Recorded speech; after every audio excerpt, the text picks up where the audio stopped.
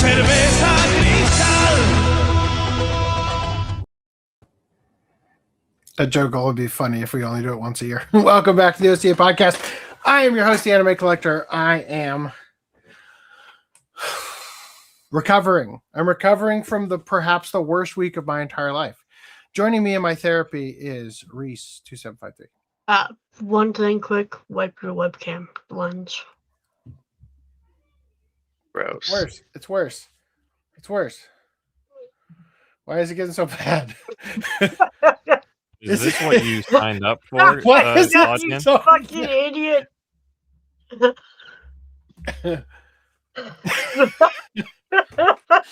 We get that natural lens flare going. And Randy. Hold on. I can wipe myself too. No, it's up and down. He was doing it up and down. Okay, there we go. Much better. Much better. Randy's here. Okay. Also, trying to do up and down. Like I reveal my body then. stop hopping on that D. And Footnum. Hello. And last but not least is Green Line. Yep, here and in suffering. And last but not least, it is our celebration of St. Patrick's Day. And therefore, I will be having a drink to get through this insane Oh no. thing What I is that, did. Crown Royale? Yeah, it is. It's peach flavored. Should have been Cerveza Cristal. If I had some, I would have drank it. Can you buy it? I forgot we online? had that intro. It's I nice know. that we get to use it once a year. I was going to say, I forget about it every year. I was contemplating playing it all throughout March. I'm like, oh, that's right. The Cerveza Cristal bit's going to get old. Okay. So let me start by saying this is how I screen share. Where is the screen share? Come on, screen share. You've done this before. Is it this one? Sick. Okay, here we go. If you guys would like to support the OCA Podcast, I invite you to go over to ocapodcast.com/support. I need all of your support right now. I barely survived the last week. This is an intense session for me here. Almost died, not clickbait, gone sexual. Gone sexual for sure. Gone Black Ops, disappeared off the planet by government agencies. Well, it's a good thing. I told you it wasn't a good idea. Already spilling his drink like a dumbass. Oh, Fortunately, hold on. 1 second.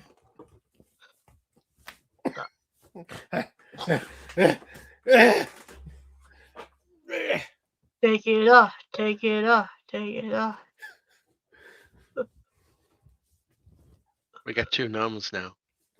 Gnomes are multiplying. All right, I just so happen to have a secondary shirt handy. Backup shirt. All right.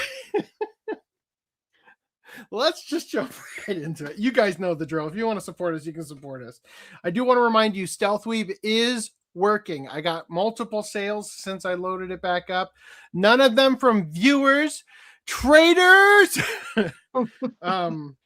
This At least not podcast is what I not brought to us by viewers like you. All right, let me get right into it. I want to tell you guys about the absolute craziest week of my entire life. Let me start by telling you about Dr. Guy Reekman, the former Life University president and chancellor who has died. About 2 weeks before last week, my company did an event in Atlanta, Georgia. And while they were there, my boss learned that Guy Reekman was actually stationed in a hospital down the street from the event.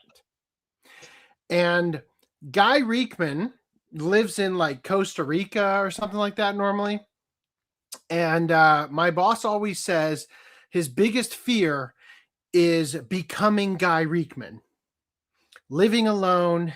Oh, and by the way, Guy Reekman was caught, as president of Life University, railing his daughter's best friend in his president's office on his desk. My boss is afraid of becoming that. and he is not doing anything to stop it. Right? So this guy died. His funeral was on Sunday the 15th. This is going to become important for the story. Now, let me start by telling you a little bit about where we held this event. So this is the Hyatt Regency in Orlando. You come in through here. This is Tower 2. This is Tower 1. I was in like the 17th floor right here. Now, you come in, you walk all the way over to Tower 1. Our event in the convention hall. You come down, you walk a goddamn mile. I shit you not. All the way through here. Then you start to see the rooms, which are like Regency 1, or no, like it's like Regency A, B, C, like Continental, D, E, F, like it goes all the way through. We were in Windermere W. So as far as you can go. Now you might think Z would be the farthest, but it goes like this. You go down here, you walk all the way down, then you go this way, and then Windermere Z is right here. Windermere W requires a turn. It is the farthest fucking room you can possibly go to. And you have to walk with like, you know, we had something like 21 bags or some shit. Like, you know, just insane. Like pushing a fucking cart, like 2 backpacks on. Crazy amount to get us there, right? Let's see, what do I have here? Okay, so let me just tell you the story real quick about how this event went down. First of all, this is the biggest event that my company does all year long. We used to do 3 of them: January, April, and September. Then my boss stopped doing the April one because it conflicted too much with his kids' sporting games. So he removed April. So it's January and September. But then we're like, well, now it doesn't really make sense because there's like 6 months between, or like 9 months really, between January and in September, and only 3 months between September and January. So they felt unbalanced. Like we would bust our ass to get the September event done. And then as soon as it was over, it's like, oh, bust your ass to get the January event done. So my boss makes the brilliant move of moving the January event to March. That fucking thing just destroyed this entire event, because everybody who does this, like who comes to our seminar, by the way, it's a seminar that is exclusively available to people who are already in our coaching group, right? So we have this whole system where we do this thing called CA breakouts, right? Where a CA is a chiropractor's assistant. And let me just give you the quick rundown in case you are new to the channel and stuff. I work at a place where the building has a chiropractic office on one wing and the seminar side of the office on the other wing. So they're connected, right? And we have the CAs that we employ teach at our event for the CA breakouts. And that's a huge draw. If I'm selling you tickets and I'm only giving you stuff that's worthwhile for the doc, I can only get 1, maybe 2 docs out of your business to come and do this event. But if I'm also selling, you know, training that's valuable to your team, then you bring your whole team, right? Now, normally on a good day, we get 300 people to this event. We moved it to March, which I think fucked up a lot of shit, because not only was it spring break, not only do people like have a habit of, I buy my tickets at this time for that event, I block off time in January, every January for the event. We had the smallest attended event we have ever had. 100 people showed up. Worse, in the September event, you guys remember the one where my boss lost his entire team due to shenanigans? In that event, my boss opened the event to the general public. So he told us that we were going to shoot for 500 people, which is why we ended up in Windermere W, because we got the biggest fucking room, Windermere XYZ, and then we couldn't fill it. So they stuck us in the smaller room right next door, Windermere W. It was the smallest event we've ever done for this particular seminar. we're already taking a $30,000 loss on it. Just before, 2 weeks before we went, we're in a meeting, and somebody in my office, Michaela, mentions that our room block ends tomorrow and we haven't even filled 50% of it. My boss freaks out. Why am I just hearing about this now? And it's like, bro, actually, she said this every single meeting we've had since the last crash. You just haven't been paying attention until now you realize that we're going to lose $50,000 if we don't fill it up. All right.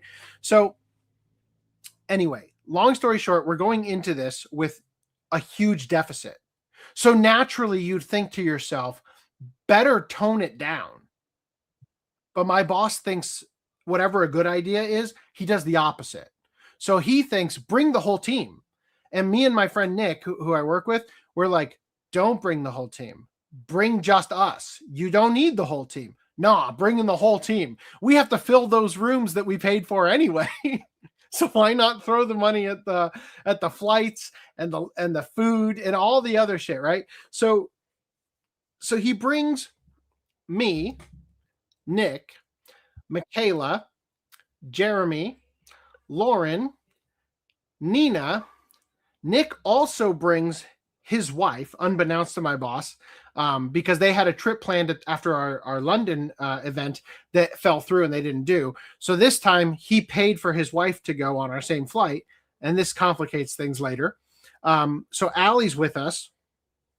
And then my boss also hired somebody that used to work for him named Lindsay, who lives in Arizona, just to help out at an event we are already mondo overstaffed for and don't need anybody, right? So anyway, we go to this event and we leave Wednesday night. And then first thing we do is we have to get a suite so that we can set up a podcast recording room for my boss's podcast. And we do that on Wednesday night. And then on Thursday, we film the podcast. And it's like, I don't know, like 2:00 in the afternoon or so. And my boss says that, he tells me, I'm going to go to my son's lacrosse game in St. Pete's, which is like 2 hours away, if not more. I will be back home around 9:30 so we can get started on those PowerPoints that we need to have before Friday, the next morning, right? This is par for the course. I almost never get to sleep on these trips anyway. So we go from filming the podcast to walking this huge ass trek from this tower all the way down. We start setting up in Windermere W, and we finish around 9:00. My boss texts everybody saying he'll be there at 9:50 and not to leave. So we derp around for almost an hour. My boss, of course, has never been on time in his life, shows up at 10:40 just to talk about his son's lacrosse game for 20 minutes. So we are there finally at 11:00 getting into the actual meeting. And the meeting is, I shit you not, the senior member. What the fuck? I didn't mean to do that. I'm so sorry. I meant to mute mine. Sorry. Yeah, I know. We both have the no mic on. We're both so ruggedly handsome. No. I just saying that. I just had my mouse in your thing. I meant to mute myself. All right. So my boss made everybody wait like an hour and a half just to say that the senior team members, myself, Nick, and Michaela, won't always be there. So pay close attention because you might be running the event next time. Something he could have sent via text, something that he could have said right before we started on the actual day of the event so that people could have gone upstairs, taken a shower, gotten some sleep, And then I sit down with him after he finally gets through that. It's like almost midnight. And we start working on deciding what he wants for his PowerPoint. Meanwhile, he gets a text message from one of the speakers that they want to change their speaking spot so that they can get on a flight earlier, right? Now, this group of speakers demanded to get a room from Wednesday to Sunday. So now they're saying we need to get out of there by noon on Saturday or we're going to miss our flight. This will become important later. Anyway, we go through the whole thing. I get the notes for the PowerPoint. I'm basically up all night. I get almost no sleep on Friday, right? The event happens on Friday, or I get almost no sleep on Thursday night, right? The event happens on Friday. We're way overstaffed. It goes swimmingly. No problems whatsoever, other than like random bullshit that would have happened regardless if we had, nobody working or everybody working kind of thing, right? So then Friday night, my boss, because of this whole like rearranging people, and my boss loves this. Anytime he has an excuse to not do work, it's like, damn, I had this great, amazing speech planned. Fuck, there's no time for it now. Dang it. Meanwhile, it's like, I know your fucking game. You don't have anything planned, and you've run out of content to teach. So Friday is the only night I got a good night's sleep this entire trip, right? Then Saturday happens, and it goes pretty smoothly. And then we're supposed to, and this is how we normally do it. We wrap up the event, we pack up like speed demons, and we race to the airport. But our flight gets canceled before we even leave, before the event even ends. So my boss, being the kind of guy that he is, he pulls Nick and I aside because Nick and his wife are big fans of Disney. They have passes. They go all the time and just walk around to get their steps in. And he pulls us aside and he says, I'm so sorry about the flights getting canceled. If you guys want to go see if Disney has like night passes, I'll pay for it. Saying this full of the well knowing that there's absolutely not going to be any time when you go there. Right? Like it would be stupid for us to even bother going. But out of spite, we still go. So anyway, we go to the sushi place. I'll show you guys this. We go to the sushi place called Oka Izakaya. Fucking unreal. Delicious beyond belief. And they got these, I stole these chopsticks from them. Yeah. Fuck yeah. I don't know if they're carbon fiber or what, but these are my new chopsticks from now on. Right? I might have taken this glass from them too. I can't remember where I got this now. Anyway, so we go there. Then we go to like the Disney area where they have the fucking tram that goes through the building and shit, because that's where we have to go to get the tickets, right? So I get on this fucking escalator, and there's families all over the place, and there's a grandma in a dress ahead of me, and a gust of wind comes through this building because of the opening for the tram to go through, and grandma gets a massive upskirt right in my fucking face, so that was wonderful. So I'm already enduring trauma at this stage. Let's see. You said it was a red thumb, right? Yeah. So then we're supposed to go the next day, right, on Sunday to the airport, right? And my boss sends us a text at like 6 a.m, like, oh, I had to go to Guy Reekman's funeral. By the way, he was trying to get out of it the entire weekend. He's like, oh, my kid's got a lacrosse game. I don't want to be there because my enemies are there. It's not about me. Right. So he sends us a text at like 6 a.m. saying like, I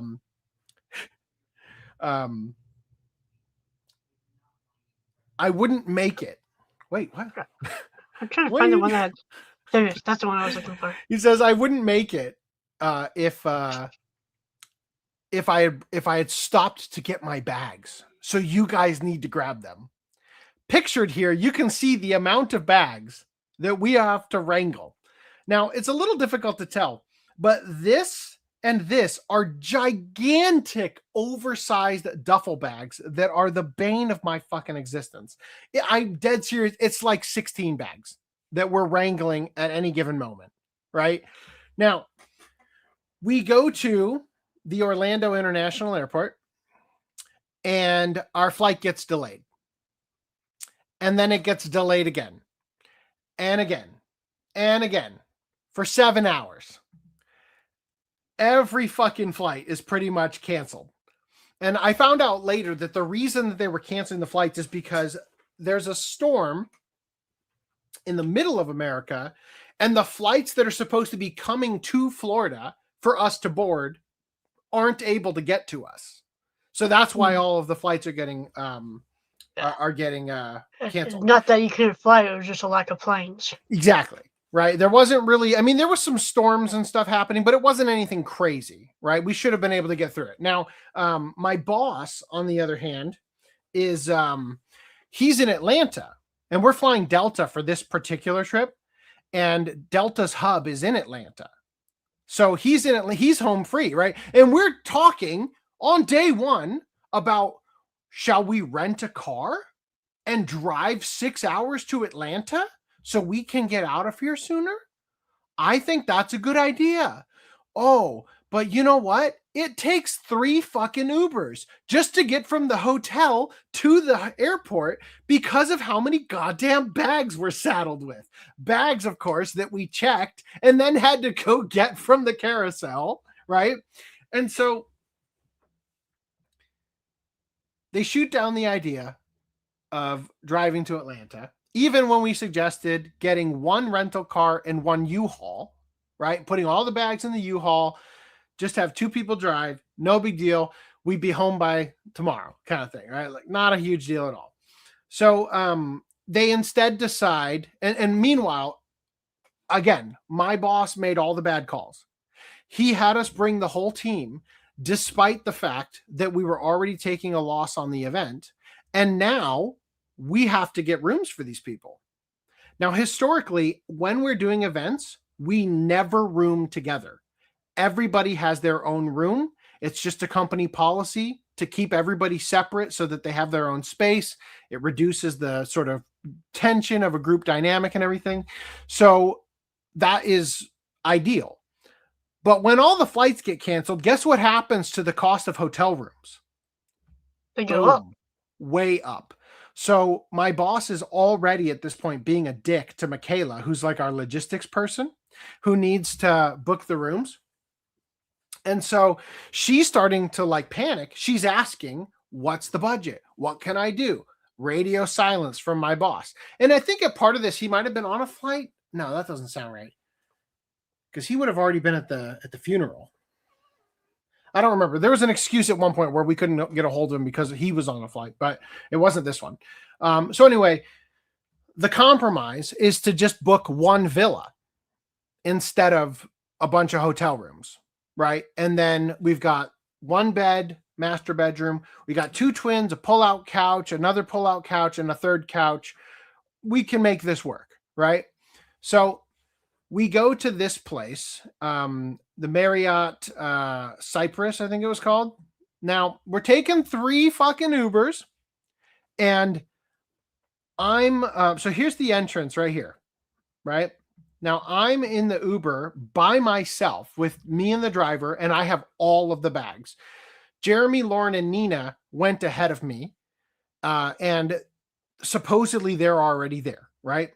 Now, we're coming around this bend, and my Uber driver just slams on the brakes and hits the horn because some guy ahead of us right here was reversing.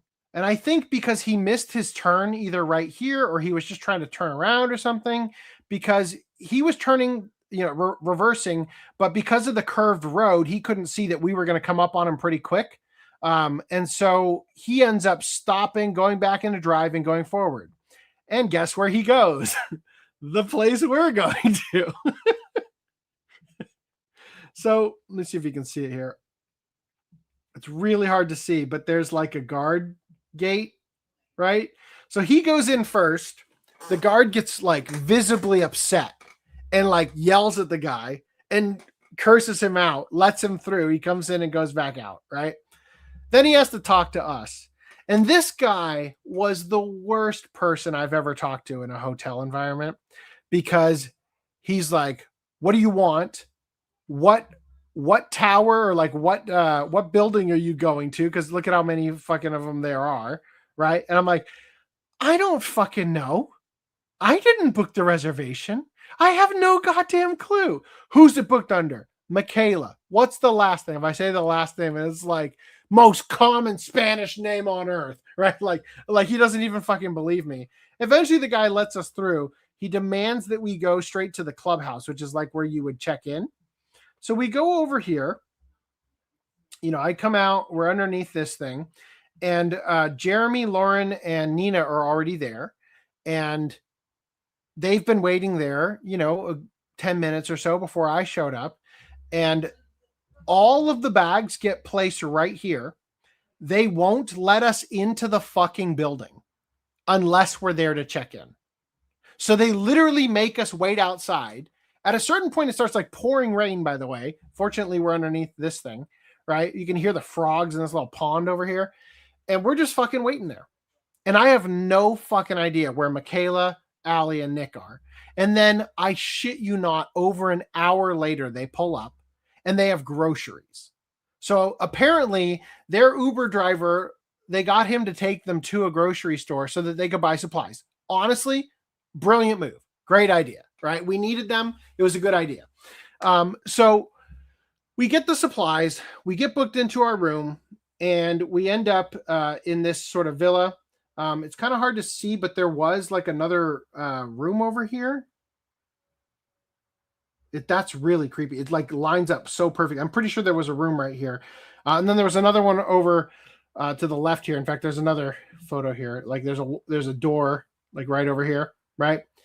Anyway, key detail. This is Michaela, Jeremy, Nick. I'm taking the photo. This is Nina.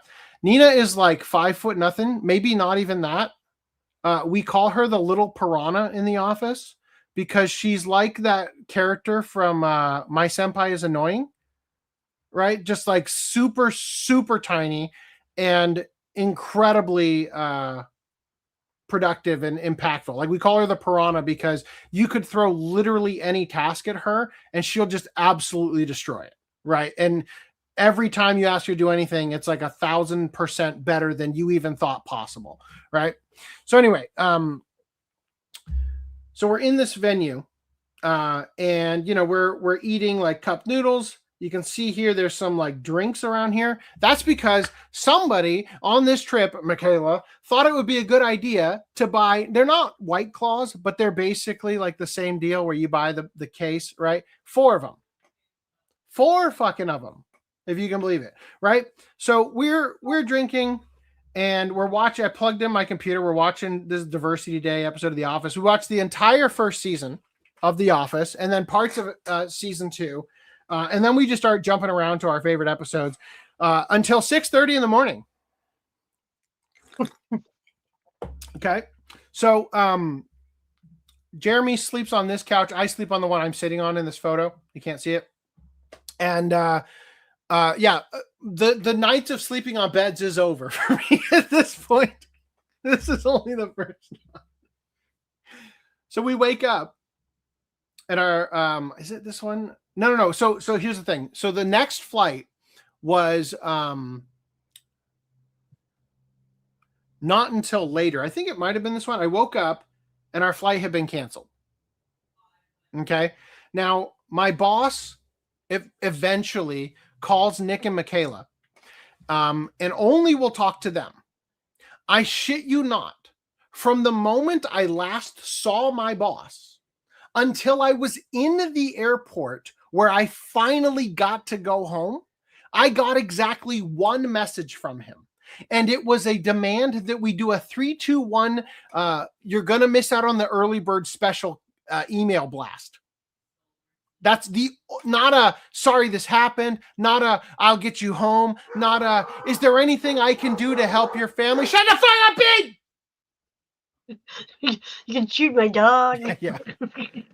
The only thing I get from him is do this extra work on top of the fact that you're, working 15-hour, 16-hour days every day. The final day I put in almost 20 hours, like just insane, right? So anyway, so at this stage, we have to keep the troops' morale up. So we go to Disney Springs for the next day, right? Disney Springs is like downtown Disney in California if you put it on steroids and you put it in Florida where there's water everywhere, right? It's fucking huge, right? So everybody goes kind of shopping and stuff. And then we have like a fucking monsoon happen while we're in like one of the stores over here. Actually, I think it's this one. Just absolute pouring rain, right? Like torrential rainfall over us because it's freaking, Florida. And then we need to figure out where we're going to eat. So I suggest, because we're watching fucking One Piece, that we eat on the restaurant that is a boat, the Baratier over here. They hear, let's eat at the boathouse. And I don't know what it's called. So I'm like, yeah, that one. Right? This is the Petals. Yeah. So we end up eating over here at the boathouse. Okay. Now, what's funny is this place has a table that is a literal boat. And that's where they sat us, despite the fact that it was fucking packed. So we eat in this place. Amazing meal. Just like hilarious. They would bring you, I shit you not, I'm pretty sure they were just Hawaiian sweet rolls. You guys know the Hawaiian sweet rolls that you like buy? Yeah. King you Hawaiian. How you just take them right out of the bag and eat them? Yeah. Okay. Did you know that you're actually supposed to bake them? Yeah. Yeah. I'm pretty sure that they were just actually baking Hawaiian sweet rolls and just drenching them in butter. Mm. And it was the greatest thing I've ever put in my mouth. Yeah, I was gonna say that doesn't sound bad. That sounds amazing. No. And it was endless. Amazing.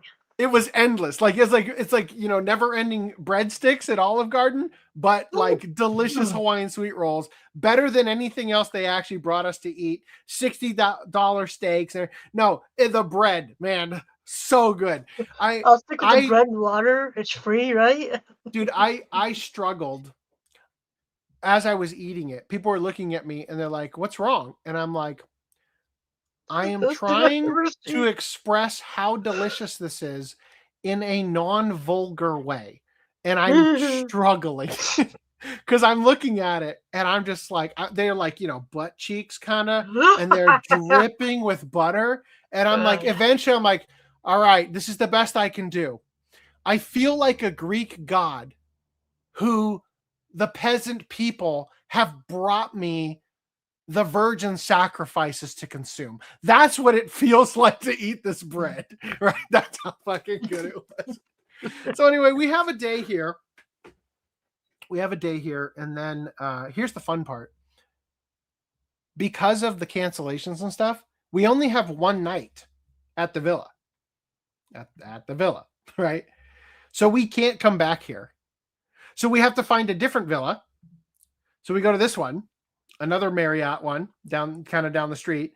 And we check in here. Guess what? Still wrangling all the bags. By the way, this is Nina again, just to give you a height idea, right? In comparison, Reese is like 1 inch to 2 inches shorter. Mm-hmm. It's hard because Michaela and Nick and Allie, all the rest of the people in this photo are also kind of short. But if you look at her next to this woman, right, that's a little bit better. I'm just saying, for me personally, look, I'm a little bit too far removed from it now that I've had a couple days to recover. But in the moment, it was a very stressful trip. And every time I saw her, she reminded me if my wife and daughter did a fusion dance. So there was something like bitter, but also comforting about her presence. And she's so small that she reminded me of my daughter, to the point where when I got home and actually hugged my daughter, I was like, wait a minute. I thought you were like another foot taller. I was like superimposed.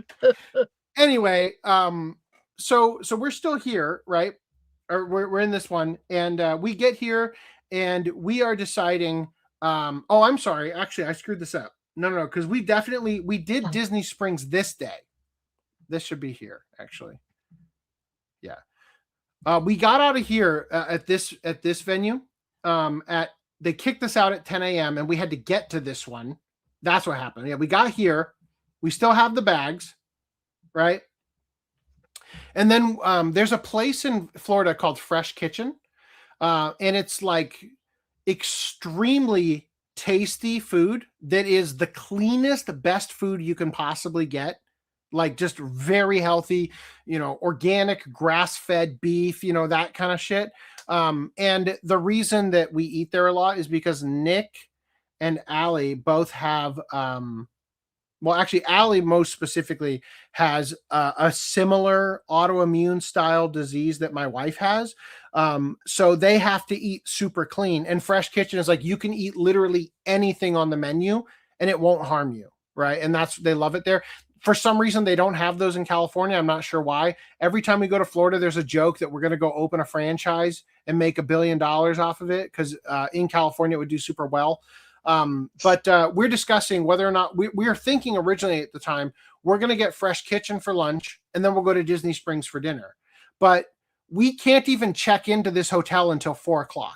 So I suggest instead that we put all the bags in. They have like a little bag check over here. And we just store them. And then we just go to Disney Springs and come back to check in. Right. They agree that's a good idea. And so we basically do that. Right. That's when we do the boathouse. Right. And all that. And then things get weird. We come back here and all the while that we're eating, by the way, there's a $500 bill at the boathouse, which is actually pretty cheap considering there are 7 of us. And the amount of drinking.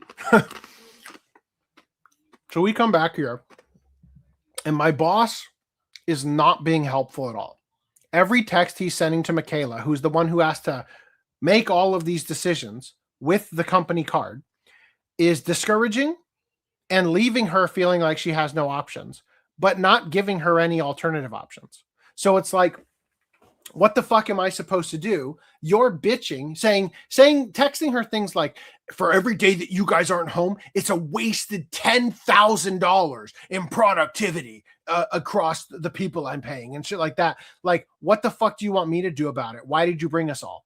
You know what I mean? So she's having a hard time. So we come back from Disney Springs and I take her to the hotel bar to get a couple drinks because that's weirdly the only thing that works with her to kind of calm her down. So we get some drinks.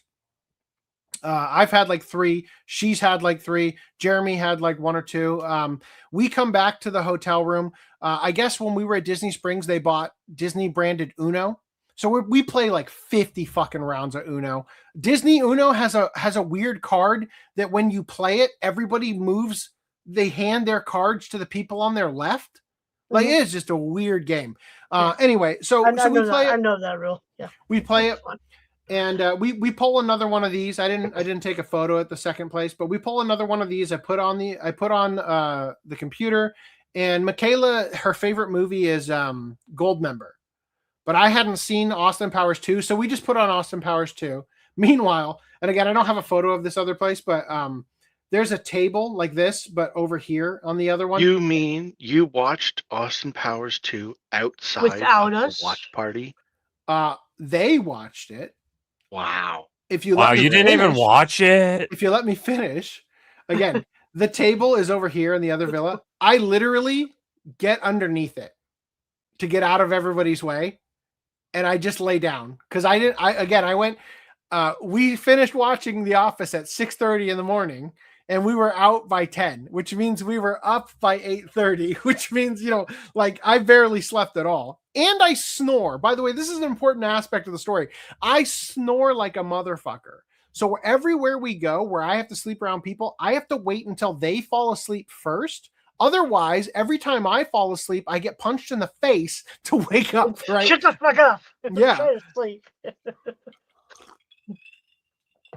So anyway, I grab like, those like in a hotel, they have like a packet of bedding, right? Just in case. So I'm taking the pack. This is the second night in a row. I'm sleeping in a fucking fitted sheet. Like that's my goddamn blanket, right?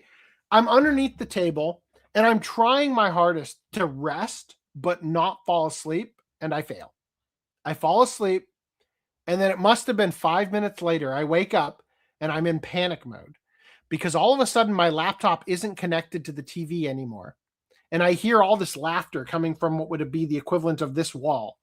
And I get out from underneath the table, and I'm still a little drunk, by the way.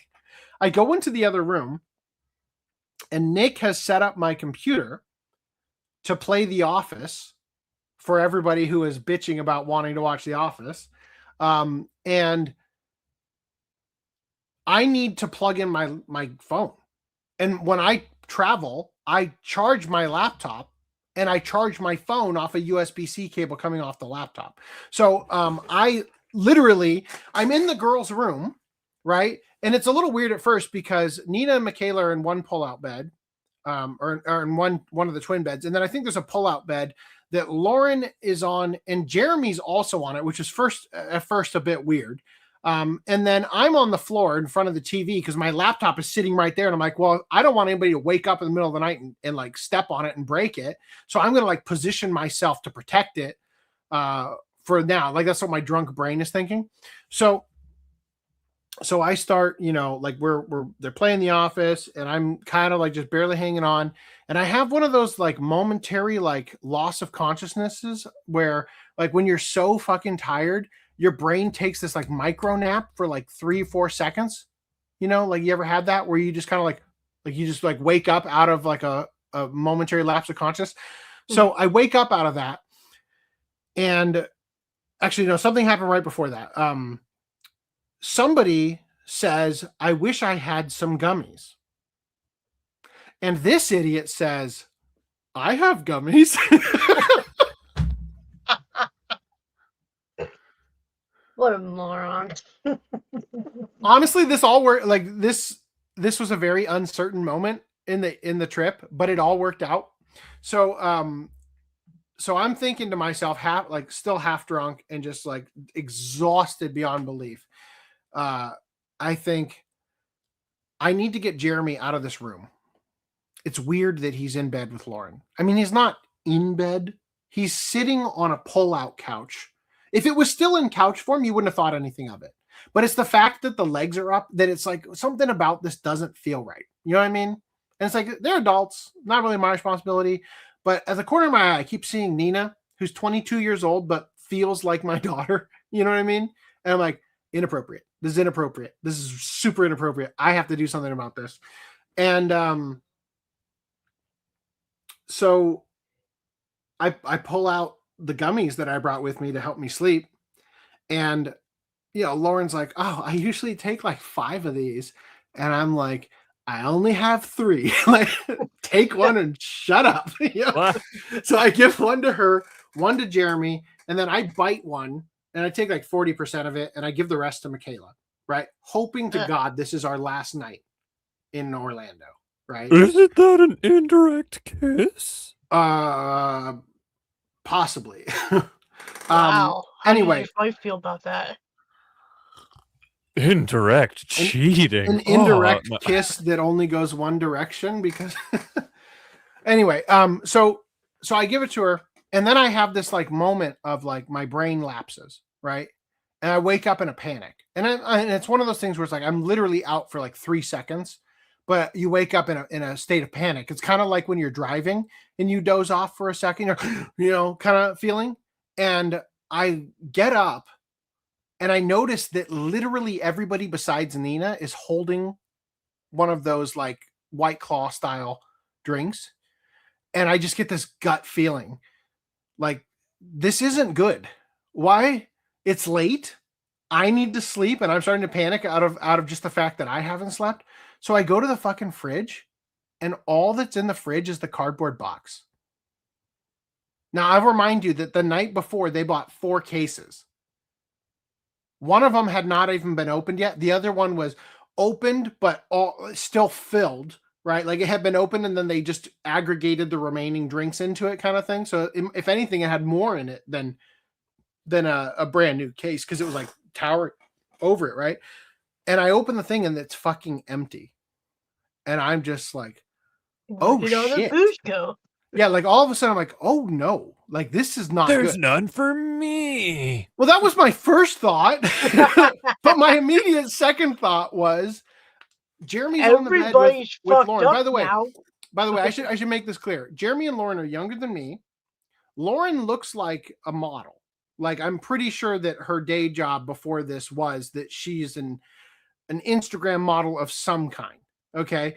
She's very good looking. And she has a personality. I do not mean this as an insult. And just so we're clear, every single person on this trip, if I ever had to go through this again, I would absolutely want each and every one of them to be the people I was with, because by the end of it, everybody had proven themselves, right?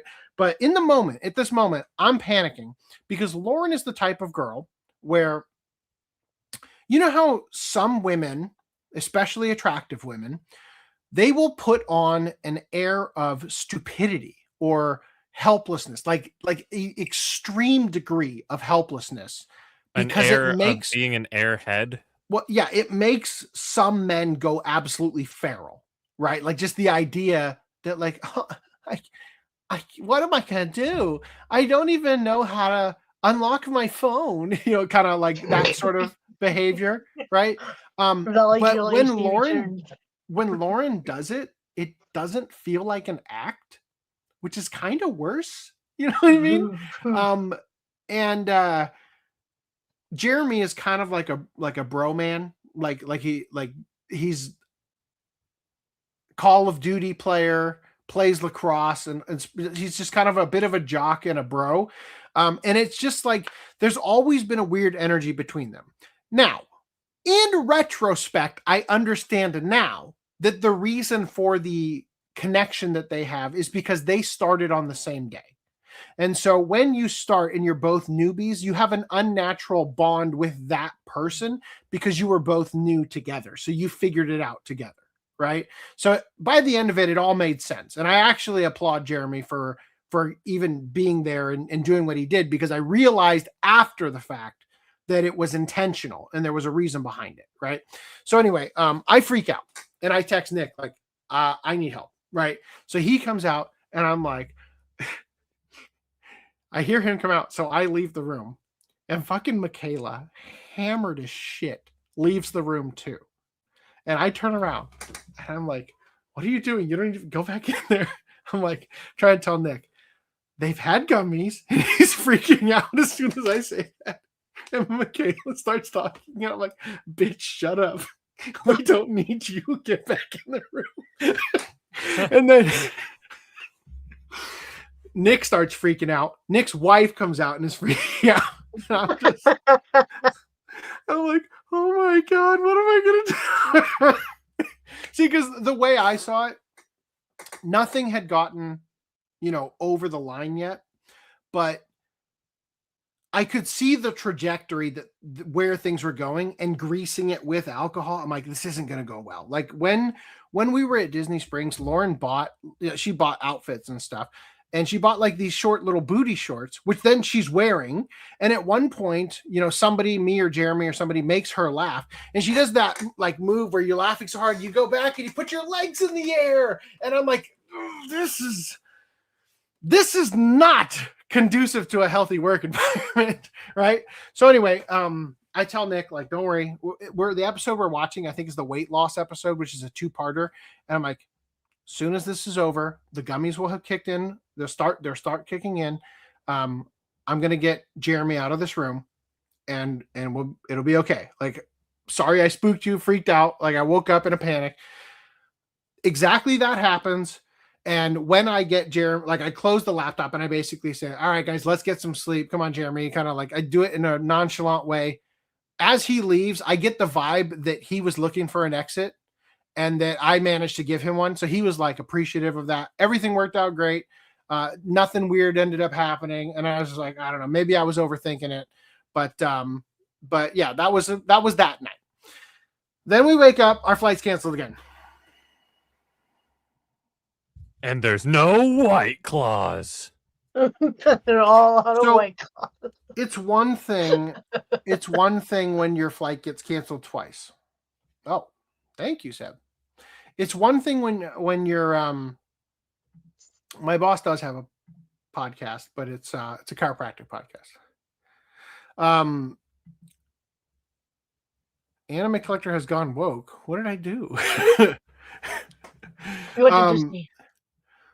So Trying to cock block someone. they're adults.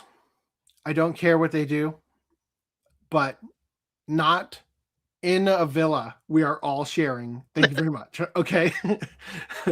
That is my only concern. And again, I really cannot stress enough the fact that, okay, these are 2 gifts. I'm like, my mouse was hovering over thing. I'm like, wait, did StreamYard change the scheme to green for St. Patty's Day? No. Anyway, so Jeremy has a girlfriend that lives with him, right? In fact, when we were at Disney Spring, I found out she's a personal trainer, and while we're there, stuck in Orlando, she has a student who snapped their Achilles tendon in her class.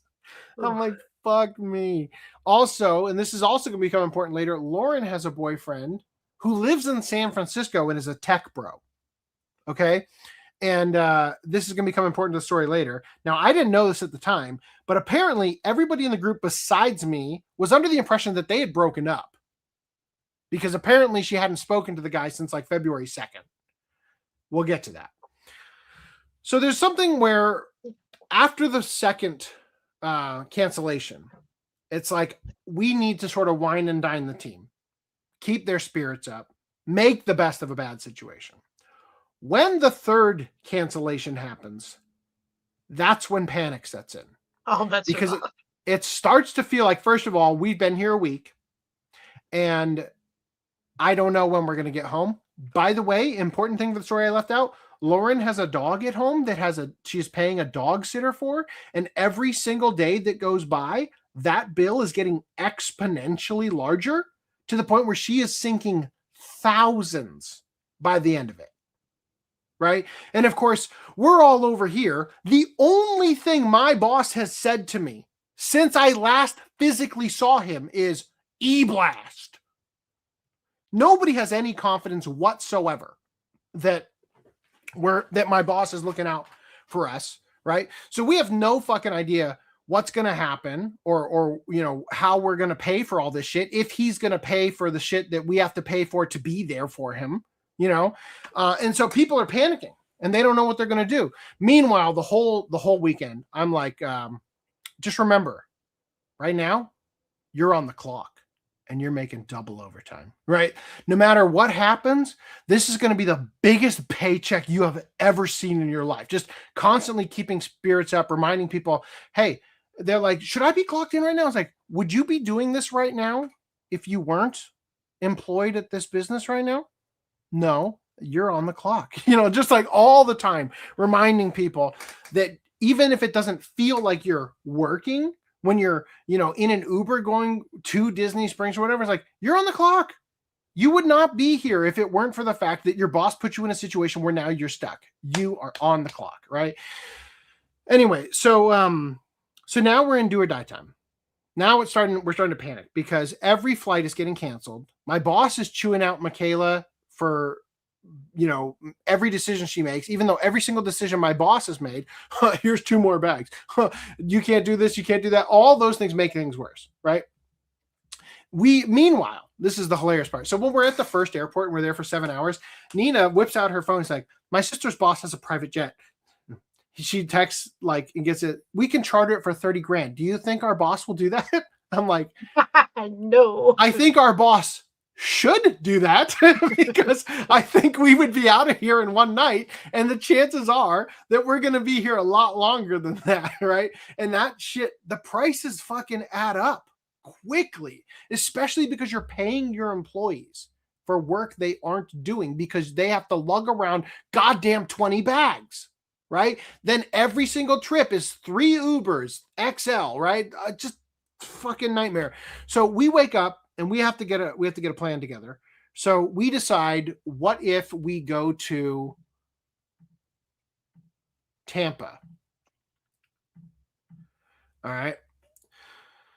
So we can't get out of the Orlando airport, but we try to get out of the Tampa airport. Now, this is the drive, an hour and a half roughly from where we were. But here's the problem. An Uber is not going to want to take you there. Fucking 3 Ubers aren't going to do that. Right? So what we do instead, we get 1 Uber for them, and Jeremy and I go get a U-Haul. And we just put all the bags, except for the ones that have people's clothes, just in case we blow a tire or some shit and we get separated. I don't want you guys to not have clothes. I want you to have the things you're going to need to feel comfortable. By the way, it's me, Nick, and Jeremy, the only men on the trip, right? So everybody else has like a certain level of comfort that they need, right? Now, our plan is to drive with the U-Haul, but then my boss, brilliant boss that he is, decides that we should instead go all the way the other direction to the Palmer, Florida Chiropractic College, because the guy who runs our company's club there on campus will take the bags. And next month we have another event in Atlanta, which again is about 5 hours from there, from the school. And he's going to be at that event, so he can bring the bags there. Great. Now, meanwhile, Michaela's saying things like, I think we should just have him come get the bags. I'm like, are you for real? This guy's going to be tripping over our bags for a fucking week or for a month, right? In his apartment. And you want him to have to come get them? Best we can do is meet halfway. So we meet at like a freaking, I think it was like right here, maybe like a Starbucks, right? So that saves us a little bit of time. I feel like a dick making this kid drive all the way out there just to take 3 fucking bags, right?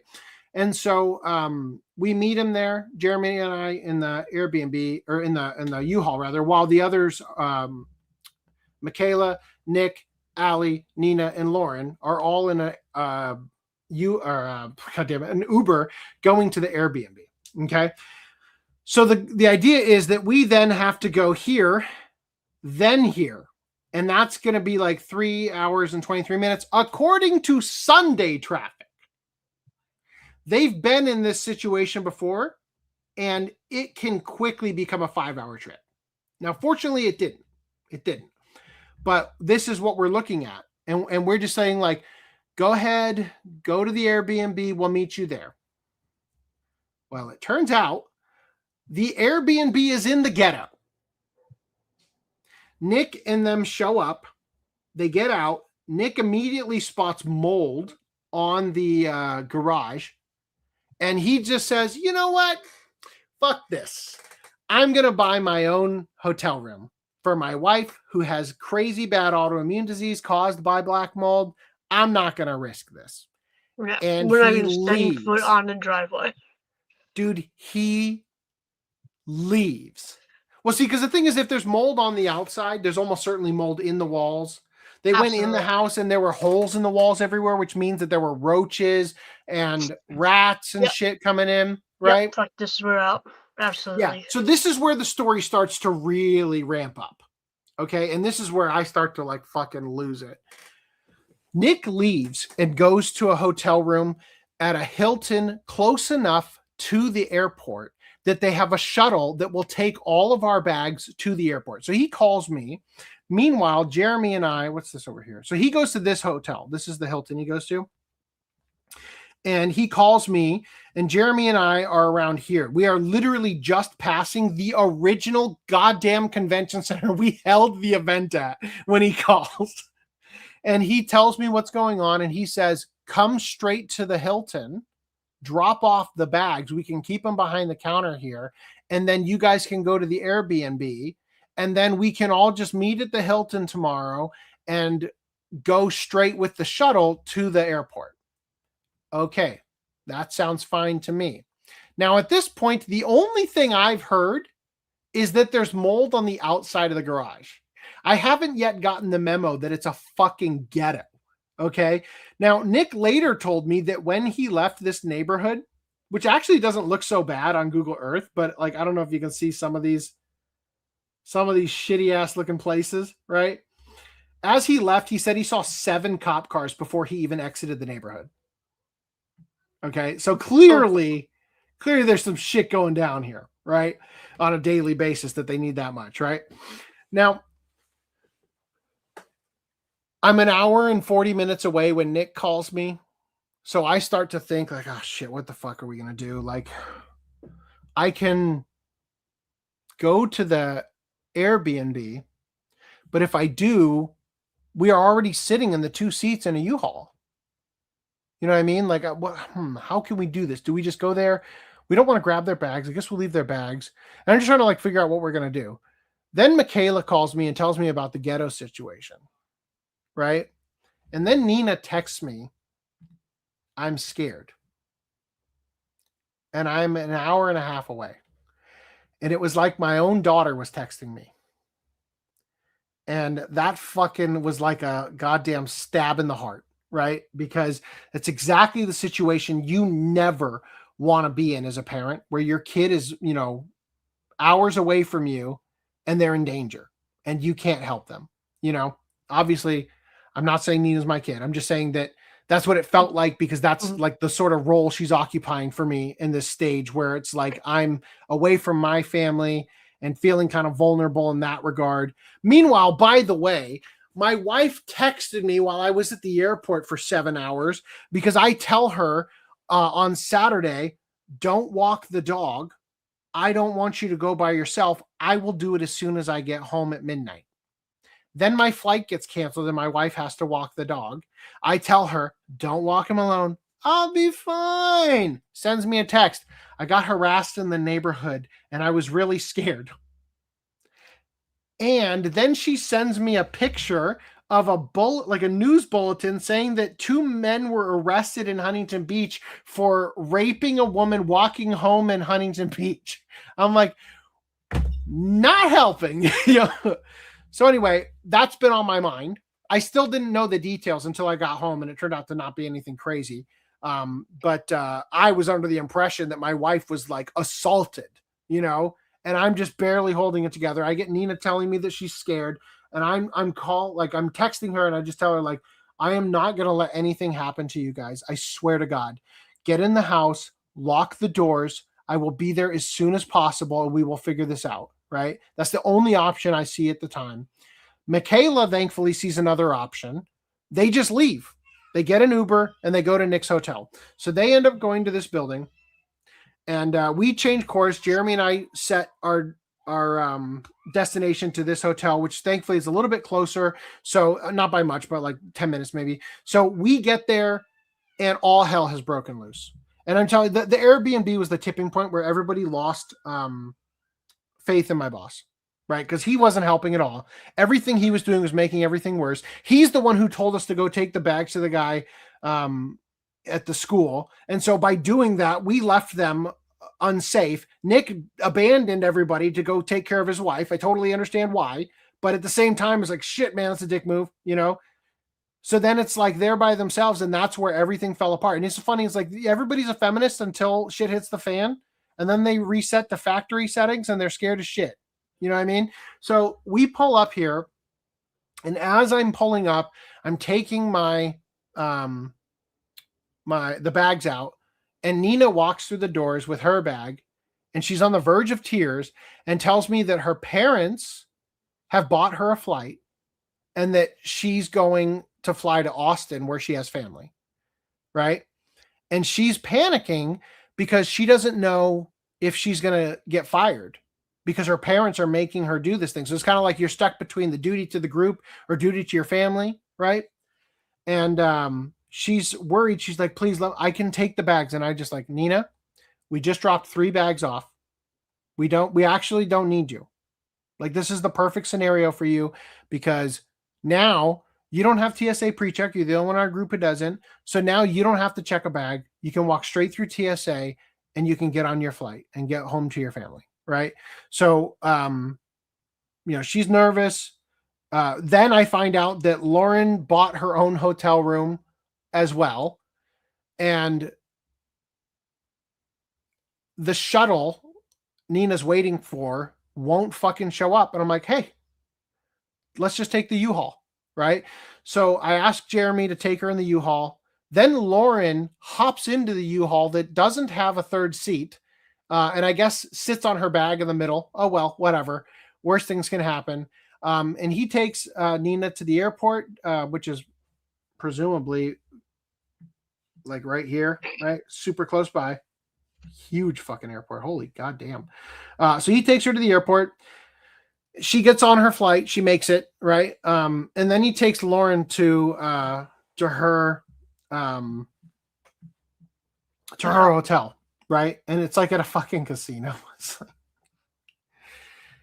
She gets her room. It's on the first floor. I don't feel safe. And God bless Jeremy. God bless him. Like, sometimes when a woman has a problem, the correct answer is, let's do something about it, right? Just, okay, let's get you a new room, right? I didn't realize it at the time, but it turned out that the reason that he was sitting with Lauren is because she's an anxious person who was putting on a brave face. And when he drove her to the hotel, she had him pull over and go to a smoke shop so she could get some relaxers, right? Good for him, right? So so he gets her to the hotel, and the first room that she gets is on the first floor, and she doesn't feel safe on the first floor. You know, there's like a sense of security that comes from being on another floor.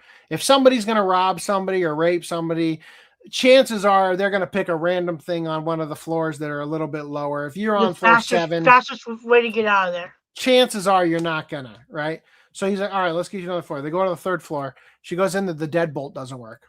Panic again. Don't worry, let's get you another room. Fucking love this guy, right? Goes back to the front desk, gets her another room. Her third room is fine. She's good. He leaves.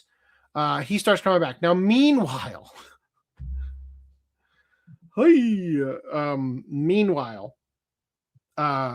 Michaela's freaking out. Nick and Allie are going to get fresh kitchen. Again, it's pretty much the only thing they can eat in the whole state. And so they ask us if we want anything. And I was like, you know what? It's great food. It's the kind of food where you could eat as much of it as you want. You'll never feel like you overate. You'll never go into a carb coma. You just feel good after eating it. Like, it's the kind of thing that's easy on the digestion. Great place. But that ain't what I need after the day I've had when I have this girl that reminds me of my daughter telling me that she's scared. So I tell Michaela, let's go to the bar. I want to get some comfort food, right? So I want to point out here, there is a bend in the bar. There's a seat right at this bend. Around the corner here, there's a couple more seats. We're sitting right there. Okay, right at the end. Okay, I think I have another photo in here. Right, not much better, but you can kind of see there's like an area right here. That's kind of where we're sitting. Right now, they're playing a baseball, like World Series or whatever thing up here. I think it's Venezuela versus whoever the final one was, and that's going to become important. So we're sitting at the bar. I get Michaela a drink. The guy brings her a double. So like my drink comes and it's this big. Her drink comes and it's this big. You know. And she got 2 of those eventually. I stopped at 1.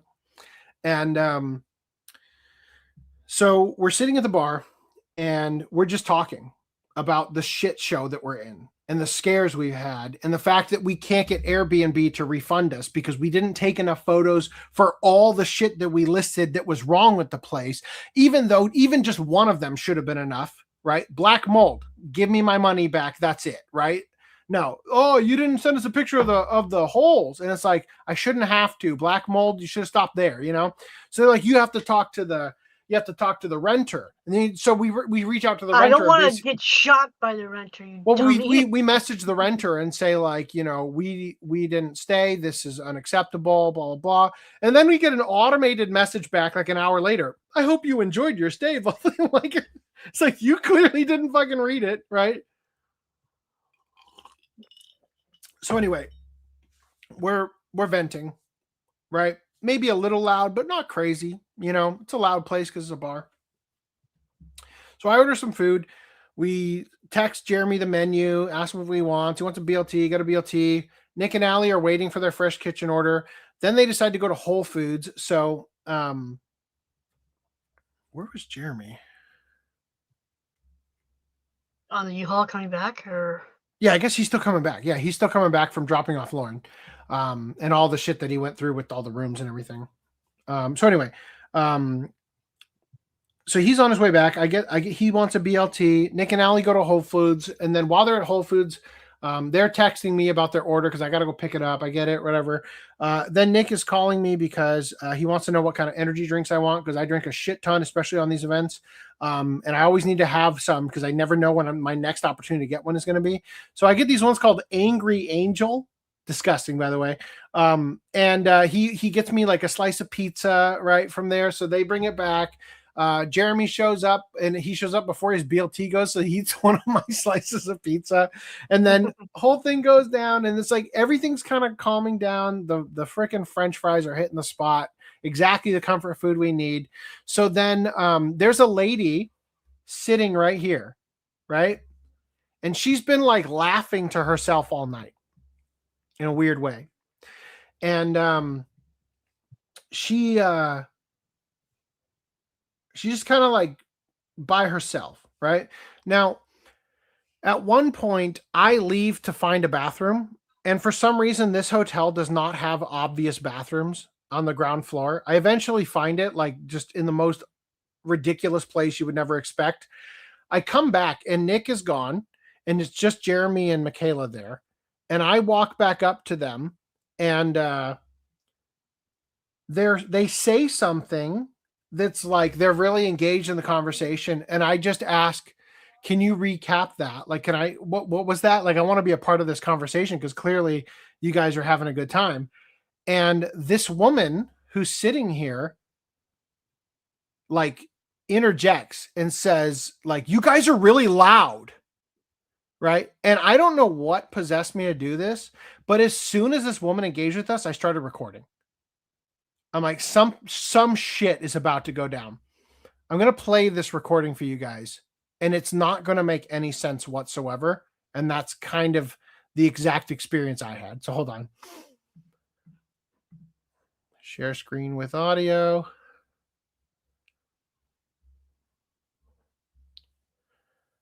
Where is that tab? Here it is. Okay. All right, here it comes. You ready? Sorry. Oh, okay. Can you hear that okay? yeah, I guess. Like, bro, like, Okay. Sorry. no, just like, you think about anything about, like, OPSEC or anything that, like, people are around. Like, I'm sorry, like, I'm here from Britain, and, like, man, we talk about it like it's a joke. What are you doing to help us? Like, I'm displaced here, and, like, hey, bro, can you talk about it a little bit quieter? Yeah, Like, you're all over the place right now. I have no idea what's going on. So that's Jeremy saying, you're all over the place. It seems like she's saying, you guys are fucking loud. And then she starts to say something that sounds to me like she is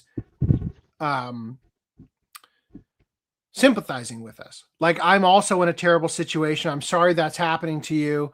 Like, what are you doing to help us? Is like, I think she's like talking about how we're talking about our boss who's being a dickbag. Right. And so it's like a little bit of like tonal whiplash of like, I don't know if I'm in a place where you're hostile or not. Right. So he says, you're all over the place. well, I'll tell you what's going on. It should be quiet. Okay, I'm sorry. So, like, whatever y'all are talking about and you're doing to support, we'd really like the support. But, like, we'd really like it not to fuck be talked about Okay. at a fucking bar. Easy. Okay. Okay, thank you. I'm sorry. I'm not trying to be a bitch or anything, but, No, like, you're fine. like, You're doing a dude, better job at it. like, yeah, I'm not trying to I'm not trying to be a fish or anything. I'm You're not doing trying a to bad be a job. fucking bitch. Yeah, like, oh, that was Jeremy, you said? That was Jeremy. Yeah, like, Fucking you're doing a legend. bad job at it. Like, By the way, while this is going on, I'm looking at Michaela, who is visibly like, she looks like a cat where all of a sudden the back goes up like, You're like, she is about to go off, and I'm like motioning to the fucking bartender to close out our tab so I can get us out of there. Yeah, well, I am kind of a bitch. All you but, had like, to say was, can you keep it down? That's it. Yeah, okay, but like, this is like real shit we're talking about. Like, I have shipmates still on islands doing the fucking thing, getting blown the fuck up. So, like, I don't even know what you're talking about. Yeah. I have no idea what I have shipmates on an island still getting blown the fuck up. I have no goddamn clue what you're talking about. Like, still naval personnel on island getting blown up. So can we just be like a little bit quieter? Okay. All. when she says this, I shit you not, a young Navy personnel officer in full uniform walks into the bar. And I think to myself, oh God, he's going to come grab this drunk lady and pull her away because she is saying shit to us that we should not know. And we're going to get disappeared tonight, right? You're going to get Epsteined. Honestly, I was like starting to be like, of course this is going to happen. Like, what's next for this fucking trip? Right? I'm dead serious. It's just the most I'm not suicidal. I'm not suicidal. Seriously, just like I'm like, what the fuck? Now I heard her say, and I had to listen back immediately to the recording because I'm like, it was such a bizarre thing for her to say. She says, "Do you think about anything about like OPSEC?" OPSEC is a military term, means operational security. So I realized later something that we said triggered her to think that we were part of a military operation she was involved with. And she thought we were speaking about something that should be classified out in the open. And that's what triggered her. And I think the reason why is because the nickname that we have for my boss, if you weren't sitting right next to us and we said boss's nicknames doing this kind of thing, it could sound like COs, which means commanding officer. So if we're complaining about boss nickname, but it sounds like we're saying I'm complaining about my CO, right? That could trigger her to think that we are in the same boat as her, so to speak.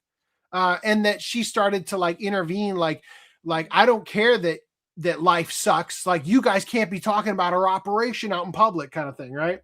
So it keeps going. That's all I ask. Okay. Sure. Yeah. Okay. Yeah. Thank you. That's all. Thank you. I'm sorry. I'm not like. You're good. I'm good. I'm good at life. Yeah. Make some space there. Yeah, she's really in our face at this point. Space, but like, bro, like I have like fucking Okay. shit on my island. Okay. You got it. Okay. Okay. Cool. Like, keep down, man. Like, this is like, All right. you're at a bar. We understand. Why are you talking about shit? We're talking to each other, but okay. Thank you. Okay. Can't get out of here. Yeah. We need to get you to the room. We need to get to the. Where are we going? We need to get you to the room up here. Where are you guys? We're gonna go to the Airbnb and get photos. We get you this I'll go for with your. We don't have enough room in the. I'll sit in the middle. I don't want to be. No offense. I love Nick. I'm just at my wit's end.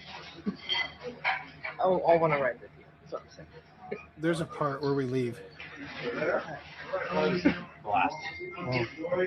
Oh, did I stop recording before then? Fuck. Try and close out.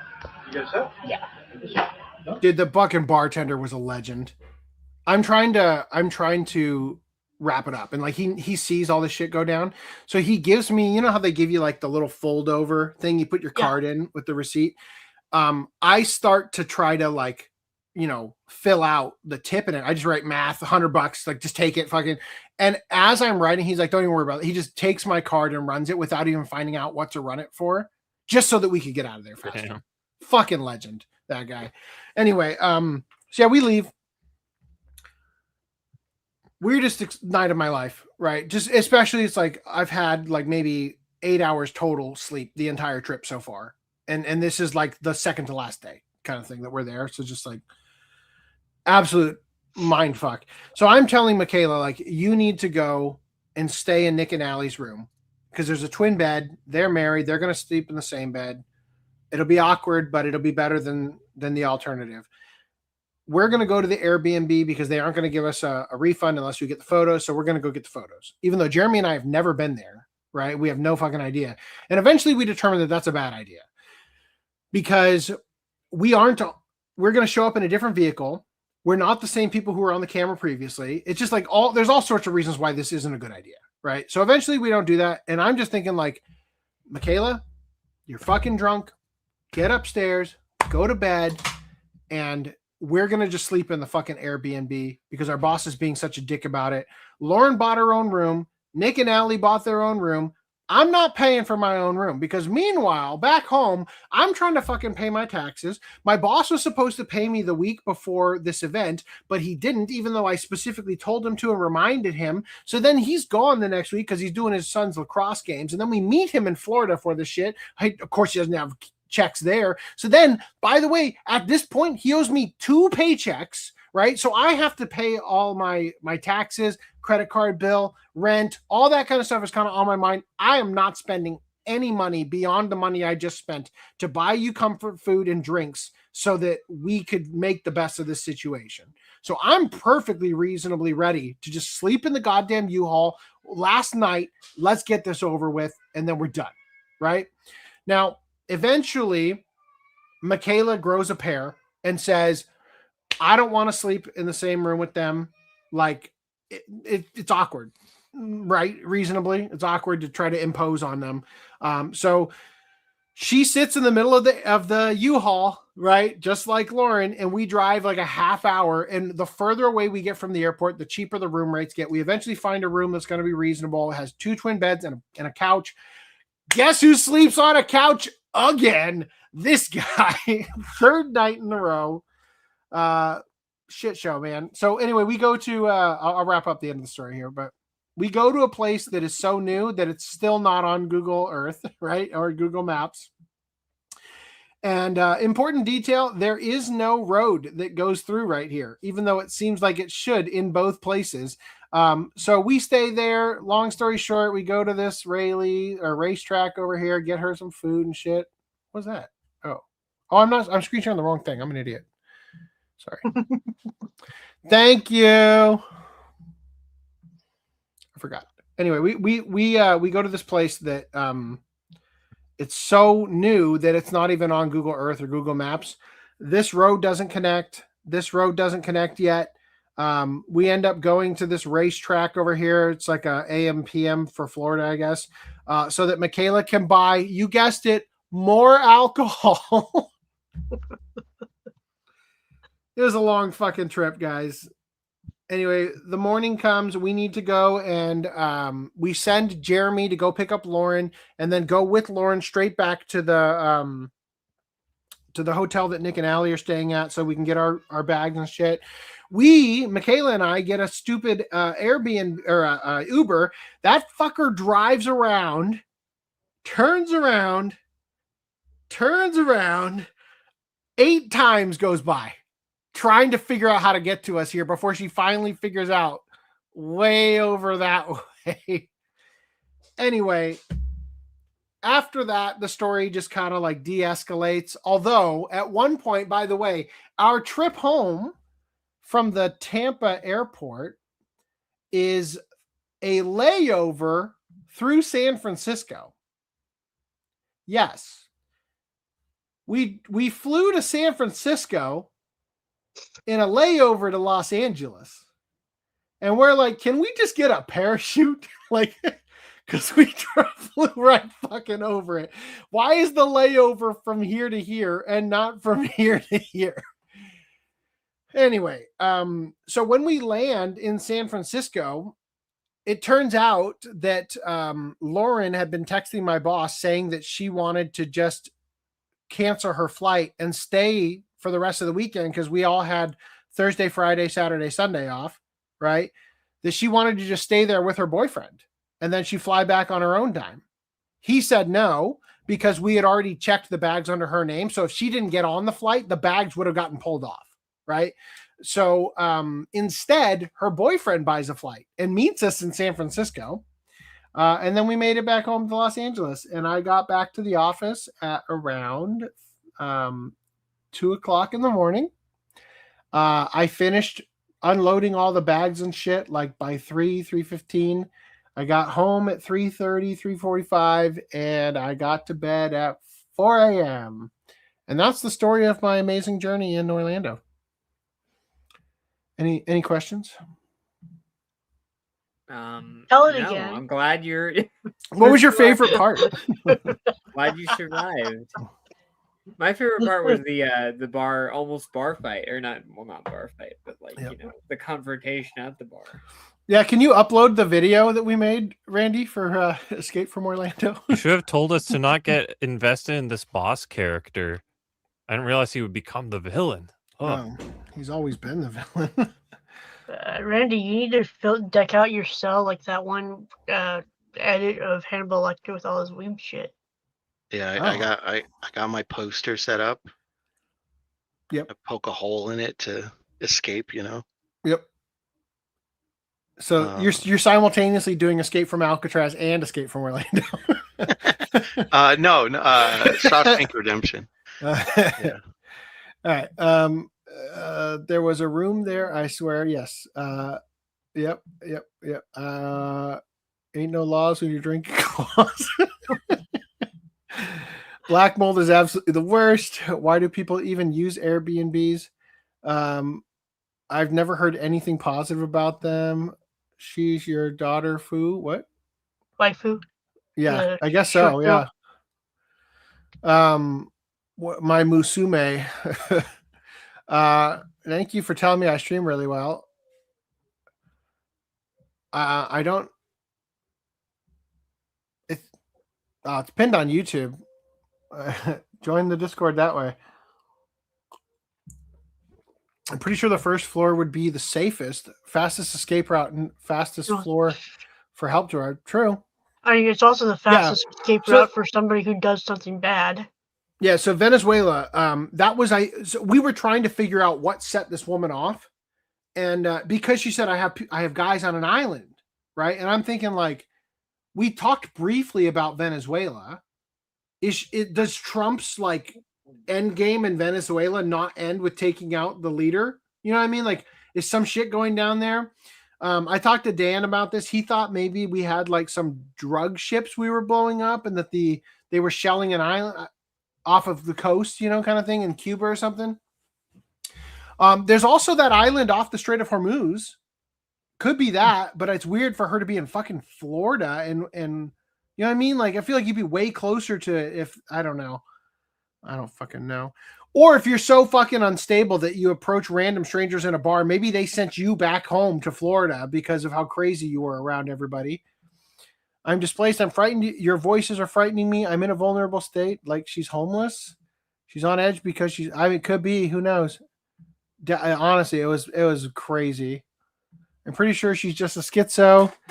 If that's the case, she's not great at speaking vaguely, nor with subtlety. My favorite thing of the whole trip was, I'm not trying to be a bitch. You're doing a bad job. Yeah, well, followed up by like calling it like it is. F-bombs and shit. It's like, hey, you guys are being fucking You're loud. being fucking loud. You. And it's like, I'm not trying to be a bitch though. All right. Okay, so in my pickup is on fire, and the only way out is him. Hang on! This summer, the Magic Kingdom gets a whole lot meaner. Escape from Orlando coming. Did it end with come? I heard Escape from Orlando. I heard come. Okay, good. Escape from Orlando. Come. All right, anyway. Every good ending ends with come. Who's got every happy ending? You haven't ever had a sad ending during this come? Come on. You're not living your best life if you haven't had one of those. The duality of Gooner. The duality of Gooner. Some happy, some sad. All right. I can't remember what I've shown in my pickups. I don't even know if I've ever opened this.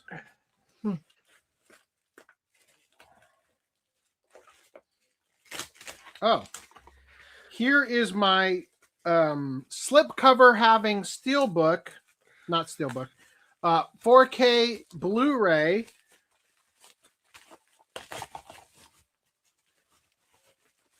of Edge of Tomorrow, not Italian edition for once. Yay! Now, did you get that off of Amazon or eBay? I would have eBay. died if you. I would have died if you lifted up that slipcover and it was still Italian.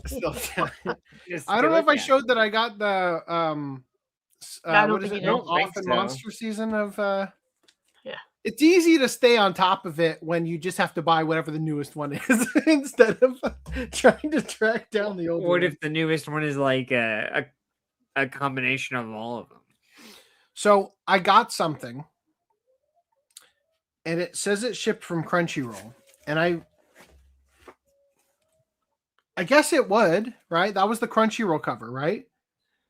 Yeah. I believe. Should this not have a goddamn slipcover? That's the special edition. Well, if for it's Media Blaster. Didn't the cover on Crunchyroll have a slipcover, or was it that?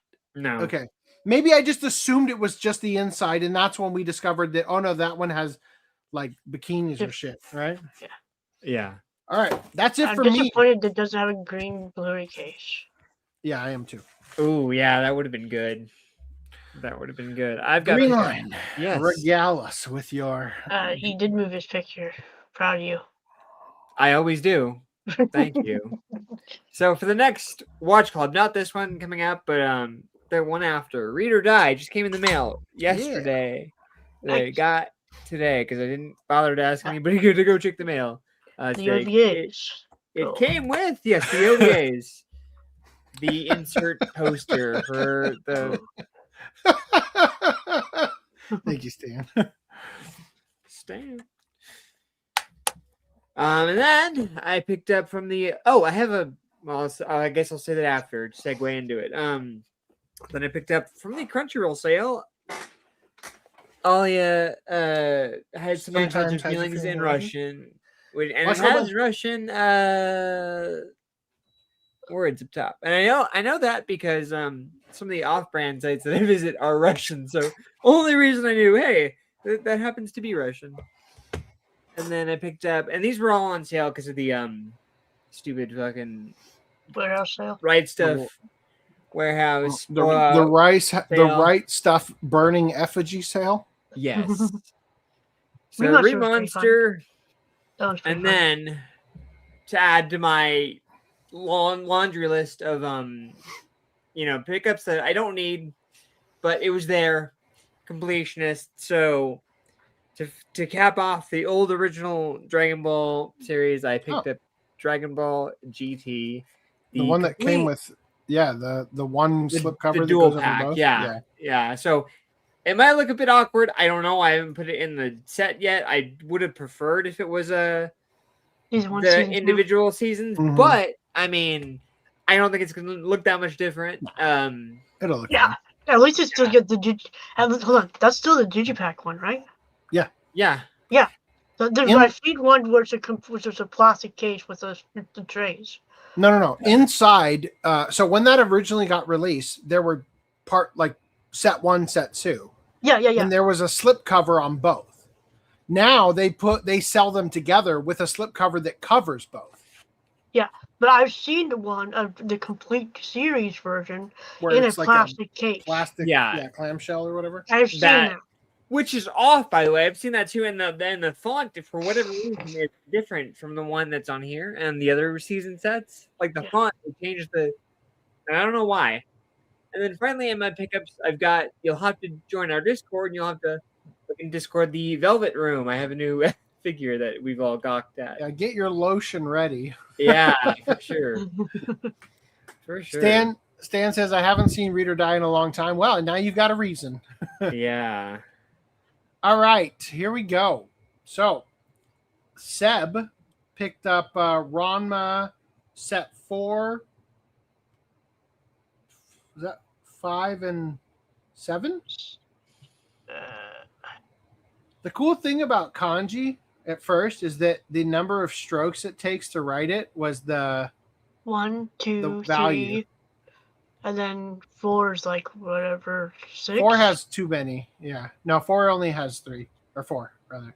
5 rather. 1, 2, 3, 4, 5. 1, 2, 3, 4, 5. Oh wait, what's the no?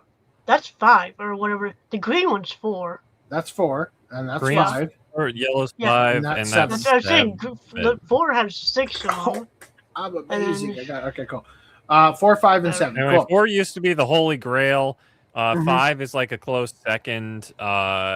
Although we saw a resurgence last year of like you could find copies on eBay for like 70, 90 bucks and stuff. And so, yeah, Steal. I don't know what these go yeah. for nowadays, but Seb got a pretty good lot, assuming he 55 didn't pay like bucks $7 each. grand. Damn. I mean, I kind of abandoned them because of the price and because the spines just are kind of weird when you lay them out. In my opinion, they could I work bought worse. them just so that I could eventually get rid of my goddamn giant Viz set. Yeah. Nobody wants the anymore. DVD anyway. sets. Yeah. Did Seb you sell also- those already? No, I still have them in the storage unit. I'll buy them from you. Seb picked up Arakawa Under the Bridge and Arakawa Under the Bridge 2. That is that. Good pick. Unfortunately, Is that NIS NIS? size. Yeah, I was like, wait, is These that are the the- NIS? NIS Premium Editions looks like. I have these two as well, but I took the discs and I put them into their own little cases. So then one day I can turn them into like a normal size art box. Mm-hmm. And as Seb is about to point out, there's no label on the season 1. Are Our Homes Fox Deity Volumes 1 and 2 Premium Editions? Yep. I think one of the seasons they never put an a standard out, unless that was just me and I missed it. Gross. Reese? I picked up Soul Leveling Season 2. He also picked up season 1 again. Don't spoil it. Jeez. What? Okay. With Dot Hack Zero announcement, I figured I'd get this now where it's from dirt cheap to stupid expensive. Uh-oh. Last recode. Is it good? I also got my yearly Crunchyroll swag bag. For So free? you get this for being a member for 12 months. You get this for being a cuck for 12 months. Yeah. Last year it was kind of This one's actually Dog shit. kind of good. Despite So, the fact that he's not keeping any of the stuff. Yeah, I was gonna say, what are you keeping? Nothing. Yeah. Yeah. See, It's kinda good. Shit. No, Actually, kind of good. I'm not keeping anything. The resale value is pretty Well, awesome. Like, Yeah, so the thank you card is a $20 coupon for a $100 Ooh. purchase. So that's pretty nice. And you then I also also got the Boy and the Beast 4K Blu-ray Steelbook. because that movie's worth taking my one. Yeah. I told Reese, like, it's like the fact that they can't check your purchase history and see that you bought Soul I mean, Leveling. The fact they don't have an algorithm to determine the perfect gift. Yeah. At the very least, don't put it in something he's already purchased. For the They should, like, yeah, they should just look at what's in his cart, cheapest thing, send him that. You know, like what's I in don't his I save don't for keep later. anything in my cart. That's or why wish you didn't get list. anything good. All right. Henry picked up Project X Zone, which I read is Pajit X Zone from this distance. That'd be fucking funny. Everybody's Indian. What's his name here? L'Edition Limitée. Saw this at a retro game store for $45. Seemed like a good deal to me. Also, me latest media OCD store pickups. Nice. Zone of the Enders, Lock the Superman, the Whitest Kid You Know, Mars. Tell me if that's any good, because I should probably get it while it still has whatever this slipcover thing is, you know. And then Professor Layton and the Eternal Diva. All right, thank you, Reese. Okay, who's ready to move on? Randy's been tragedy ready for like 2 hours. of Darth Plagueis the Wise. Kyoto Animation Arsonist appeal withdrawal has been upheld by the Osaka High Court. the Osaka High Court validated the withdrawal of the death penalty appeal by the Kyoto Animation arsonist Shinji Aoba on March 17th, according to the NHK and Kyoto Shimbun. The court confirmed the ruling, stating that, quote, there was no problem with Aoba's judgment, ruling against the defense's claim that the withdrawal appeal was invalid. In January 2025, Aoba filed to withdraw the appeal against the guilty verdict issued by the Kyoto District Court. In January 2025.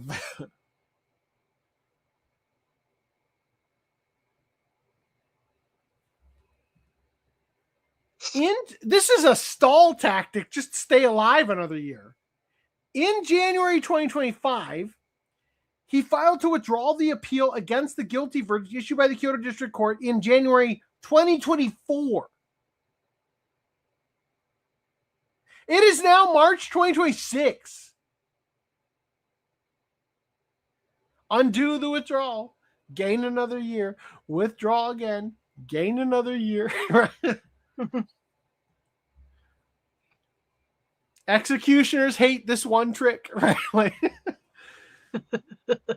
According to the Mainichi Shimbun, presiding judge Hisashi Ito said that, quote, it is clear that Aoba understood the significance of dropping the appeal, and that before the verdict was handed down, Aoba said, quote, I want the trial to end as quickly as possible. Another 10 years go by. And believed that the death sentence would not change with the appeal, according to the NHK. Despite the latest ruling by the Osaka High Court, Aoba's lawyers can continue to appeal the decision where there has been precedent, according to the Kyoto Shimbun and the NHK. Aoba was sentenced to the death penalties following the guilty verdict on January 25th, 2024 for the murder of the employees. I think we already know all this stuff. Anyway, there you go. We're through opening discussions. That's record time for us. Good job, us. All right, here we go. Jumping into... I forgot what we talked about. Can we just rehash that first thing again? Yeah, you want me to go back? All right. I already read that. I haven't played Dot Hack yet, but that collection is the entirety of the second series plus extra stuff, so it's a damn good deal. Damn. So that is the thing I'm looking at on eBay right now to buy on PS2 for $450. All right, cool. Good to know. They never released the first Dot Hack game series, though, which is a shame. Which one is that? Well, this is still going on. I'm lost. I'm assuming it's about the Kyoto or some guy. Yeah, could be. Okay, so Gun Nose is done. It came so close, man. It was almost at the Nintendo Switch level. I think they might still do it. We'll see. Ah! All right, anyway.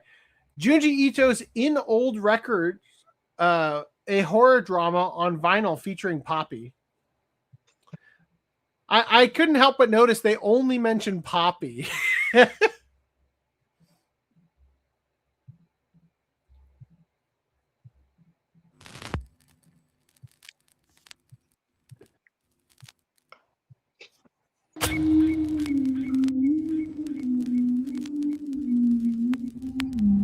had a wild urge to pull back the needle and play it one more time.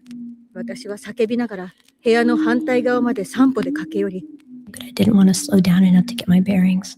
The old record shop owner was slow, but he wasn't giving up. どうして彼女が生きていると思ったのだろう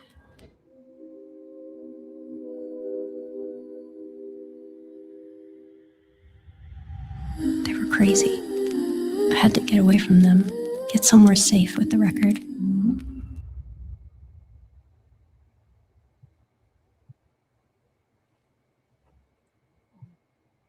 And that's it. Anybody have a record they give a shit about? I don't. There you go. That's it.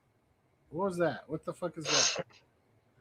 Whoa! 2 bullying Gyaru elves in another world. Damn. Why aren't we talking about that? 23 days left. That might come up next. All right. This is number 2. We didn't even cover number 1. What are you talking about? What's number 2? Oh, the bowling elves thingy, whatever. Yeah. Gallery? All right. Yeah. You did us a disservice by not covering the first one. You're right. Sorry. Fired. All right. So you guys recall that we talked last podcast shows massive disappointment in oneself over the fact that he didn't actually upload this to the brand. What? I'm inspecting your background. Well, go back. Is this from Dragon Ball? No, it's from Spider-Man. When does Spider-Man go to space? Technically, he doesn't. Well, actually, technically, if you count the Beyonder in Secret Wars in the animated series, that might count as space. Might. A more important question. It's actually from the video game / software called Spider-Man Cartoon Maker. Cartoon Maker. I had this, yes, for Windows 95. They and they had a I guess for Venom, they had like an outer space background. I have a question, Randy. What's keeping the Escape from Orlando poster in place in space? Gravitational pull. No, in space there is no gravity, so it can just float there. Yeah, that breaks the question. If you nut in space, where does it go? That's going hypersonic into the sun. This is the miracle of life. You nut in space and 1 million years go by, and it lands on some primordial ooze and created life on Earth, right? Isn't that how we got started? All right, here we go. So last podcast, we discussed that Vic Mignogna was going to Toronto Comic-Con. And then this happened. Hey there, everybody. I don't think I've ever done an unboxing before, but this is the perfect chance to start. Have you guys heard of Stylin' Boxes? Oh my gosh. They have the most amazing boxes from all of the titles and shows that you love. Look, Dragon Ball. You know what? Dragon Ball. I know a little bit about Dragon Ball. Now, the problem is we're not supposed to show you what's inside. It's kind of a mystery, but I think I may. Let's look. Some of this stuff you'll never see anywhere else, but in these Stylin' boxes. Oh. Okay, I'm going to show you just one thing, okay? Here it comes. Okay. You got to check out Stylin' Boxes. StylinBoxes.com.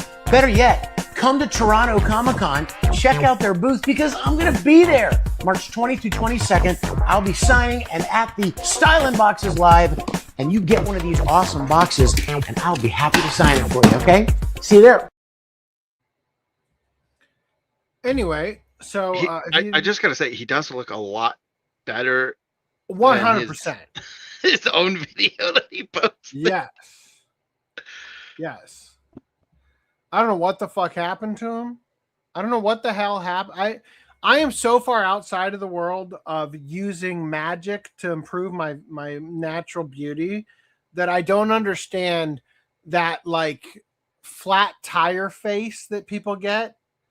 Is that temporary? Is that how you look in the morning? Do you need to like inject baby blood onto your face to reduce? I don't understand. He looks better. Good for him. So the point is that we were under the impression last podcast that he had been invited to Toronto Comic-Con. He was not actually an invited guest. He is at a booth doing a signing. Okay. Still great. Today's the last day. I'm sure it's over. You should have gone. But also great shirt, Vic, with the Snoopy Charlie Brown Full Metal Alchemist. But yeah, the point is that it's not quite as good as people would have hoped, but it's still, he had a great event. Hoes were mad on Twitter. It's good he can make money, but it's bad that it's not a sign of future potential. Like, I think it's they cracked the door. I think it's a matter of time. Well, I had assumed that it meant he had already gotten in with the event organizers and therefore could go to something like Fan Expo and he could probably do the same thing with Stylin' boxes. But or literally anybody else willing to pay sure. But by doing it this way, he's just going there for a paycheck and to sign stuff at best. He's not going to be doing panels. He's not going to be doing photo ops. Well, I mean, he'll probably do photos at the booth, you know, but you're going to have all the fucking style and boxes in the background. He's going to do fine. He's step one in like 10 steps to sobriety, right? He'll be okay. All right. You know who's not going to be okay? The rest of us. I'm going to step away for a couple of minutes. Should I put the save me speech bubble back up? Cowboy Bebop creators, Samurai Champloo anime to become live action series from Hollywood studio. I feel like they're doing it a disservice by saying Cowboy Bebop Studio. Cowboy Bebop creators. Like, are we talking about the Cowboy Bebop anime creators? Just so we're clear, please. We are, in fact, talking about the Cowboy Bebop studio. the live action Netflix studio. But they also weirdly are behind the One Piece live action. I wouldn't call it weirdly, but yeah, that's what I'm saying. Like, I would lead with that. like at least. Yeah, I feel like it's more recent, and this is just they clearly made a mistake with Cowboy Bebop, and so a bonkers statement this first line is. Studio that made Netflix's live action Cowboy Bebop convinces Shinichiro Watanabe to work with them again. Oh, I love that. Maybe that's why they led with that. If he said I like to picture. How the fuck did you convince him to give you another shot? I like to picture that they begged and presented him with a lot of money. I like to think that there was blackmail involved. How the fuck did you get? I could see them saying paycheck was probably pretty good, right? I could see them saying, "Hey, look, we know we didn't do so good with that, but look at One Piece. Like, use One Piece as a selling factor, not so much." No, they show up and everybody's got a mustache grown. It's like Cowboy Bebop. That wasn't us. That was my evil twin. I'm the successful one. Right? All right, so in 2021, Netflix released a Western-made live-action adaptation of landmark anime series Cowboy Bebop. It did not go well. Pre-existing fans found little of the charm, depth, and stylishness that had attracted them to the franchise in the first place, and new audiences were left unimpressed. I'm going to ask for a pizza.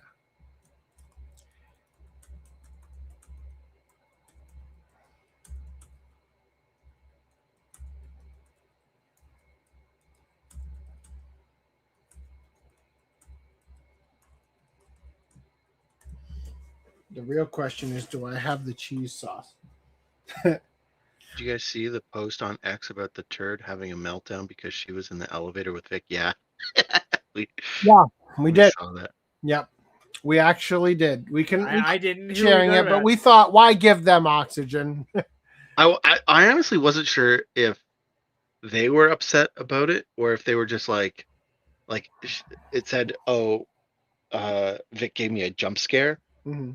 But like clearly the comments were like, "Oh, are you okay?" Like as if it's. Are we talking about fat arms? Are we talking about 8 arms? Fat no, arms? just a random person who happened to be there said that they got jump scared by Vic being in the elevator. We were trying to look up to see if we were trying to find proof that he actually showed up because the way that he was approaching the what is it called, Toronto Comic-Con, it seemed like they could reject him at some point. Like, he didn't go through the official channels. Being a guest at a booth, they could have tried to shut that shit down. We just wanted to get some proof that he was there, and we got proof. We got proof in the collective ring of Karens who didn't want him to be there. Oh, gotta love that kind of proof. Yep. So that's my favorite kind of proof. Less than a month after its release, Netflix announced that there would be no second season. That doesn't mean that Hollywood isn't willing to take a second try at adapting the work of Bebop creator Shinichiro Watanabe. As it's been announced that another Watanabe anime is now being adapted to live action.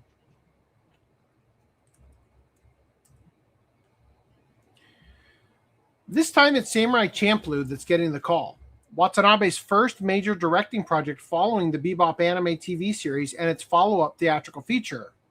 Samurai Champloo was a 26-episode TV series that aired in 2004 to 2005. I love that we haven't watched Champloo for a watch club yet, so that we can watch it when we do the watch club for the live action series in a few years.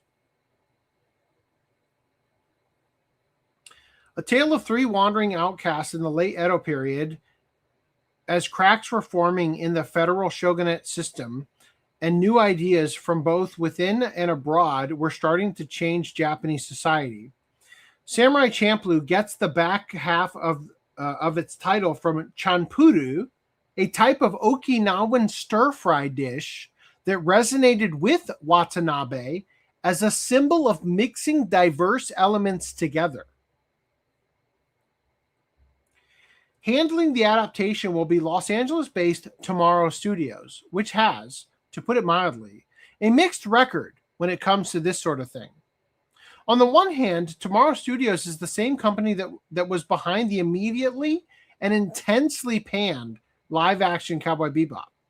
But they're also the ones doing the currently ongoing live-action One Piece, which has been praised by many as an excellent adaptation that's satisfying the established fans and newcomers alike.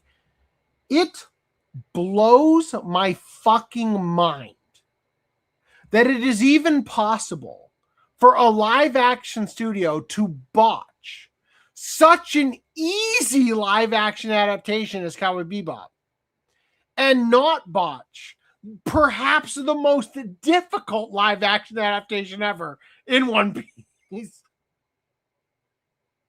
Is that crazy? Like, Bebop is inspired by Western live-action movies, and you fucking fumble the football. One Piece has the wackiest shit you've ever seen in anime, and they're doing just fine? Really? Well, I think it heavily matters on like the showrunner, right? Because I don't think it was the same showrunner that. I don't know if you know this, but Toriyama was involved, right? A key difference in Tomorrow Studios' strategies between its Cowboy Bebop and One Piece projects is the involvement of the original creator.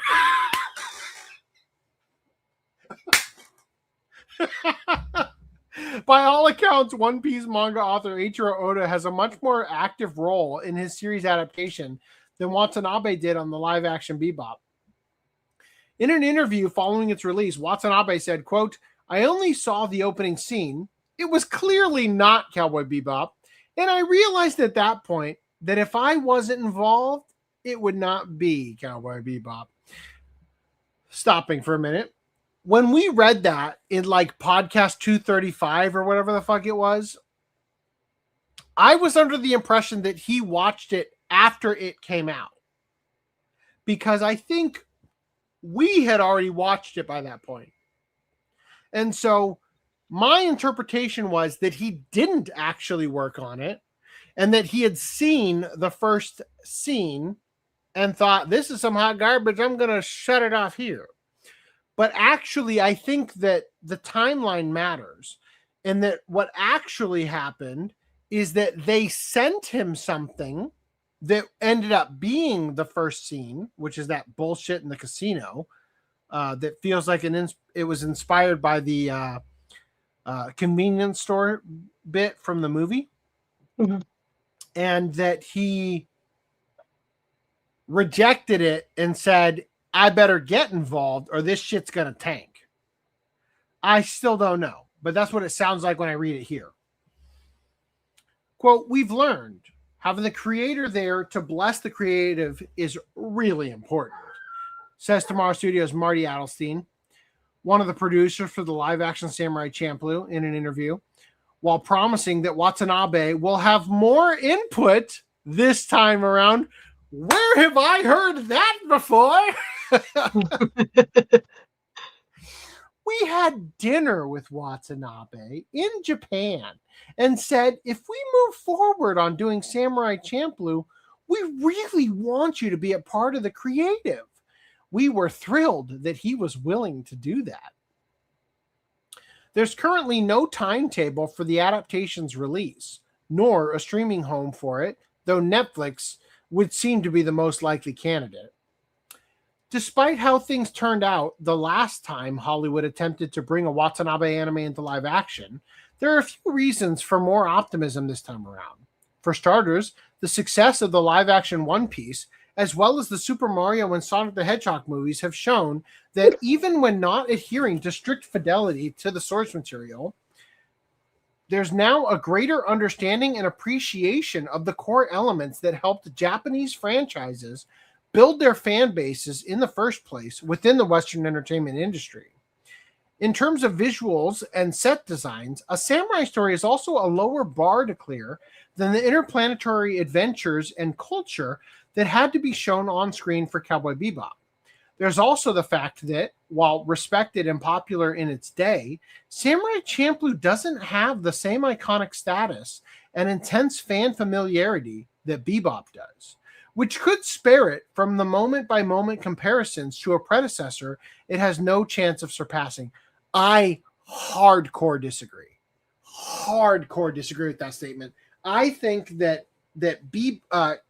Champloo has a different hill to climb that we'll talk about in a minute. On the other hand, following its talk with Adelstein, Variety says that, quote, the Samurai Champloo adaptation will retain the core elements fans love while updating the material for a contemporary television audience. Or, as Sankaku Complex called it, live-action Samurai Champloo will be, quote, updated for modern TV audiences. So we're not going to get the brothel episode. Fuck! Implying that Tomorrow Studios still intends to tinker with the story or other elements in an attempt to improve or otherwise broaden the appeal of the original work. It's a bold decision, considering how that plan panned out with the live-action Bebop. But Watanabe is apparently willing to give Tomorrow Studios a second chance, and time will tell if we'll be able to help steer the project down a path that audiences will actually enjoy. Now, Variety brought up something that I was surprised wasn't in the other article, where they said, Clements said, this is Becky Clements, said, music will be central to the process. The original anime's hip-hop inflected score was a defining characteristic, and that the studio plans to bring in a major recording artist early to establish the show's sound. First of all, who the fuck is that going to be? When It's gonna be freaking Bad Bunny, isn't it? when they did the original Samurai Champloo, the artist that they had working on it was Nujabes. Well, there was actually 4 artists.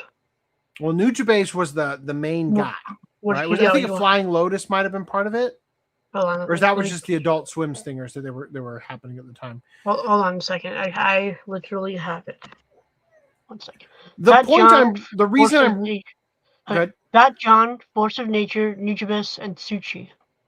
So the reason I'm bringing it up is that when we watched the live-action Cowboy Bebop, they used a lot of music from the original creator, Yoko Kanno. Yeah. Yoko Kanno was still alive. Yoko Kanno could rearrange the music to fit the live action. Nujabes died in like February 2010. Okay, of like a car accident, right? And the lasting impact, if you ask me, of Samurai Champloo is largely held together by the soundtrack. So with that in mind, what musician do you think they could be looking at? And what do you think, like, who do you think could come in and create a genre-defining soundtrack and styling for the show where it could stand on its own legs despite being different from the original. To which I will say, Kanye, right? Like, which I think would be hilarious, right? Any thoughts? I don't see Kanye happening. Probably not, but it would be funny. It would at least bar the tourists. Any thoughts on somebody who could come in? I don't follow many hip hop or like, you know, like most of this was like non-vocal, like for the most part, it's non-vocal stuff. It's instrumental versions of his tracks for a lot of them. Ah, okay. Except for Battle Cry, which is the opening theme. Yeah. And then there's Shiki no Uta, which is the ending theme, but is Right. not. I think he's involved, but anyway, I just thinking. Yeah. Honestly, I feel like the hip hop world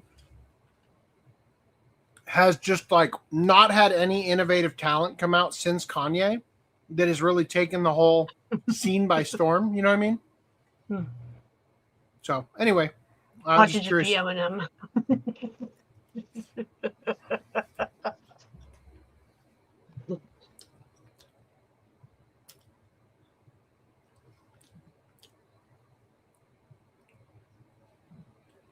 I just want to let everyone know that I have been trying to beat the final level of Mario Galaxy 2 since this podcast started and finally beat it. Wow.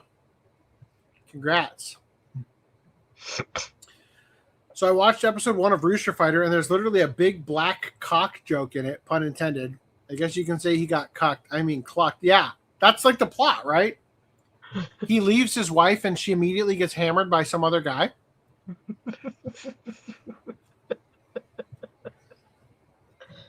Huh.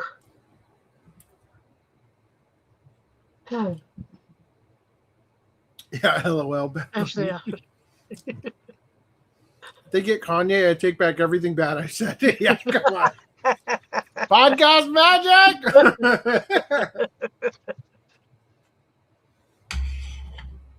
Give us a hat tricker.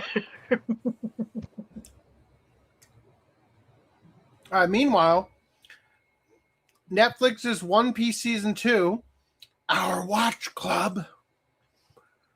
Hold on. Oh, good. I'm on the right mic.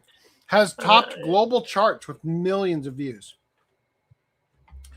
Netflix's live-action One Piece has once again sailed straight to the top of the charts, racking up millions of views in its first week, though not without raising a few eyebrows about whether the hype is truly as strong as before.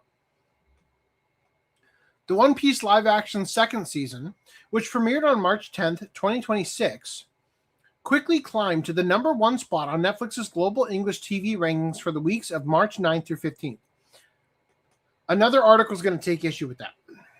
The series pulled in approximately 16.8 million views within just 6 days, alongside a massive number of hours watched, easily outperforming other shows on the platform. The new season continues the Straw Hat Pirates' journey into the Grand Line, adapting fan-favorite arcs like Logue Town and Drum Island, while also setting up the major Alabasta storyline for the already confirmed Season 3. Netflix has clearly doubled down on the franchise, even launching a companion podcast featuring cast members and creator Eiichiro Oda to keep engagement high.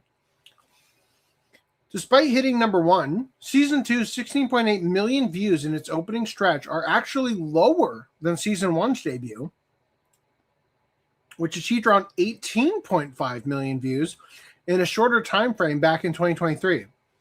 Well, forgive me for getting stuck in Orlando. Some reports suggest a noticeable drop in overall viewership compared to the first season, raising questions about whether the sequel is coasting on brand recognition rather than surpassing it. They also said One Piece creator Eiichiro Oda says he supports the Netflix staff's vision. Eiichiro Oda has clarified his role in the Netflix live-action One Piece as more supportive than controlling, pushing back on the idea that he is personally dictating how the adaptation tells his story. In comments highlighted by Comic Book, Oda said the staff, quote, did a fantastic job of bringing the story to life, and explained that he is, quote, not in the position to force any preference on his live-action adaptation. Instead, he said his role is to support the vision of staff members who have read One Piece and help them bring it to life. The article notes that Oda did influence one major shift in Season 2. He told the team that the new season should lean more heavily into the fantasy side of One Piece than Season 1 did. Season 1 was described as focusing more on the human side of the characters and grounding the story, while Season 2 is intentionally moving toward the stranger and more exaggerated elements of the manga as the Straw Hats head further into the Grand Line.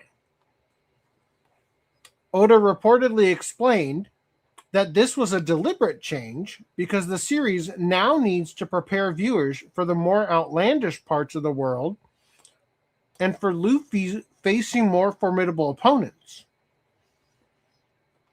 In other words, the article's point is not that Oda is micromanaging the live-action story, but that he is offering broader guidance on tone while still leaving the actual storytelling to Netflix's team.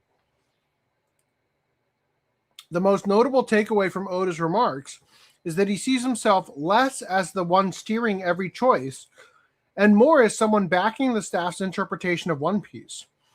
That makes the live-action version feel less like a direct reproduction of Oda's personal preferences and more like an adaptation being shifted by the people producing it, with Oda helping from the side. So he put out his statement on One Piece Season 2. This is the official translation. It's been about 2.5 years. I appreciate your patience. It's ready at last. The live-action One Piece Season 2 on Netflix. I told you that world really exists, didn't I? But if you thought seeing a guy with a stretchy body is impressive, then you're just a frog in a well. Surely you've heard the stories about ever more terrifying creatures and far more dangerous seas. Anyway, let's just play it safe. We can laugh it off as a bunch of made-up tales and, wait, what? You're already heading there? Are you mad? Well then, seems we may never meet again. But do take care. I'll be wishing you good fortune. Off you go into the Grand Line. That was weird. Yep. Now, Netflix's One Piece introduced Brook far earlier than the manga. We talked about this previously. I'm going to skip over this. Netflix One Piece Season 2 criticized, and Ray swaps more characters. The live-action Netflix One Piece series, which is lauded in its first season, has gotten some criticism in its second due to it containing deviations from the source material and black actors for characters who are clearly white. While it was previously known that some major characters who are white would be played by black characters in the new season, it seems even minor characters weren't safe. Now, we previously talked about this, right? If they're going to change Vivi, who is from Alabasta, to be black, because Alabasta is inspired by like the Taj Mahal and like Indian or black, darker skinned, let's say, civilizations, then the supporting cast of Vivi, who are also originating from Alabasta, also needed to change, right? Yep. I don't know if all of these people fall into that category. Not that guy. They also point out that Brook is supposed to be Austrian, but Fro equals black, right? Okay, I just want to correct something. He's not supposed to be Austrian. Some random person asked Oda, where would the Straw Hats be if they were from Earth? And he picked Austria. So it's not like in One Piece he is Austrian. Right. But but clearly Oda thought Arnold Schwarzenegger should play him. And also, just because he's Austrian doesn't mean he's not black. Right? Like, the fact that they took a look at those lips and said, that's a black guy, that says more about them, right? I don't know. I think mostly they're just going on the hair. Mhm. He's also, like, he's a soul musician. Mm-hmm. So, like, it kind of fits being a black guy. Mm-hmm. I don't know. Although honestly, Usopp, like, I really don't care anymore. If they changed Usopp in the new anime, I'd be more upset. But I'm over the Usopp actor. Mm-hmm. Like, he's fine. I think he's nailing it, don't you? Yeah, he works. He's doing good. an awesome job. And the Brook guy, like, honestly, I wouldn't if they made him white. I think that would have been more weird. So I agree. I don't see why people are complaining about Brook. Mm-hmm. He's also in it for 2 seconds, and he will never be in it again. Like, as like a skin character, right? So, like, it's who fucking cares? There are some battles that I think are worth fighting. I don't think that's one of them. I thought they really did a good job getting the teeth to be like the giant big smile. Yeah. So far, I've only seen basically the first 3 episodes. I feel like parts of episode 2 were weak in terms of, I feel like they kind of rushed through a story arc that I didn't think was that important. You know what I mean? Like, it felt to me like if I were a watcher of the anime who had already gotten up to the most recent stuff, I might be creaming my pants over like the references to what's the name of the pirate? The rum something pirates? Rumbar Pirates? The Rumbar Pirates. I might have gotten a little bit more excited about that with Brook and everything being mentioned and stuff. But for me, it just felt kind of weird, right? Like, I didn't hate it, but I also kind of felt like I wasn't in on the joke or something, you know, like it just kind of happened and I felt like I was supposed to get something out of it that just didn't really connect. And like, well, I mean, in the anime, it's pretty much the same. Not to go like into too much detail, but the only I difference understand the is Laboon stuff was different, right? No, it's mostly the same. Well, okay, the Laboon stuff in the present time is different. Like, the episode is different, but in terms of just the flashback, it's pretty much the same. The only difference is the largest difference is they included Brook, but he doesn't really have any lines. He's just he laughs and stuff. He sings. Yeah, that's true. You could count that as a line. But he's not named. It's kind of a spoiler for later on if you know he's Brook now, but if you're watching, like, if you're dealing with social media and you find out he's Brook, that's one thing. But, like, in the show, they don't spoil it for you. They don't name him. So, in theory, you'll be unspoiled for the twist later on. I feel like, and maybe I'm wrong, but I feel like the same thing could be said about Yasopp. No. Is it did we know Yasopp was Usopp's father? Yes. In the anime that early? Yes. Okay. I'm pretty sure. So it just kind of feels to me like I guess I'm getting a little bit, you know, I'm tempering my expectations just because it feels like the choices that they're making are broadcasting to me that they're going to not go the whole 9 yards with this and that they're going to end it early and be like, well, we gave you Brook though. Why are you mad? You know, I've heard some people suggest that. Yeah. I don't know. I mean, I don't think they were ever planning on doing all of the adaptation, right? Like, it's just too much shit. Of course. You have to skip a shit ton. Yeah. And if they ever if they wanted to make a reasonable effort, yeah, they would be skipping a lot, because just in terms of like, they'd be working on the show for 20 fucking years, right? Mhm. At the rate they're doing it. If they were doing it yearly, if they could pump out a season every year, it would still take a long time. It would be 10 like 12 years before they catch up to what we're at now, and we're still not done. Honestly, if they could do it in 10 years, that'd be a fucking miracle. Yeah. You know what I mean? So, it, like I said, I think we brought it up last time where Oda had said he has like a specific point where he wants to go. I think if we get to the time skip, that would be extremely greedy. Yeah. I think if we get to Eni's lobby, I think that'll be a good, like, I feel good ending it here. We got a lot accomplished. I feel the only like kind of weak spot that they could be at for ending it would be, I think, Sky Island, which is like season 5 essentially. Is that Skypiea? Skypiea, yeah. Yeah. I think if they ended it there, it's kind of like, unless they drastically changed the last season, knowing it's the last season, you know. But if they, I did notice they mentioned Laugh Tale in episode 2. Yeah, so and it feels like the whole shit about like the laughing, like they're really laying that on thick with Smoker and whatnot. Yeah, it feels like they're setting up, like a speed run at some point where they're going to skip over some shit.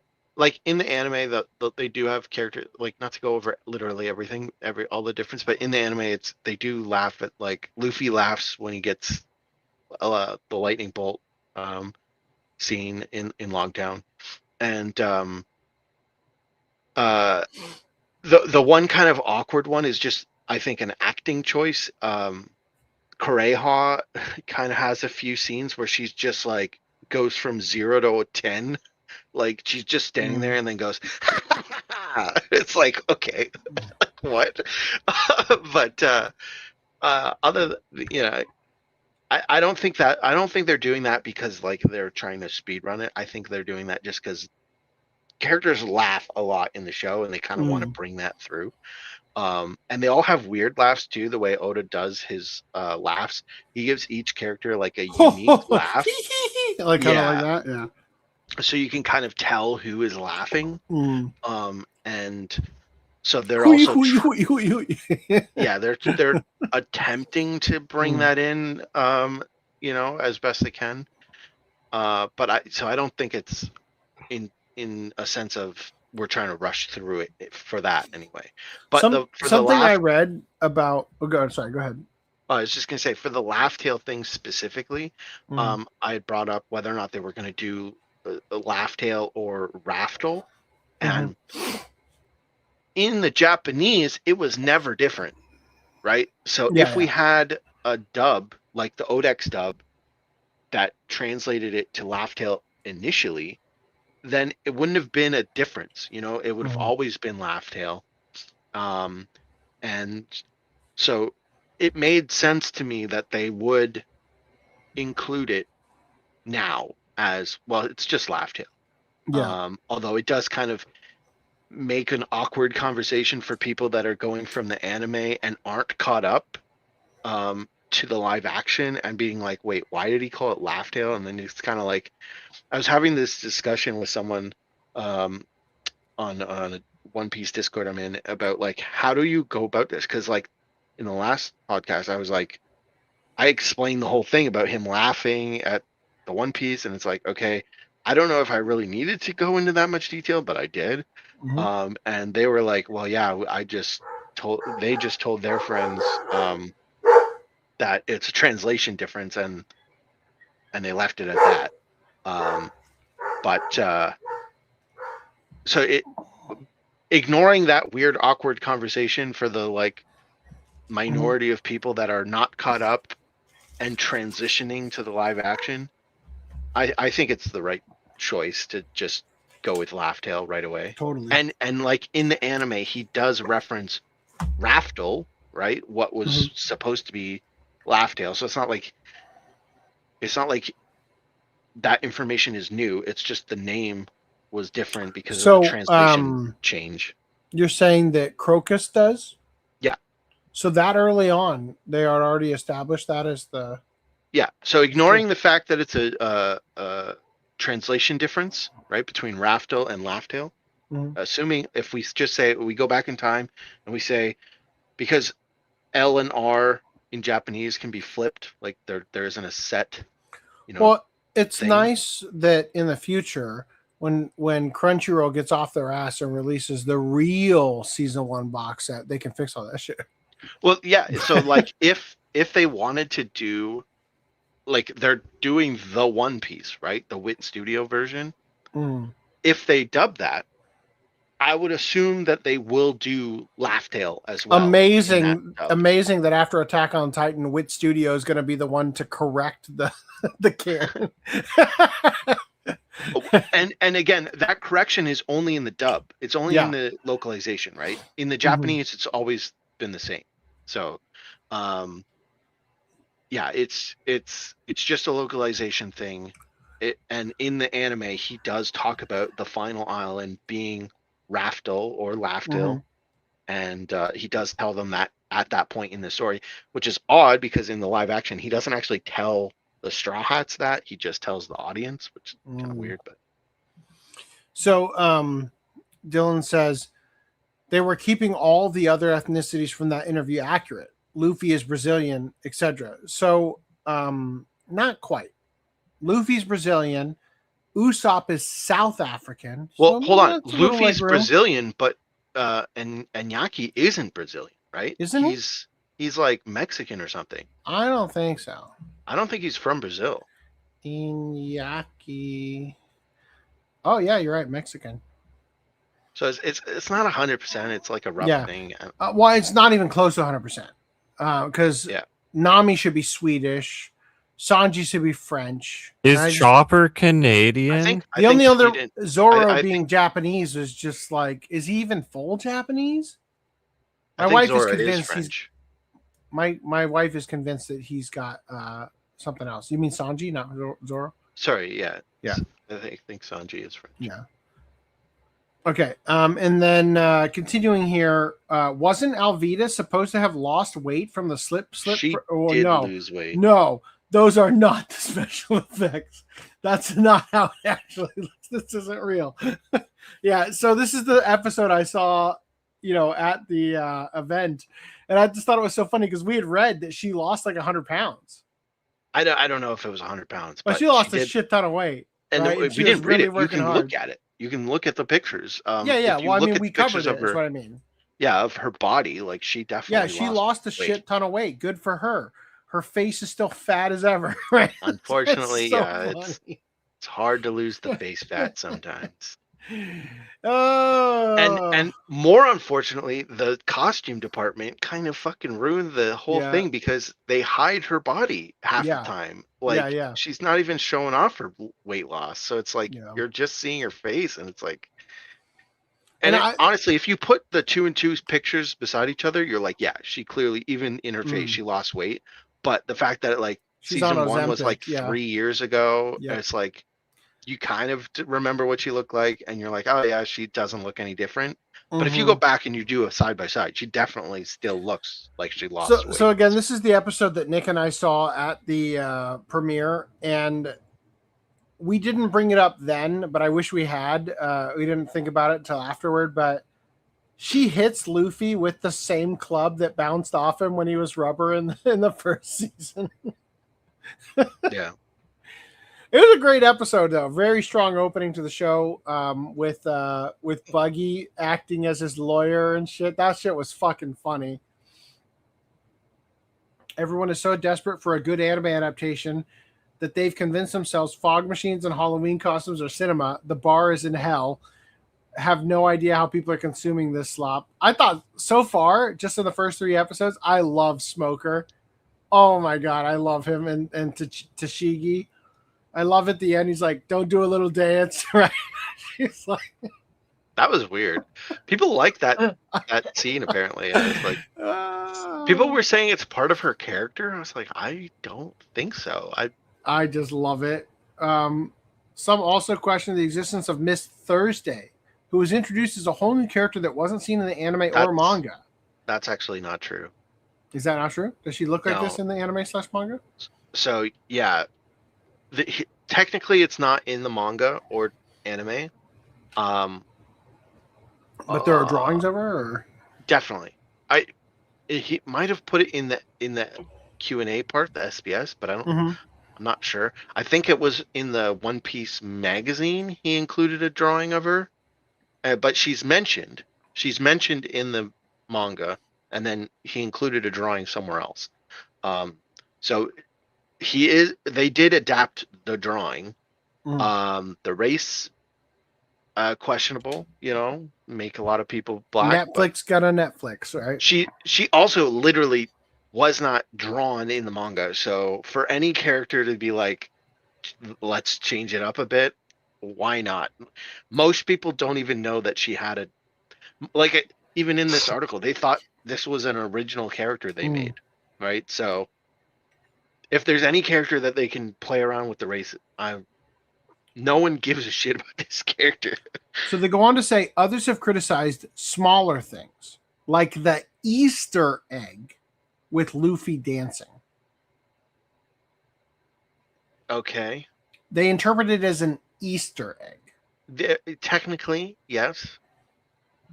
It's kind of spoilery to get into why it's an Easter egg, but so just since they didn't have a picture of Igarim, I just wanted to include this as well. Right? We talked about this previously. It actually kind of makes sense for Igarim to be the same race or color, rather not race, but color as Vivi. Yeah. Right? And honestly, actually, in the I think they did a disservice by showing, and I get why they were doing it. They were trying to keep her to the shots of her as Miss Wednesday. And so they picked the ones in Laboon where it's dark. So it was kind of a bad choice. But in the rest of the show, I don't even really have an issue so much with her race. There's kind of because of what you told me about the Alabasta stuff, I went into it perfectly primed for it, I just don't think that they're doing a good job, and they always come at it be prepared, the racists are coming out, and it's just do a better job. You know what I mean? Just do a better fucking job at this. You don't need to be such a dick about it. People are passionate about their fandom for this show. Don't write them off as fucking racist. That's just rude. There is a nitpicky about part of me that says the whole reason they made her a black character is because of their justification of where Alabasta is and it being in Africa and which honestly Africa, doesn't really make any sense with the way that the world is built in One Piece. It doesn't exist in the real world, but but I'm just saying the way that the red line and the grand line and all that shit work, it doesn't actually make any sense that your islands would have people of different races where the belt is. Oh. It doesn't make fucking any sense. Yeah, I guess so. But, well, I mean, you have,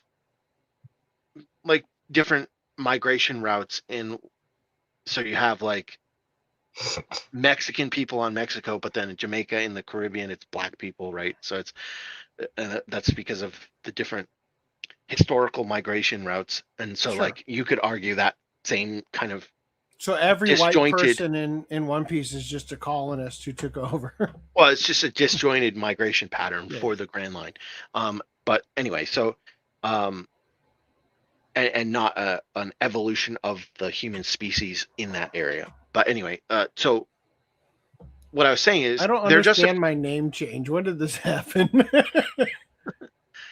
The justification for making her black was always, well, it's an Arab area, and we have to do all this, and then they make her dark Indian, instead of dark. Light Arabic, which is what I was expecting. So it's I don't personally, after watching it, she's fine, but it's just if you're gonna make that the justification as to no, we're not being DEI. Here's our justification. It's like your when own you made justification doesn't make sense anymore. When you made Jet black, I was okay with it because the guy playing him felt like the only one in the entire cast who was taking his role seriously. You know what I mean? Like, if you're going to actually come at it and try to really imbibe the character with the essence from the show, like, I will give you props no matter what you look like, you know, but like, for example, Faye, who I actually kind of liked, just so we're clear, I liked the live action Cowboy Bebop for what it was, not expecting it to be the anime, never expecting it to ever live up to that. So, but for people who wanted it to be closer, you got it with Jet. Faye was just off the wall. You know what I mean?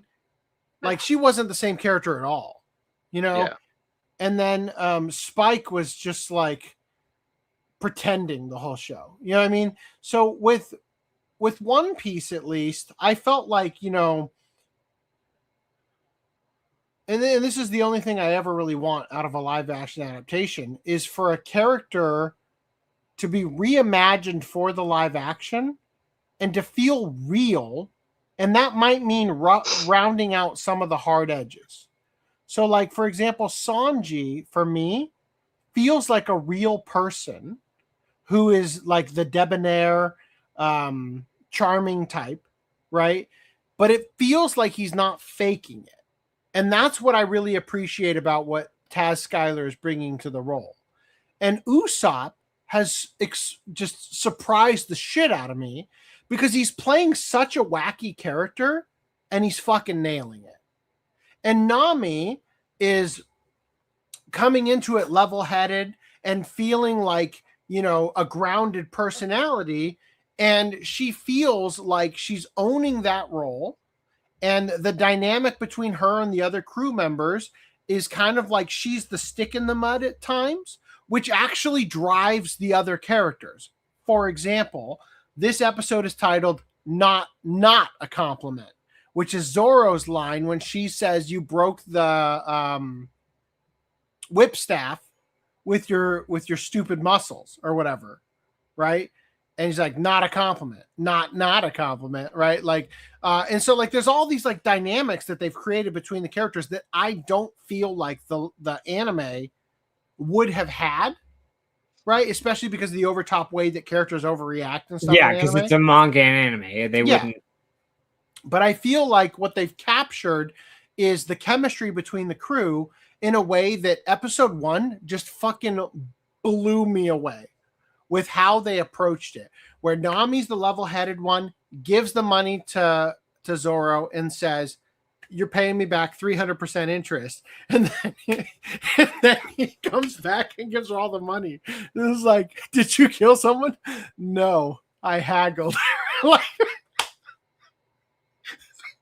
perhaps the greatest moment in the show for me so far, right? And it's like shit like that is like, although I will say that they're stealing jokes from other things, right? My wife and I are watching it, and in episode 2, when he makes the big sword, right? He's like, I'm gonna go poke that punching bag thing. He's like, the uvula, huh?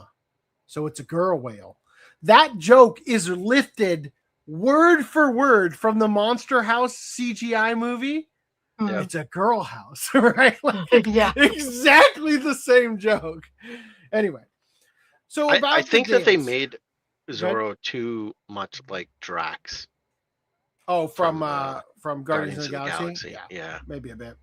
He's too wooden and like he doesn't get the joke, and he's too like just the joke is he doesn't know what the fuck's going on. Mm-hmm. And that's not really his character from the anime. I love I'm not lost. I'm going that way. That part is from the anime. But... okay, so I thought you might enjoy. Let me show you something real quick. I gotta find it from over here.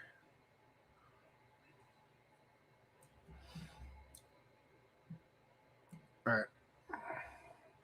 I'll pull it in a second. First, I want to talk about the So Oda had thoughts on the Laboon change, and he liked the Binks brew and the dance, the Nika dance. It says here. Disagree.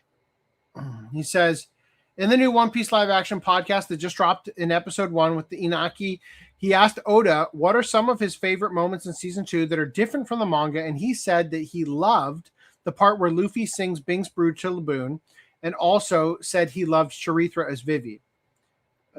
Sorry. I just think it's kind of funny that the one major issues that manga/anime purists had about season 2 was him doing the Nika dance and singing Binks's brew, and that now Oda Sensei came out himself and said that he loved the addition and changed to the One Piece live action, which I will always say that's called pre-framing.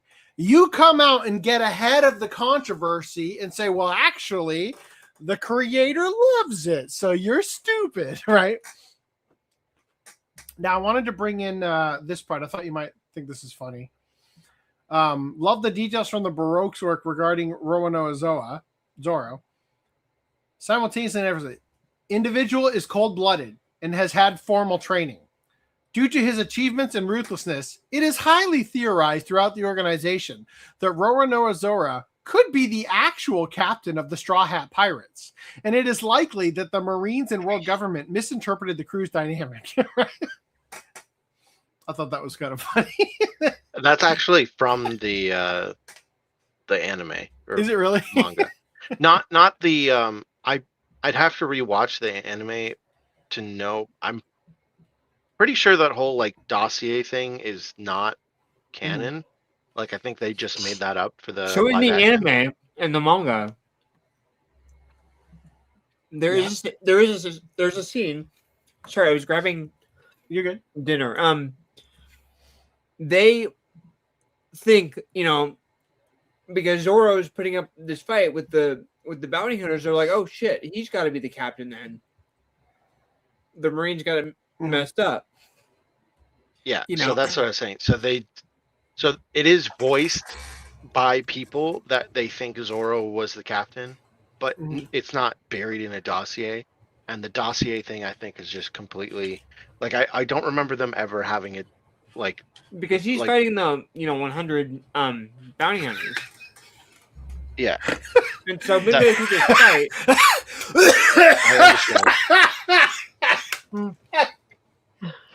I understand. Enriff says Jet was black and he was male. That's from a line from the live action when he says something about black males, like, well, Jet, you are black and you are male. That was great. Thank you, Henry. Dylan wants to know if Oda liked Black Brook. I'm sure he didn't care. He approved all the casting. Literally every cast. I don't know if he approved everybody or if he approved the main cast only. Yeah, I don't know. He would have approved Brook. Okay. He the coat hanger guy, maybe not, but Brook he would have approved. He approved all of the Straw Hats for sure. So this person said Nami in Netflix's live action series isn't faithful to the anime or the manga. It's the same case as Lara Croft, who doesn't have her canonical look in either the animated series or the live action one. Nami is very flat in the live action series. The edit image would be ideal because it fits better with the anime and manga. But nowadays, modern audiences are scared of big breasts. It's a shame that they keep disrespecting the original canon of female characters for the sake of a minority and a stupid agenda. This person is so dumb they can't tell that person on the right has short hair. Yeah. And so why'd they edit it to have long hair? I don't know. It's not even the same frame. Post time skip? I don't know. I mean, it might be more suitable for post time skip Nami, but yeah. I think she looks fine. I think it's a. Do you think it's just a meme account or like a they're just certainly could be. I love how they're like Eiichiro Oda picked the cast, right? Like, as the what do you call that? The community note. Yeah. All right, now sidestepping this for a minute, I just want to point out All of these have happened back to back. I think corporations got sick of losing money and failing while they see women getting rich through OnlyFans and sexualizing themselves for profit anyways. So I think we're bringing back the male gaze. Right? And then I mean, that scene was a little weird though. Like, she comes in like, it's raining, it's snowing. and the crew are all just like looking at each other awkwardly, like, did that really just happen? Yeah. Like, Yeah. they're all smiling at each other. Like, that was a very weird scene. I like, you could have given her bikini shots because she wears bikinis in the show. Yeah. But instead, she comes in from the outside. Work it in more naturally than that weird, awkward moment. So I did see this. One Piece actress Emily Rudd insisted on wearing Nami's miniskirt for the fans, revealed a costume designer for the show. She said, quote, I want to get this as correct as possible. And she was really badass about it because it was really cold. Or it really was cold. Although she's wearing the long sleeve shirt. So I guess she cut the lines there, right? It's funny how big the, what do you call it? Log pose? Log pose is. Her sleeve is caught on it. Maybe she did the sleeve so they didn't have to CG in her tattoo or something. That too. But it also, I find it easier to keep warm when you have more upper body. Because that's where the heart is. Lower body, yeah. Yeah. In Little Garden, she is wearing a bikini top or maybe even a bra in the anime / manga. Can't wait. Which they didn't do. They did not adapt that. Yeah, okay. So, which kind of actually plays into the later on, which, I mean, with the whole bug bite thing, where she gets the bug Mosquito bite boobs. What? and it's like, one of the lines was like, "Oh, were you walking around some tropical land like with no clothes?" And she's like, "Yeah." And in the live action, it's like, I mean, technically she had a skirt on or whatever, so it's like, okay, there was skin. But in the anime, she was like walking around with a bikini top on. And so it was like, obviously, It was her bra. So, Because her shirt got up, so it was just her bra. And Riv says the fact that we got to see Nami in a bikini at all is a miracle. Yeah. I mean, it was nice to see. I just think it was a little more awkward than it could have. It could have been less awkward. Yeah, they could have handled it in a way that it didn't feel so forced, right? Yeah. One Piece Season 3 gets encouraging update, and Netflix may finally be fixing a big problem. They never address what that big problem is, but we'll read the headlines here. Production on Season 3 Production on Season 3 actually began in November 2025, well before Season 2 even debuted in March 2026. That's a significant shift in strategy from Netflix, which has often waited to gauge performance before committing to the next step. Based on the current production timeline, there's a reasonable estimate. Wasn't Season 2 of Cowboy Bebop greenlit before Season 1 aired? I don't think so. I'm pretty sure it was. That was the one that got canceled before. Yeah. No, I don't think so. I think it was season 2 of One Piece got greenlit before it aired. Probably, maybe, but I'm pretty sure. My memory says it was Season 2 of Cowboy Bebop was greenlit before. Maybe not greenlit, but approved. Like they said they were going to do it, and they started writing the script. And then it came out, and then it was like, "Oh, we're not doing it no more." And the writer was like, "I was in the middle of writing the script as I got the news." Maybe. It was gonna be the greatest thing you ever seen. You never seen a they them actor play Ed so well. Based That's on how the I remember it. production timeline, there's a reasonable estimate for when fans might see One Piece Season 3 hit Netflix. Here's how the math works. Season 2 production started in June 2024. Filming wrapped in February 2025. The season released in March 2026. That's about a 21-month turnaround. If One Piece Season 3 follows a similar schedule, then a projected release window lands somewhere around the mid to late 2027, and August 2027 being a reasonable target. However, Season 2's production timeline was impacted by the industry strikes, which slowed things down considerably. Without those obstacles, Season 3 could arrive sooner than expected. Reports indicate that One Piece costs around $18 million per episode, putting it among the most expensive streaming productions currently in circulation. There was a bit of surprise when Season 2 debuted just shy of the top spot on Netflix's charts. So Sankaku Complex said that within the week, it was the number one spot. I'm not sure what metric they're using for that Park Place's number here. Any thoughts? I mean, not surprised. Go ahead. Yeah. No, it was greenlit right away. That they planned on filming, starting filming early on before the season 2 obviously aired.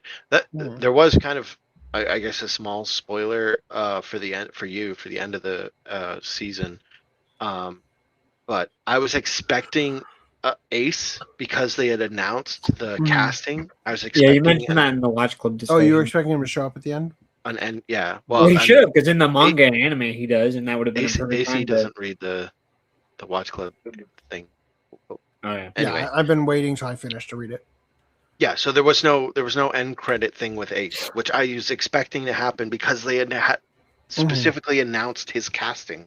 Yeah, and they're like, we're here. Let's just fucking. And film it would have been right? like a scene. Yeah. It would have been like a minute, if that. His back with the swastika, right? Basically, walking down the street. That's all it would have been. And so I think, I mean, it would be insane if they didn't film it, but maybe they were holding on to it for season 2 for whatever reason. I don't know. Or sorry, season 3. Sorry, for whatever reason. So Enriv says they definitely plan to make more Bebop before they canned it. I believe John Cho, Spike's actor, even moved because he thought he was going to commit to a long show. A second season of Bebop was planned, and I think some episodes may have been written, but it was never officially greenlit. So, you guys, is anybody in the audience and/or hosts watching the live action One Piece that wants to tell us right now if they're liking it or disliking it?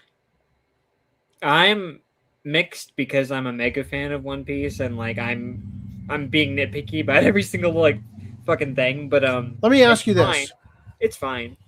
When I was growing up, I was a mega fan of Linkin Park. Hybrid Theory came out, and it was the greatest album that has ever been put to CD, right? Yeah. Then the Reanimator project came out, or whatever that was called, right?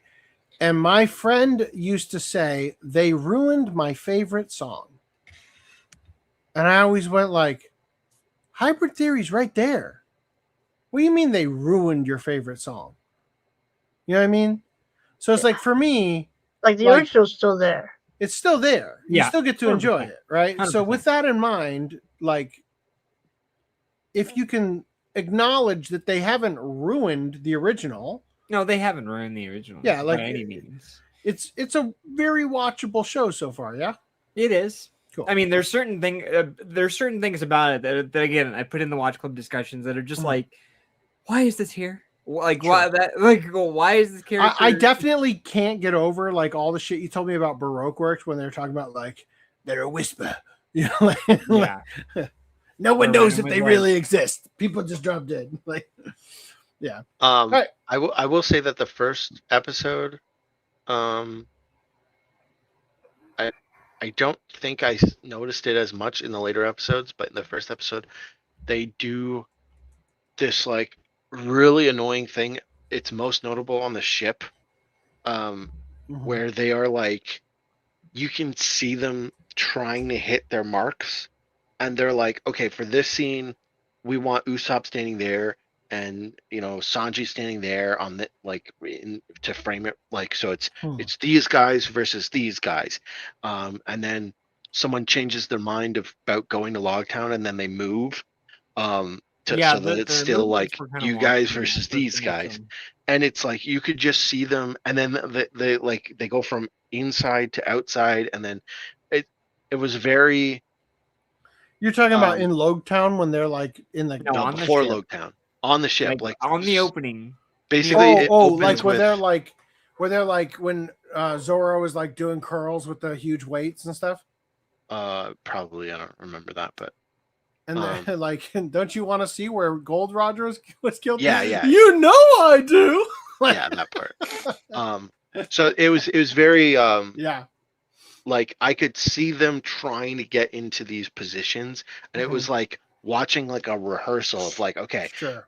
On the beat, we got to go. Okay, do. Okay, you move there. Okay, now everyone move, and then okay, everyone move. It's interesting you bring that up because something that I noticed.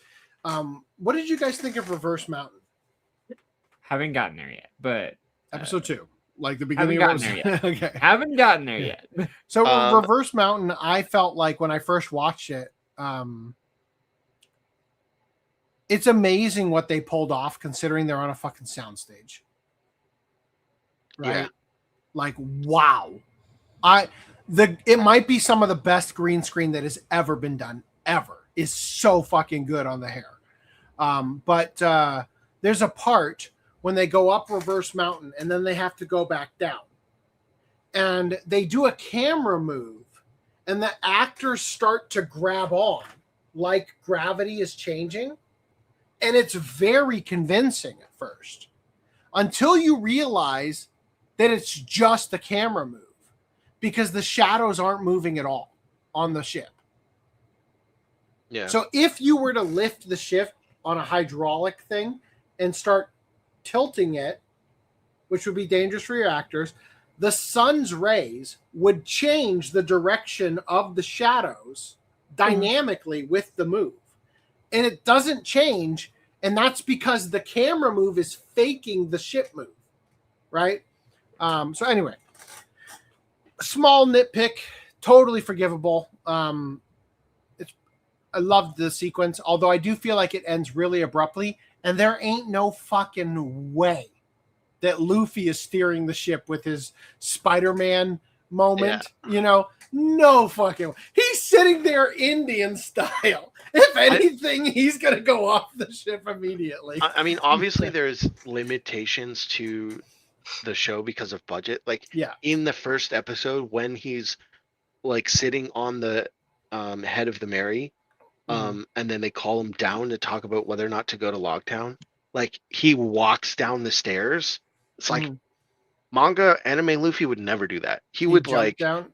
He would like arm stretch and like pull himself down there or like whip himself down there. He could have at least wrapped his legs around the hull of the ship or something. That's what I was saying. So in that scene, he like at least wrap his legs around the head of the Mary, right? Yeah. And just so that he could steer the front. Yeah, that's all they needed to make that more believable. Yeah, there were a lot of things that where it was like, and the thing with Laboon. Oh my god, when he like flings himself up there, just like. Well, the whole thing with the change. Good. Sorry, with the change that was mentioned is that he sings to him to like get him on his side. Well, in the anime, a small spoiler, I guess, for the people that haven't seen the anime yet, he fights him, but he fights him as like stretchy arms, right? Because he's fighting a fucking whale, like so. But they didn't want to animate the stretchy arms, so yeah, he also like rips off the fucking mast of the ship, and yeah, that too. But in the part with the Michael Jackson guy from season 1. That is the only thing I wish was in the live action. Django. Oh my god, that shit was so goddamn hysterical in the anime when he's like under the spell and he picks off the mast of the ship and starts attacking them with it. Fuck, that was funny. When Sabo showed up in the premiere, I thought it was that guy, Django. Yeah. I was having my own internal fangirl moment. Oh well, I mean, they're gonna bring in the ship scene. So I mean, good. Just speaking of which, speaking of misinterpreting a reveal, Mhm. What'd you think of the opening with Gold Roger? I fell for the misdirection. What was the misdirection The that relation? you fell for? Yeah. Yeah. I fell for it hook, line, and sinker. Nice. So what revealed it to you ruined then? my video. Yeah, what tipped you off that it was? Oh, did I tell you? No, I saw like a YouTube short talking about Monkey D. Dragon, and they just kind of slipped it out of their mouth. Oh, gotta love when people fucking. Yeah. So when I was watching, I was like, everyone's gonna think that it's Luffy. Mm-hmm. Yeah, Everyone. Which I think is which the I did. point. I mentioned it in the Watch Club discussion. Like I was like, I see what they're doing. I don't like it, but fuck, that's clever. I gotta move some shit out of here. Anyways, we'll talk about it next week when we go into well, Watch Club discussion. One more thing I wanted to say is wait. Hey there, everybody. Oh, I'm gonna hold on. I'm gonna do this. So we're not doing it next week. We're doing it the week after. I want to watch the anime and get caught up too.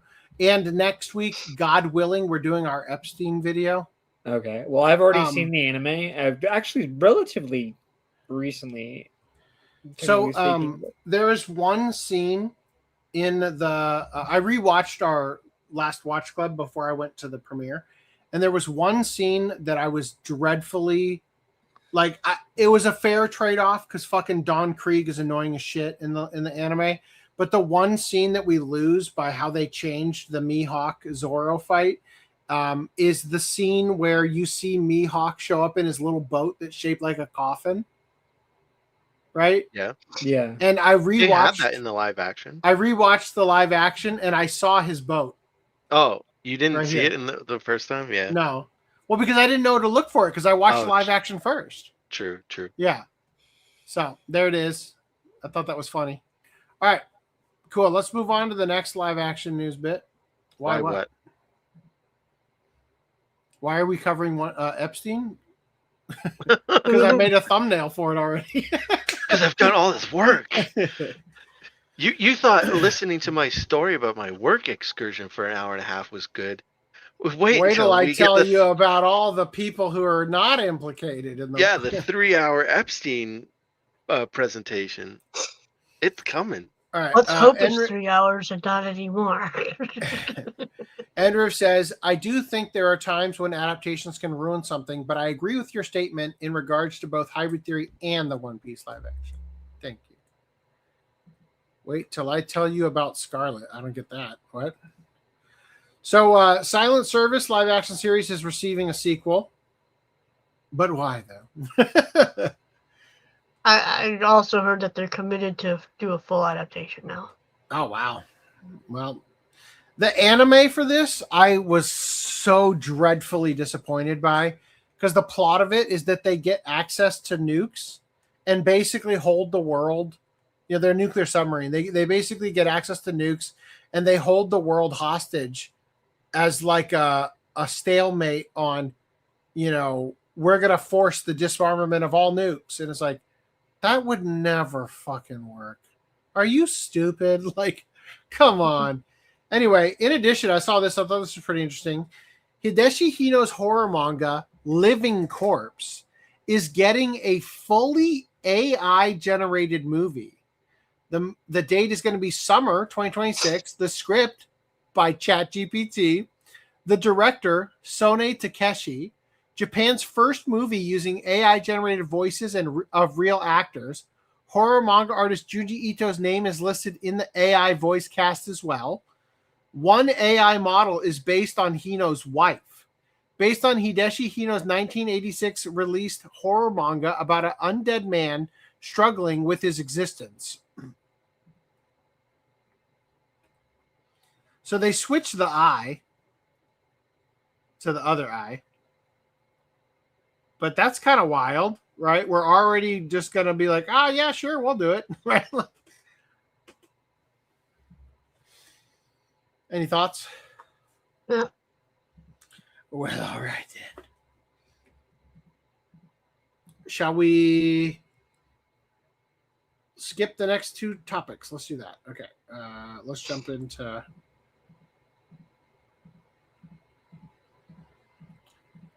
Skipping the next two articles.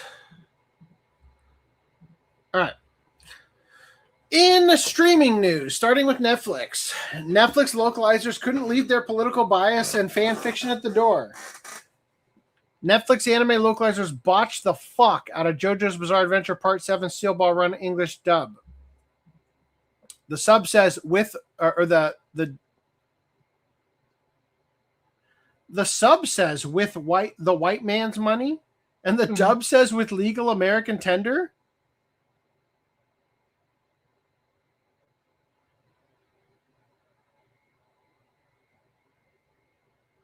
I feel like that's backwards. I feel like I read this earlier and it was backwards. With legal American tender? Wow. Damn, the localizer. Like they took the racism out. Yeah. Like, if anything, this is a good sign. To get the prize money, I'll beat them at their own game. All I need is the white man's money. Unless the localizers are writing that as a subtitle. I don't know. It was weird. Anyway, moving past that. They could be complaining about the subtitles. They could be. Crunchyroll dub criticized after forcing in fragile masculinity. The original, of course, there are things a tough girl like you wouldn't understand. Dub, you are a tough girl and therefore too strong to fully understand male fragility. Anime fans are once again criticizing Crunchyroll's English dubbing and localization practices after a screenshot began circulating online showing dialogue that appears significantly different from the original Japanese meaning. The image shared in a Reddit discussion compared the two screenshots. Male pride is such a pain. Fragile masculinity at it again. The dub inserts a rather unsurprising level of feminist propaganda, something that is typically forced into Western entertainment, but has been a problem in localized anime as well. Several earlier English dub controversies have circulated within the anime community over the years. Fans have previously pointed to examples such as references to Gamergate, the patriarchy, or other nonsensical political phrases appearing in English dubs despite not being present in the Japanese dialogue. Let me turn off my... Can't fucking see shit. There we go. Western localizers tend to focus on culturally specific commentary rather than strictly preserving the original intent of the content in question. Discussions about politicized translations have become increasingly common as anime's global popularity has grown and more viewers compare subtitles, dubs, and original scripts. Crunchyroll's Karen localizers 4Kids the Fire Force anime's War on Sex Appeal's English dub localization script. Is War on Sex Appeal a character? Like, they practically erased lewd from the script. Lewdness is uncertainty. Eros serves no purpose. Lewdness is what is truly necessary. Eros serves a gigantic purpose. There's plenty to say. She's a brainless woman who can't do anything but strip. I want you to tell her to stop, obviously. She's setting a bad example for the children. Lewdness. You pervert. That one's not bad. Wait, was that all of them? Because the first two were together. Hold on. Oh, okay, that was the last one. There were only 3. Eros is the term used in the manga. Okay. 4Kidsing of lewdness is real. Be proud. Because of you, I awaken to lewdness. I've awakened to Eros thanks to you. Lewdness is unnecessary. We don't need Eros. I shall lose to nothing but lewdness. I will fall to nothing but Eros. A world without lewdness, a world without Eros. Crimson erect bullet. Crimson throbbing bullet. I mean, that's potato. Yeah, potato. It's just like, come on. What does Eros even mean? Like, is it an established word, or did they just make it up? It's just it's a catch-all for eroticism. No, Eros is like a Latin form of erotic love. Right? Like there's agape love, right? Agape love is like the love of a parent to a child. Yeah. And then Eros is the love of a lover to one another, where there's like a sexual tension in it. So it's a loan word then? The Crowism cum bullet. Whoa. All right. I saw this. I thought this is interesting. A post that has already surpassed 2 million views ignited a massive debate in Japan. Its message was direct. Those who criticize fan service and ecchi in anime never spend money. Those who truly support the industry are ecchi fans. The anti-fan service crowd just complains for free on the internet. Its argument, the best-selling figures are ecchi ones. The most purchased Blu-rays are from anime with fan service, and the doujinshi market moves millions. Meanwhile, the purists who demand serious anime without fan service don't buy a single figure. Basically, it says that without degenerate otakus, the anime industry wouldn't exist as we know it. Is it right, or is it just an excuse to justify excessive fan service? It's right. Damn it, it's right. As somebody who spends money, it's right. Okay. Let me take a leak before we jump into this topic real quick. Talk amongst yourself. I'll be right back.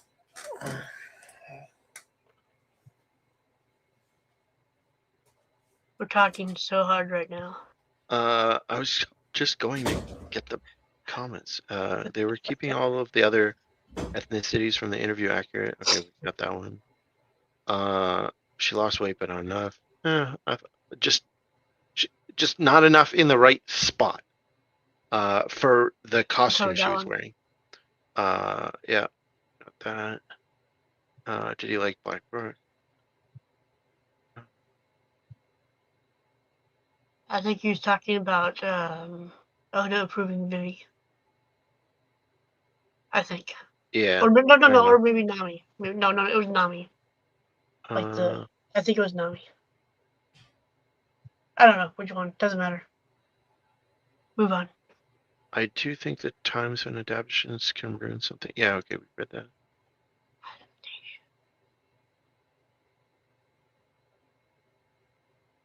I highly doubt any of the changes made in the live action are going to impact the manga in any meaningful, let alone negative way. Yeah, they're not going to.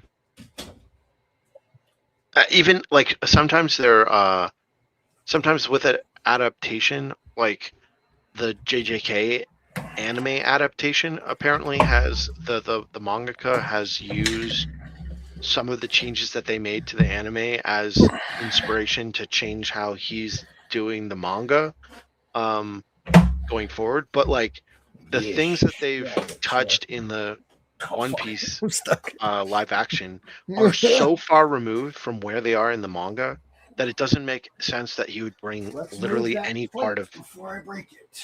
The live action, like anything he could have learned from the live action. It's totally irrelevant to what's happening in the manga now. So it's like he's not going to pull anything from it. So, but I also like, even if there was like one thing where he's like, oh, I kind of like this one specific thing, like Tashigi's dance or something. Like if we were to throw something like that in, let's like whatever, you know. I trust. It's funny. The whole time I was watching Smoker and Tashigi, I couldn't stop thinking about the finally a live action adaptation of Undead Unluck, right? No. Oh yeah. You still haven't watched that. What are you talking about? I couldn't help but think about it though. Unluck has big boobs. Come on. You think the racism towards white people would be something Localizers would love? Mm-hmm. I mean, to be fair, I think trying to like there is going to be, whether or not it was like I don't know the source material. I never read the manga. I don't know what's more accurate, whether it's American Tender or White Man's Money. I mean, it is a Native American character, presumably running in this race to like show up the white people, regardless of what he said. So that is what it appears the character is doing. So I don't know what would be more accurate, but regardless of that, I could see Netflix saying like, we just don't want to deal with the fucking people that are going to complain about this. So just make the dub less, like more. I don't think it's so much Netflix, but Bang Zoom or whoever's doing the dub. Regardless, I could see them saying, let's just not deal with the headache. Because even if it's more accurate, like if he did say, "Oh, the white man's money," you know they're going to get complaints, right? Like there's going to be some people that don't care that it's more accurate, and they're just going to say, "Oh, this is just woke This is garbage," and why- then drop it. this is Especially because why it's episode 1. Hold on one second. Mainstream was a And- mistake. Well, yeah, that. But so especially since it's episode 1, and they're advertising it as a reset, and saying like, you don't need to watch the rest of it. You can start here. And so if this is the first like experience of JoJo that you're getting is this episode, I could see them trying to make it bland and not agitate people away from the episode. So I that feel they like can at it'd least, be doing the opposite effect, actually. If well, only to knew. people that know the Yeah. that there's a difference. Like, I'm sure the edgy people would eat it up and be rooting for this guy just because of the "fuck the white man" thing, which is What, the prevalent edgy in people? every single piece of media that's been out these days. No, I'm saying there's going to be people on the right that are going to call it woke And garbage. when has drop it. Netflix ever bent the knee to the right? Maybe this When is they one of took the, out the Gamergate line. There you go. there you That go. was It's Crunchyroll like, Funimation, not Netflix. whatever. I think This is I think is Cutie still up on Netflix? I don't know. I think a good example would be the total redirection of their attempt to make live action adaptations with One Piece versus how they handled Cowboy Bebop. Bet. Like, fair enough. Got you there. I watched it. I'm just saying. Just saying. I watched Definitely, it.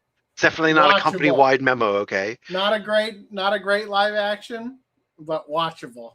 it's not a company-wide memo. If you're really into really cringe like teen dramas and like soap operas, watchable. Crunchyroll does this Karen lingo. The dub and sub aren't that different, so I don't see it as an issue. It takes out the context of his motivations entirely. Of him being racist. I want to root for the racist. I mean, just it's love this, implied. like, you will say the most creatively awful racist things to white people, and they're like, "Shut up, N-word," and you cry. They cry out a word we made. In regards to the example of male pride as the subtitle, I'm not sure what that is. Oh, so he's saying he doesn't mind. They're not that different regarding the two that are the Male pride fragility and fragile versus- masculinity. I'm pretty sure they're a little bit different. Anyway, I'd have to double check, but I'm like 9. Yeah, okay, we read that. erotic. Only buy physical anime if I could afford it. By the way, hot take. Hot take. Meteora is hybrid theory. I challenge you. Part You 2. can literally take Yeah. the songs from both albums and overlay them, and they are identical with different lyrics. The music starts in the same place. The bass drops in the same place. The lyrics start and stop in the same place in all of the same songs. It is the same album a second time, and they're both fantastic. The tried and true formula, they fucked it up with Minutes to Midnight and onward. They fucked it up with Chester Bennington's death. Yeah. The recast of Chester they fucked up with. I feel like they fell off after Minutes to Midnight, but that's just me. I can say, as somebody who read the manga, what can I read? Oh, there it is. It also says White Man's Money. But see, the problem is that White Man's Money appears to be the sub, not the dub. It seems like they're actually toning back the dub. That's why we're upset. That's why I'm disappointed. I mean, I wanted that. I want the racist banter between the heroes. I want that. That adds character to this I want person. the Die Hard with a vengeance. You're a racist, I'm a racist, but together we save the day. Yeah, like,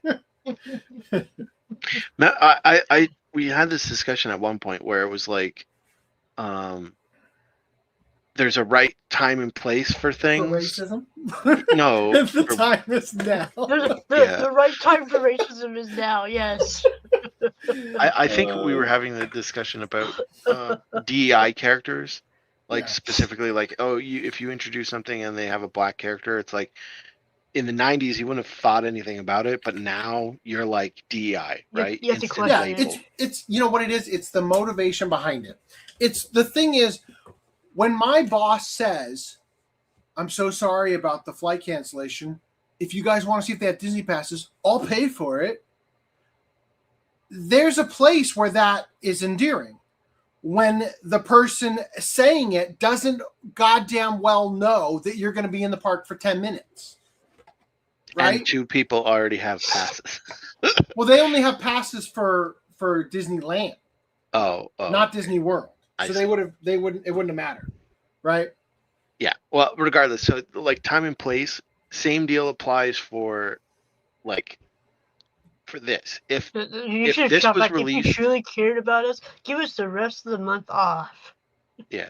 If that episode was released in an environment where there wasn't this like knee-jerk reaction to anything woke, I think you could get away, like just put it in there. Like it's better to be more faithful, but the fact that we are in that area,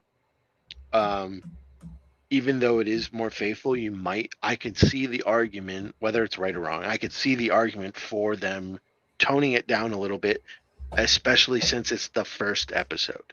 Later on, they can start throwing in more I just jabs. want, by the end of it, I just want every slur in the book coming out of this show. But like, what if they don't? What if they tone it down throughout the entire series? I mean, and turn this guy into a Mary Sue. What if they tone all the white racism down, but they up every other form of racism from the white people?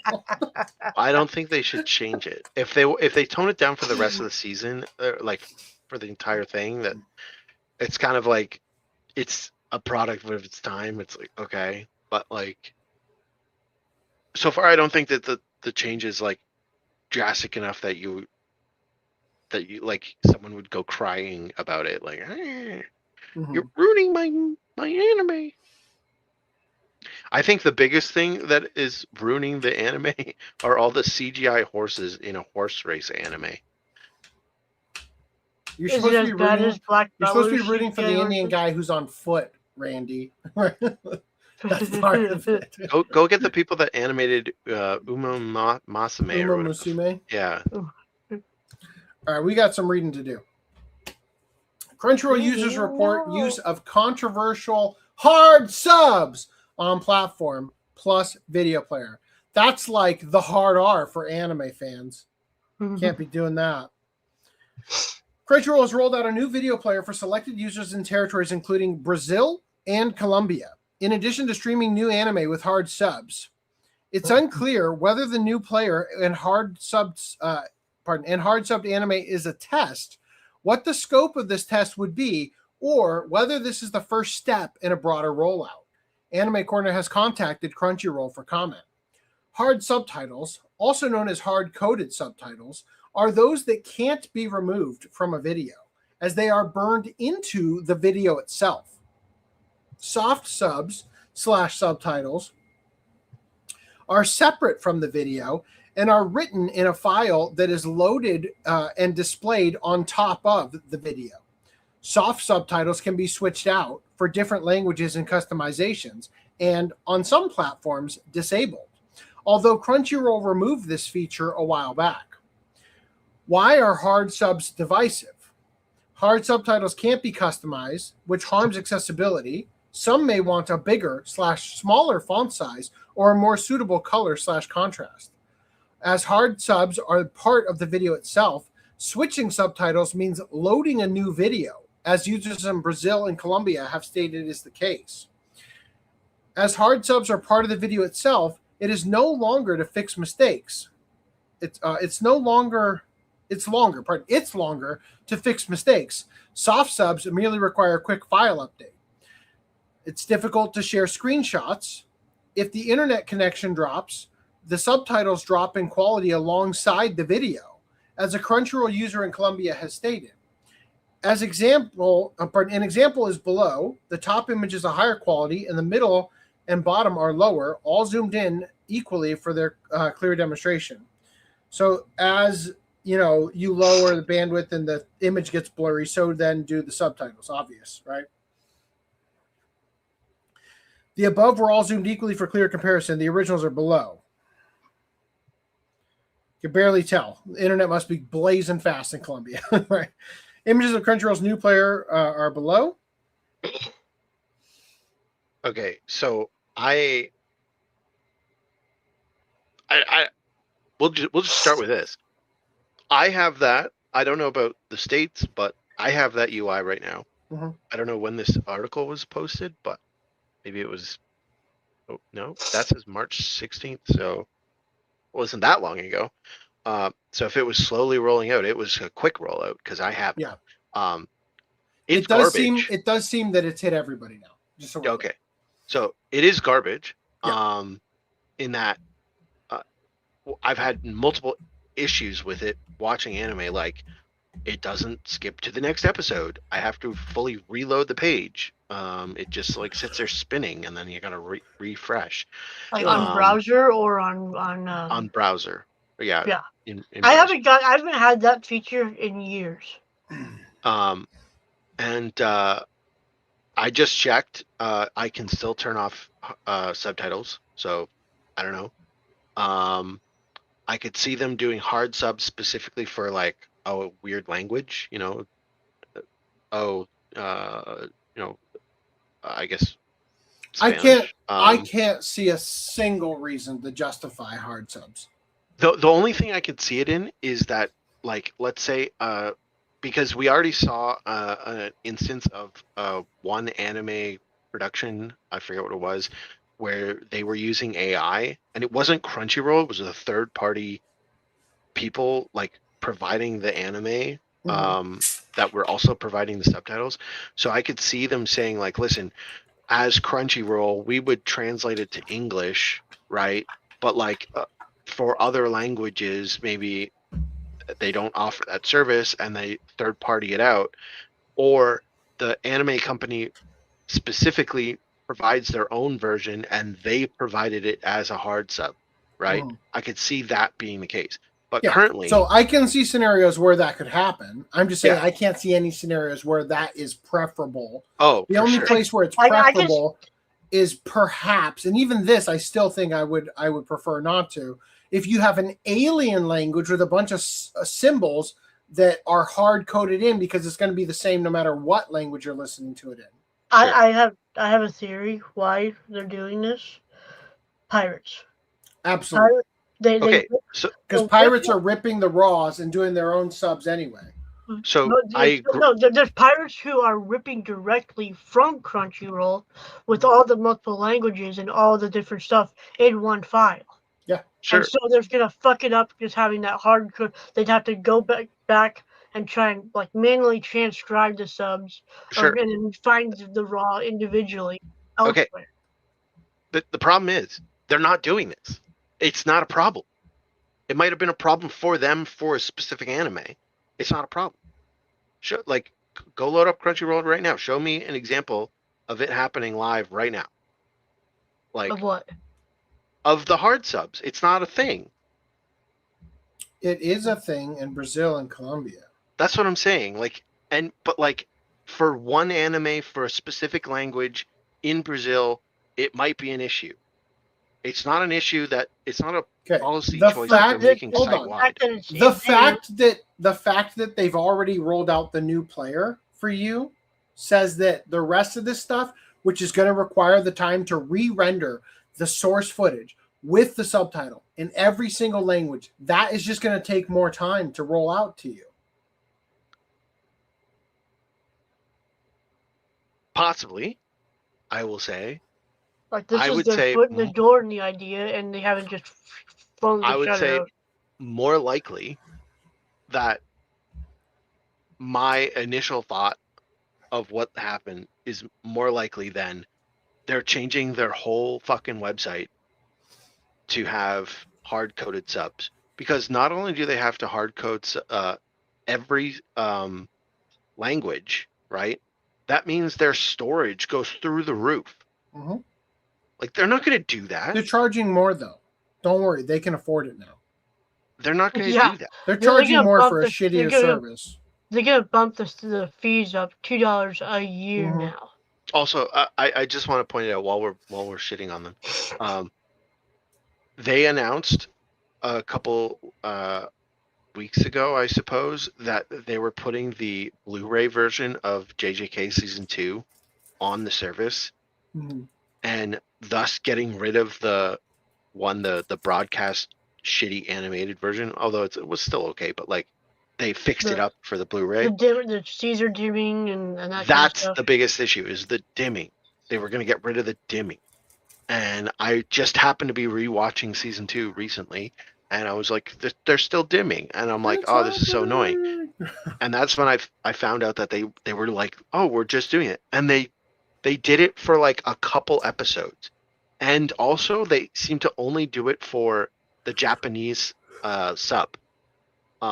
When you Just change like it to with dub. Attack on Titan, where the English dub had the Blu-ray quality and the Japanese sub had the broadcast version. Oh, really? Well, this would be the opposite. Well, Yeah, well yeah. that was from Funimation's era where they actually did that kind of thing. But For anyway, season so this was the opposite. This was the Japanese had the Blu-ray, but then also it wasn't every episode. There were still Japanese subtitle episodes that were broadcast.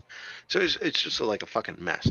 But yeah, so again, personally, I think this is probably not a policy that they're going to adopt site-wide. I think it might be a thing that they did for a specific anime in a specific region / language.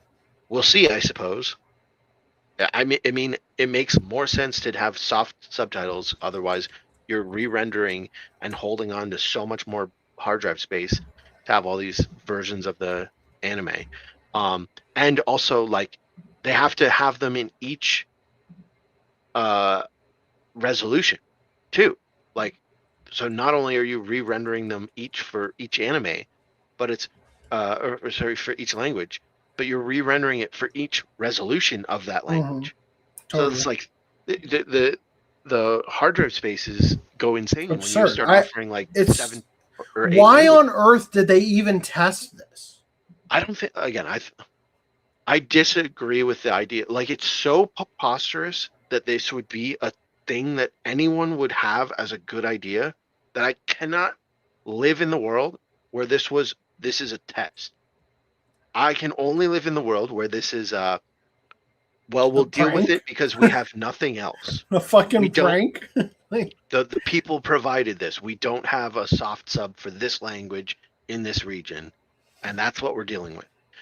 Like, I cannot imagine that they would be dumb enough to be like, yeah, piracy is a big enough issue that we're gonna just hard encode all subtitles for all languages moving forward, and we're just gonna eat. the Meanwhile, hard in the costs. Crunchyroll office, I should just say, while the world is dealing with a NAND shortage, and hard drive space is becoming extremely expensive. Yeah.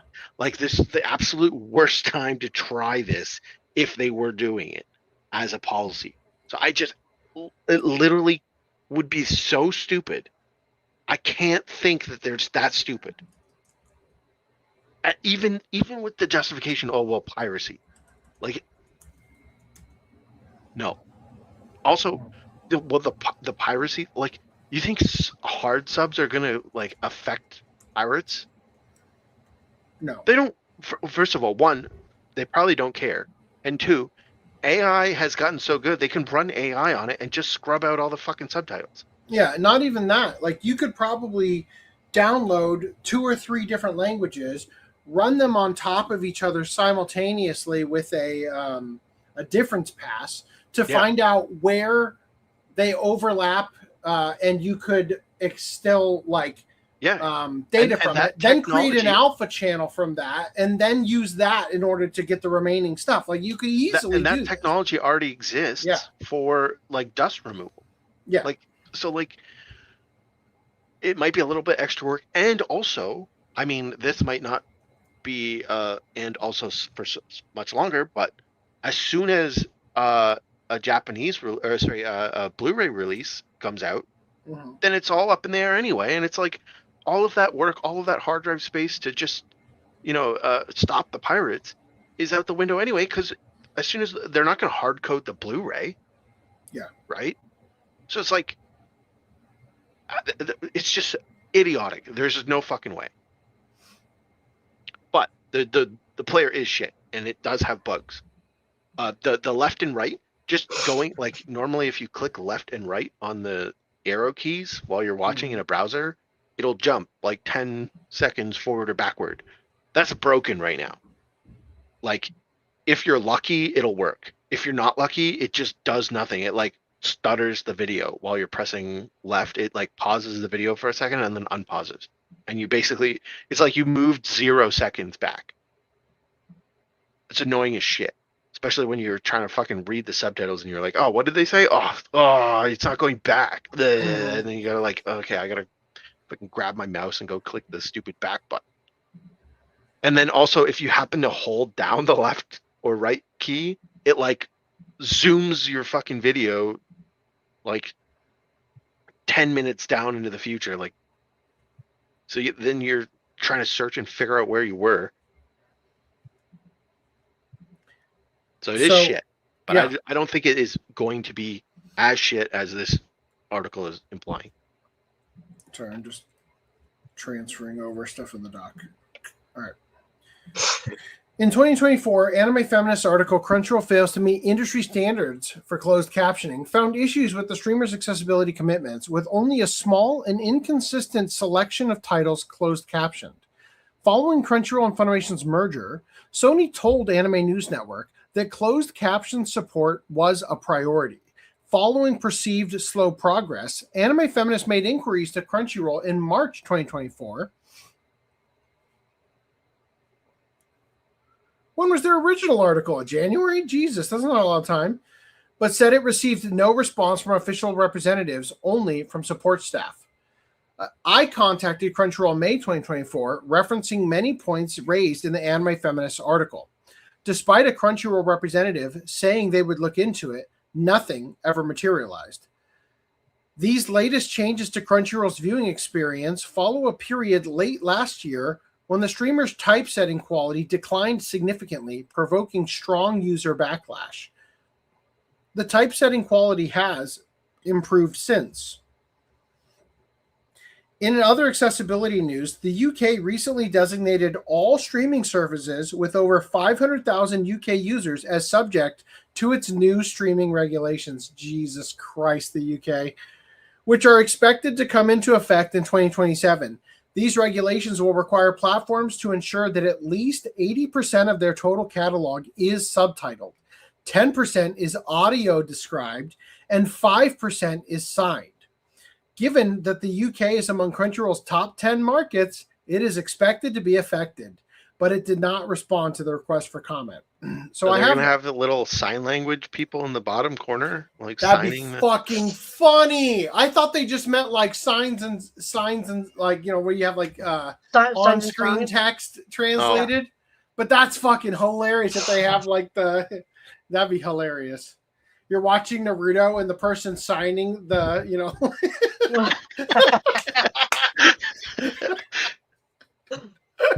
they're like doing something different, but just as fast. Ox, monkey, dragon. You know. Thank you. Close the door. I've had quite enough of you tonight. So somebody said, did they change the video player? Yes, they did. Right? What are they watching here? Sentence Defense Against Corruption at Murdered Fortress, episode 6. I don't know what that is. Sentence to be a hero. Yeah. Hold on, wait. That's the sentence to be a hero. Okay, yeah. Sentence Defense Against Corruption. Yeah. Okay. So they brought this up, and people in the comments, holy shit, are they mad? Any second now. I don't got all day. This is What's all your comments cue? here. Let me just. That was your cue. What?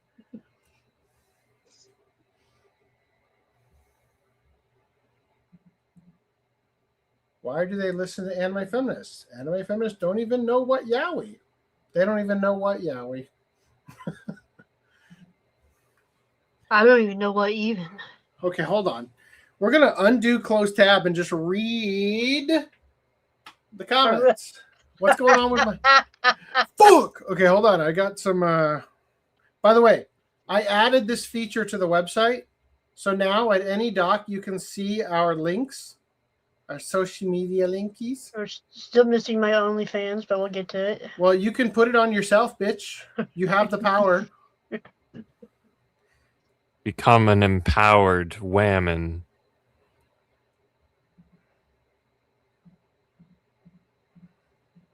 This is why we archive links.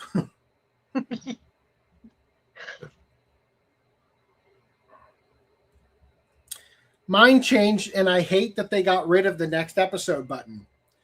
Also, the interface takes 7 seconds to fade away. Super annoying. Literally impossible to enjoy a cold opening now with this. What the fuck? I can get over the rest of the changes despite looking terrible and being in my way of subtitles, but removing this just irritates me. Yes. So just so we're clear, the new UI renders on top of the subtitles because they're hard-coded now. Yes. And the skip intro option is gone. The skip intro button has always been flaky. I saw it earlier this evening while watching Kaya-chan Isn't Scary. Also, it seems to find a way to not be in the correct spot on some. That button on TV pisses me off so fucking much. I have to go up for me to pause during the OP and ending because otherwise it'll skip it, which sucks because I usually love listening to OP and ending. And then this person said, sure glad they raised the prices and the quality of the service. Audio, Japanese. Subtitles, English. Quality highest. And what do we have? Was that Farsi? Hard-coded! Good job, guys. Any thoughts?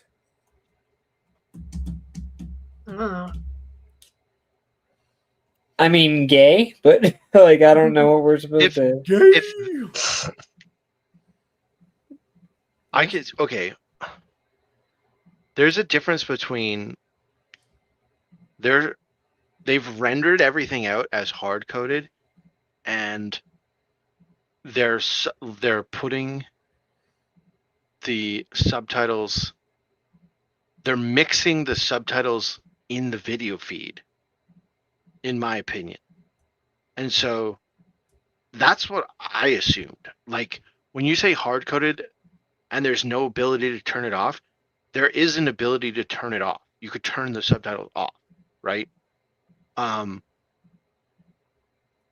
But if you're saying like, oh, well, the subtitle is not part of the actual HTML anymore, and it's actually built into the video feed, man, if that's the complaint,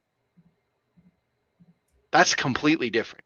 Like one requires them to render out like a different video, and so their hard drive storage. So the only thing that hard coding these subtitles is going to do is give them the option now to have people have to work harder to rip off their subs. Wow. Imagine going back to the old way we used to do things, but with tools that could still rip them. Like the OCR has gotten so good. Like I don't see this being a big deal. You know what I mean? Like you're spending so much more to host these videos just to put a tiny speed bump in the market of piracy. Is that correct? Is that what we're getting at? Yeah. Well, I definitely don't think it's as big of a deal.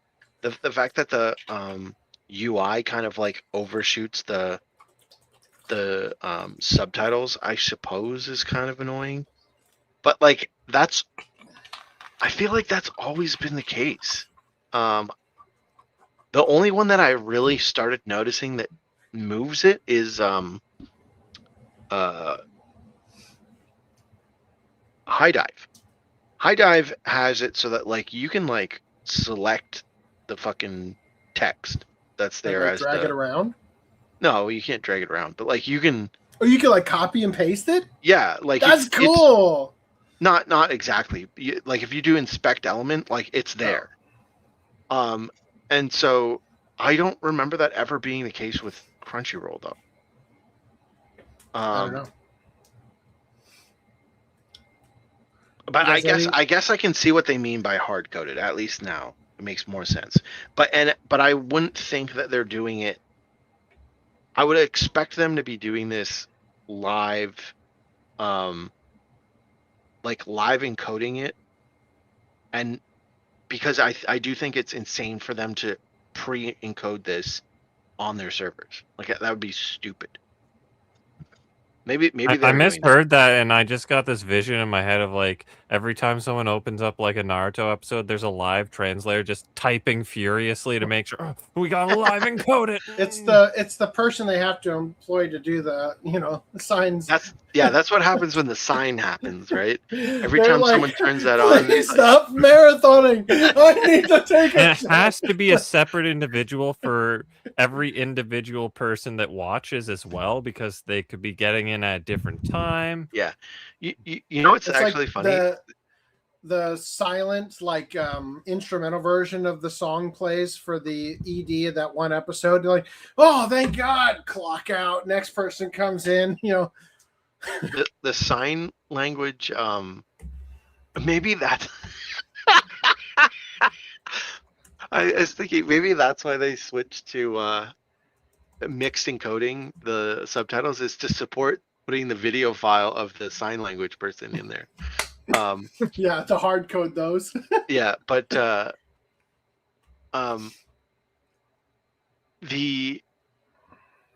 when you're signing for interpretation, you're only supposed to like sign for like 15 minutes or something, and then you like swap out with someone else because it's very taxing to like try and live translate in your head.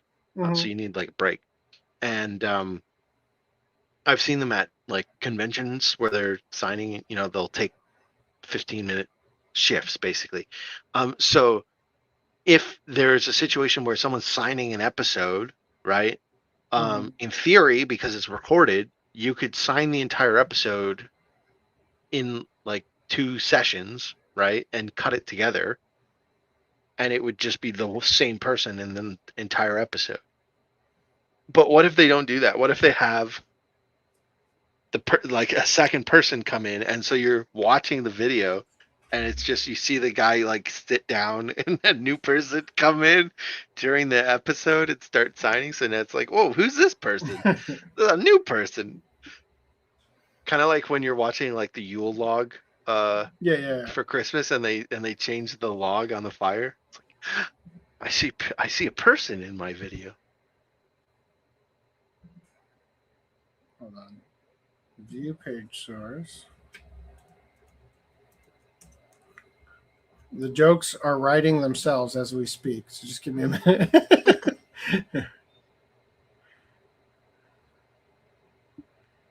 I'm gonna check Netflix.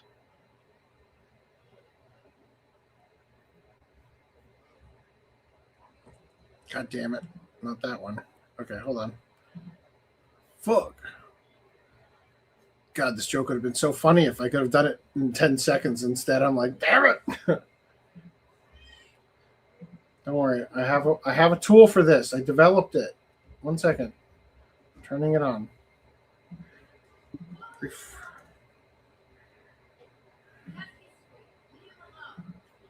All right, hold on. Yes. Why do you not recognize video? Okay, never mind. We're gonna give up.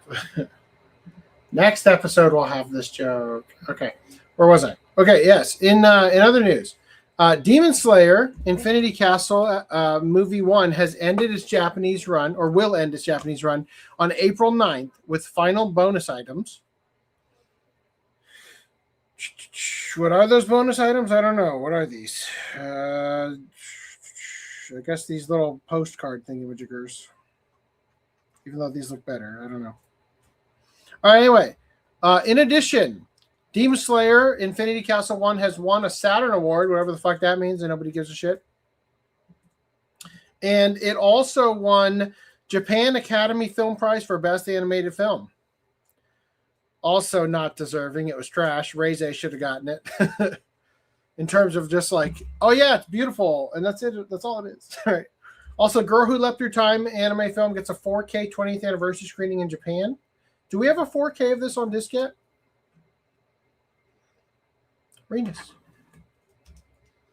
Reinus. He's gone. He's taking a shit.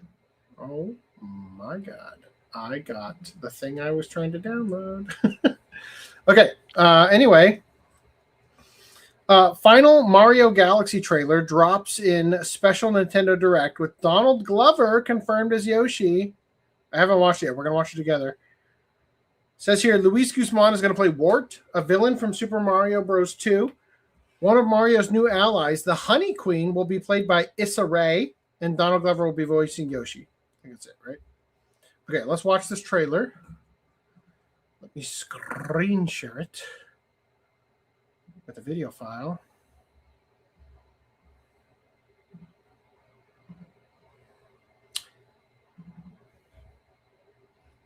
There it is. There's a huge universe out there.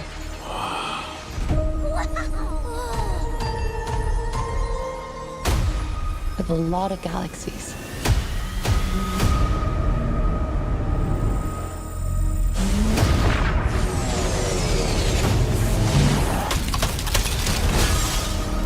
We gotta get everyone out of here. Go, go, go!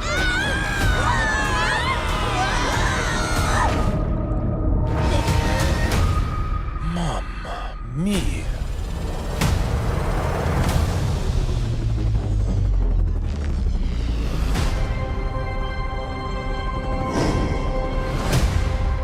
I demand that you release my father. Over my dead body. Fine with me.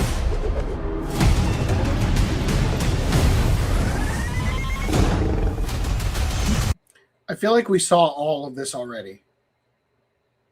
Have we seen anything new? Same.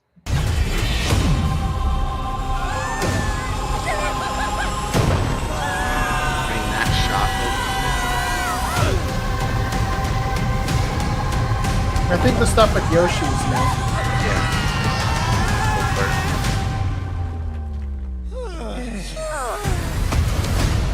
My Koopas! Your king has returned! Long live the king!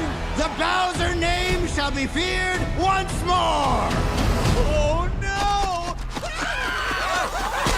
It seems like everyone calm down. way too much stuff in the trailer. Toad, pack our thing. Way too. This is like, you could have done a movie like every couple of years and hit like so many nostalgic games, and instead they're just doing the Marvel like, oh great, we made a movie about the stuff that was great in the 50s. Now let's speed run to the dog shit. Well, I just mean that they've spoiled too much of the movie. Yeah, totally. Like the fact that Bowser's apparently going to come back. Yeah, like we knew Bowser was coming back, but he was small in every other trailer. So now we know he's going to be big again. That's gonna now we know that's not going to just be the ending, right? That's going to be like a key point. Yeah. What, Bowser being the villain? Really? I know. As opposed to Bowser Jr. Like Bowser Jr. was Bowser Jr.'s voice sounds awful. Luis, who's doing Bowser Jr. actually? Let's go. Let's go. Oh, wow. Princess, you're going to regret that.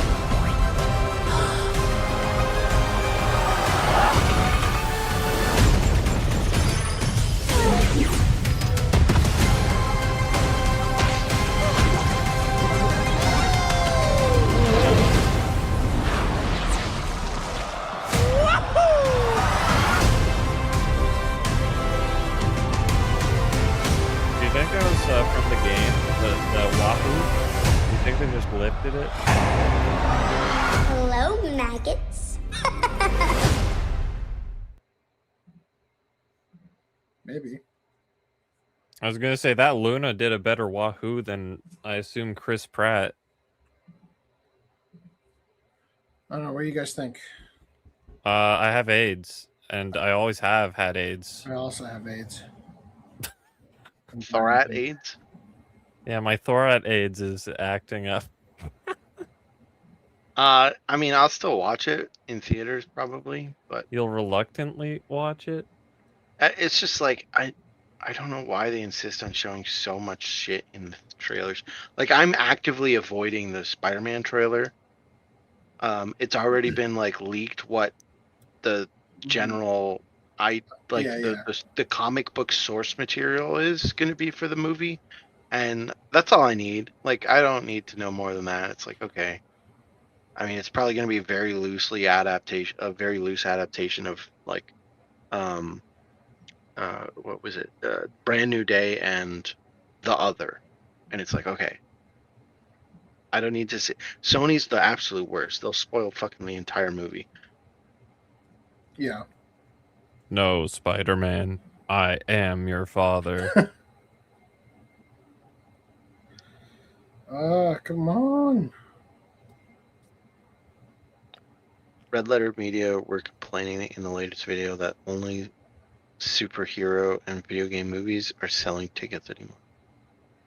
Yeah, I mean, there was a thing about Cineplex. I don't know if I said this already, but at some point, but Cineplex is like our Cinemark, I think is the brand in America, theater chain. Anyway, and the CEO said like, movie companies, please start making better movies because you're tanking our industry. And people were like, no, it's the $20 like movie ticket. That's what's tanking the movies. And it's like, no, like as a person who likes movies, I would go to the movie theater more if there were good movies in the theater. Like the $20 movie ticket is kind of annoying. Sure, I'd like it cheaper, but like it's not a thing that's preventing me from going to the theater, right? It's the fact that there's no good fucking movies. It's like, and the video game and superhero movies are the thing. Are basically like, even the superhero movies in general, like Marvel. I'll go see Spider-Man and I'll go see the 2 Avengers movies, but like the last couple Marvel movies I skipped, like because they're getting shit now. They're no longer like the sure thing.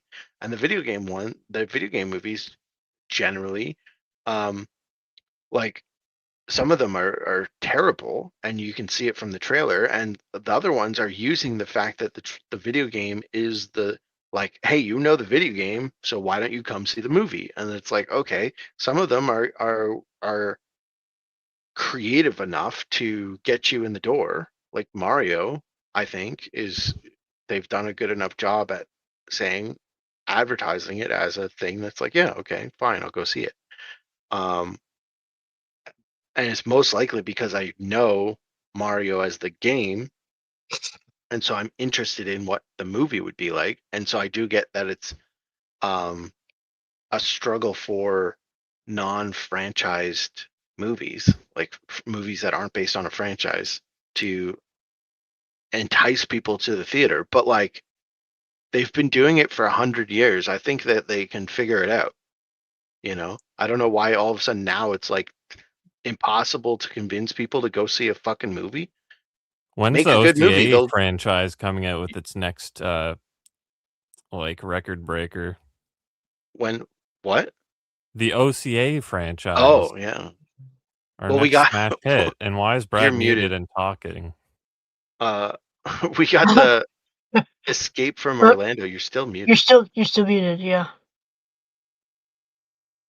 We got the Escape from Orlando.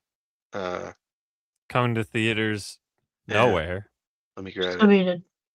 Right here. Right. Can Is you it hear coming me? in theaters? Yeah, I can hear you now. We can hear you now. Can you hear me now? Yes. Yes.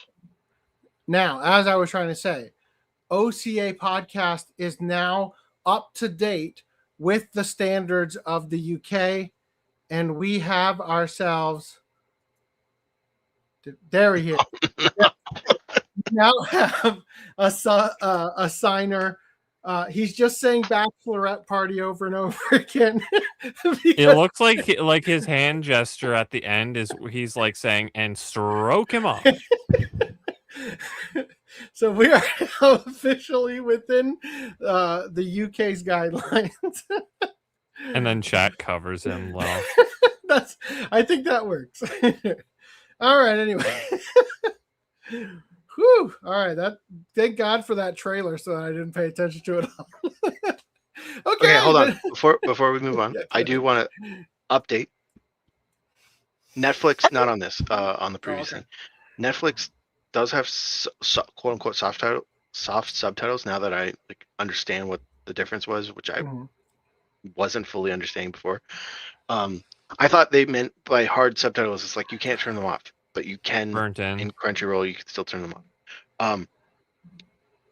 But there is a big thing that I didn't think of until I was just looking at the subtitles, that it's like, actually, that is kind of a big deal. Because I was like, I don't care if they're hard subtitles. If you can turn them off, I wouldn't care. The whole thing about the resolution, it's like,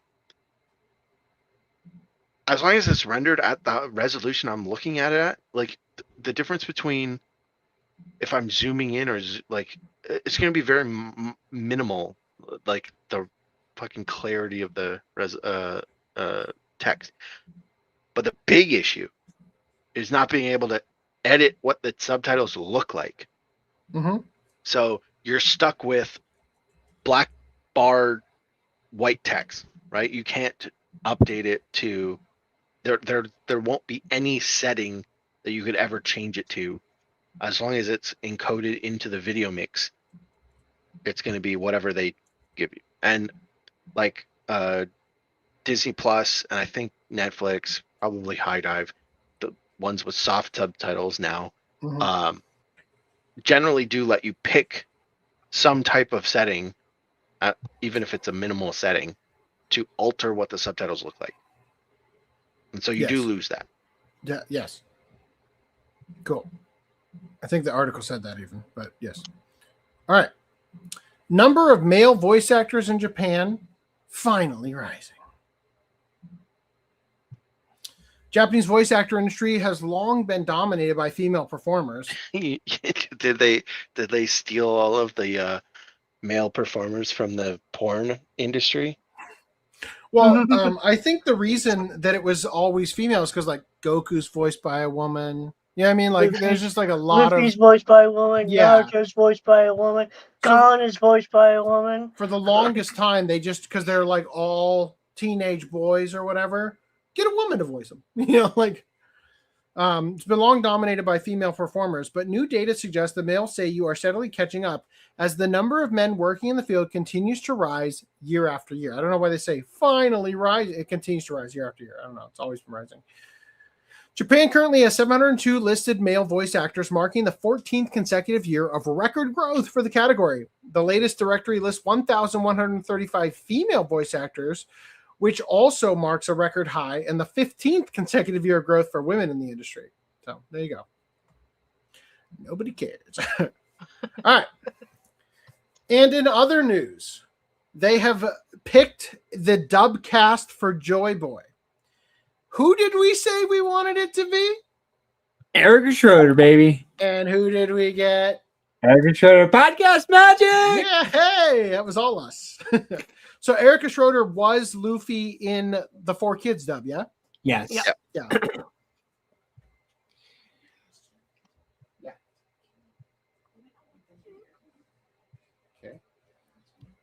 Like it was almost a shoe-in, but Crunchyroll being Crunchyroll, I don't know if they would have.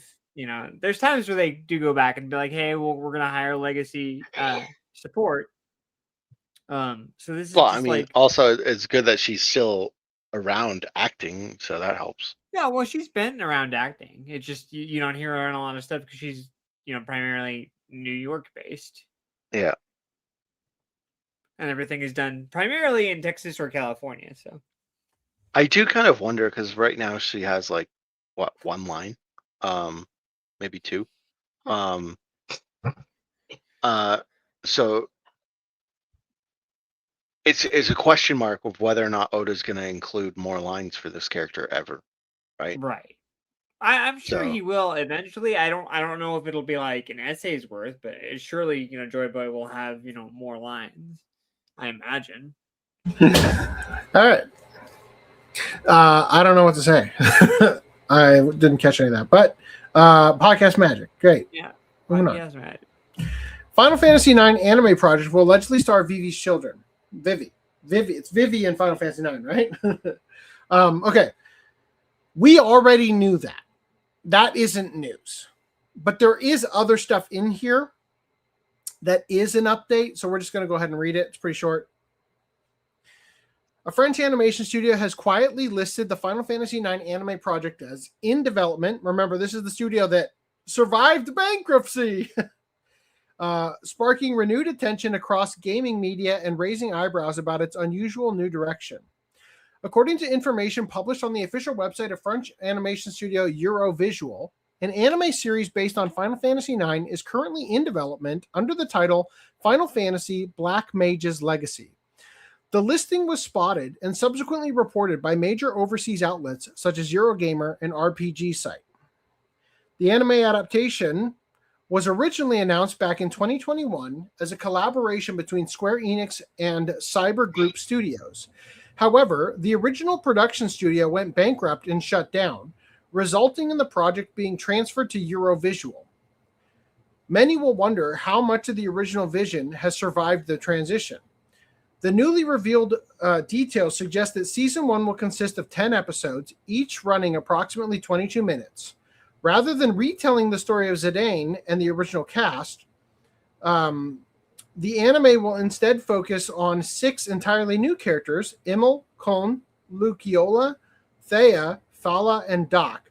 These characters are described as the children of Vivi, the beloved Black Mage from the original game, and are said to be the last surviving Black Mages across 4 continents. The story reportedly takes place in Alexandria, where the 6 children live peacefully under the watchful care of the townspeople. However, things take a darker turn when one of them, Immel, is discovered frozen like a statue at an inn where Koln works. This incident appears to tie directly into one of the original game's most emotional themes, the limited lifespan of Black Mages, suggesting that the anime will explore similar existential questions rather than simply coasting on nostalgia. At present, no release window or streaming platform has been announced. Thoughts? I'm genuinely happy to hear about the Joyboy casting, even if I'm not a One Piece guy. Objectively, the correct choice. Yeah. A feeling I wish I could say I had about the Black Goku voice. Right? I'm all for them doing something different with Final Fantasy IX anime, but where is the leaked remake? Damn it, right?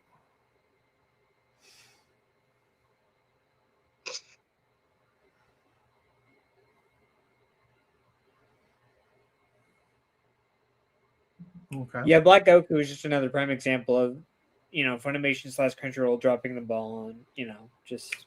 As far as I understand, it was 100% Sean Schemmel who stepped in and threw a bitch fit. Oh, yeah, that wouldn't surprise me. That's right.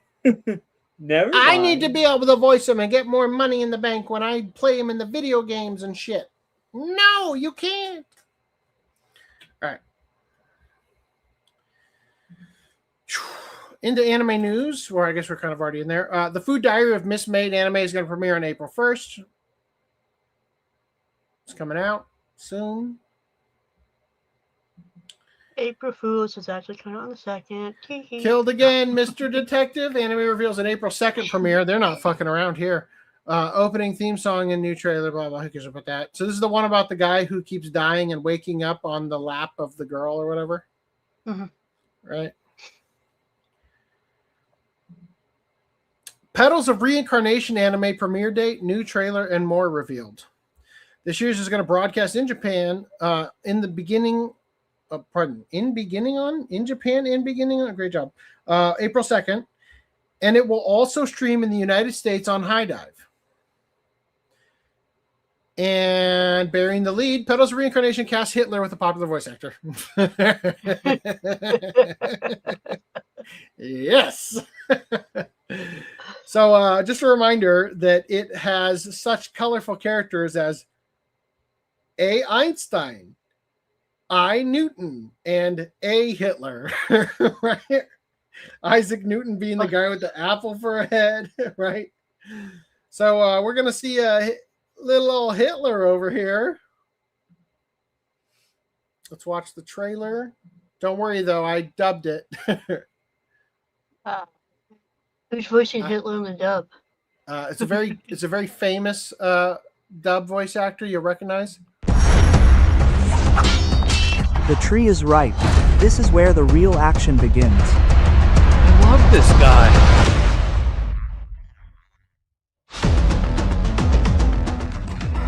I want to gain talent and make them regret it. Those who look down on me. We are alike. I want to become one quickly. A complete circumnavigator. I will trace back my past life and draw out my talents through the branches of the Rinkai. If talents from my past life that harm humanity are drawn out, I will eliminate them swiftly. That is the philosophy of our activities in the forest of great men. Hilarious that Florence Nightingale is a character among the others. It's the law. We believe that eliminating those who have attained enlightenment is our top priority as a contribution to humanity. Don't make me Hitler laugh. attained enlightenment, huh? Talent is much more free. I will return it to the vortex of the vortex once more. Isn't that wonderful? I have to become someone. I will obtain it. The fact that you are here will make you kneel before me. Everything is a trap to hunt you down. We will kill you. We will settle things. Don't. Let me escape. I will make you tell me everything you. No, you will understand if we fight. Should I? Kill you?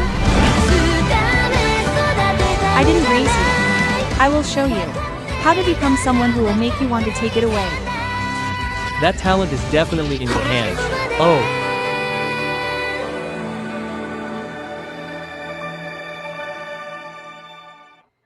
Absolutely Man, devastated. there's another it's not lost gonna premiere human to female. AX. What? I like my favorite line was Yeah. My favorite line was, "We must stop those who have reached enlightenment." Yeah, I got Hitler! killed over Dot, man. Like Dot, just oh my gosh, it was so It really amazing. struck a chord with me when he said dot, Yeah. and he said it twice. Like, He said it more than twice. It just feels like poor man's fate. Yep. I watched the shit out of it. Yesterday, my wife went to a baby shower, and I didn't want her to have to drive on her own. So I took her, and I waited in the parking lot the whole time, and I tried to connect to the restaurant's Wi-Fi, and there was a law group nearby, and their Wi-Fi, I shit you not, was Lolita Law. And you bet your fucking ass I would watch that anime, right? Like, can you goddamn imagine Ace Attorney, but it's just a bunch of lollies? All right. Megami Isekai Tensei Nani ni Naritai Desuka Ore Yusha no Rokotsu De anime shares this trailer. This is the one about the reincarnated as a rib, right? I think. So we're gonna watch that trailer next. Rib Hero is what I'm calling it. I've decided. I'd like a harem and a blatant happy ending with a hero.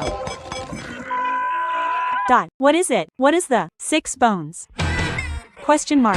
What is it? To put it simply, this is the front line of reincarnation in another world. You unfortunately died. Popular roles have a waiting Fucking got period. me, In dude. other words, you choose a reincarnation destination that no one else would think of. Some people become living creatures. Dot. Some people become living creatures. I'm back. Dot. So you came back after all. I thought I'd get used to it not having a happy ending. But well, let's look at the details.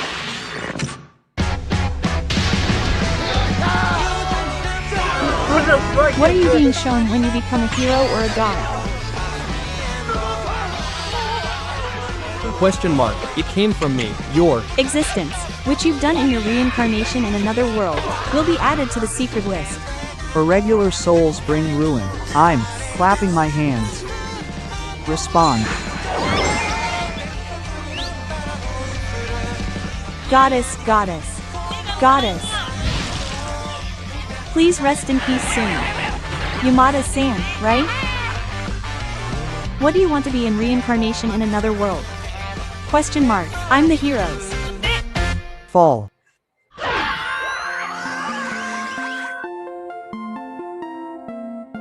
Damn, I thought Petals Reincarnation was going to be anime of the season. Shit, son.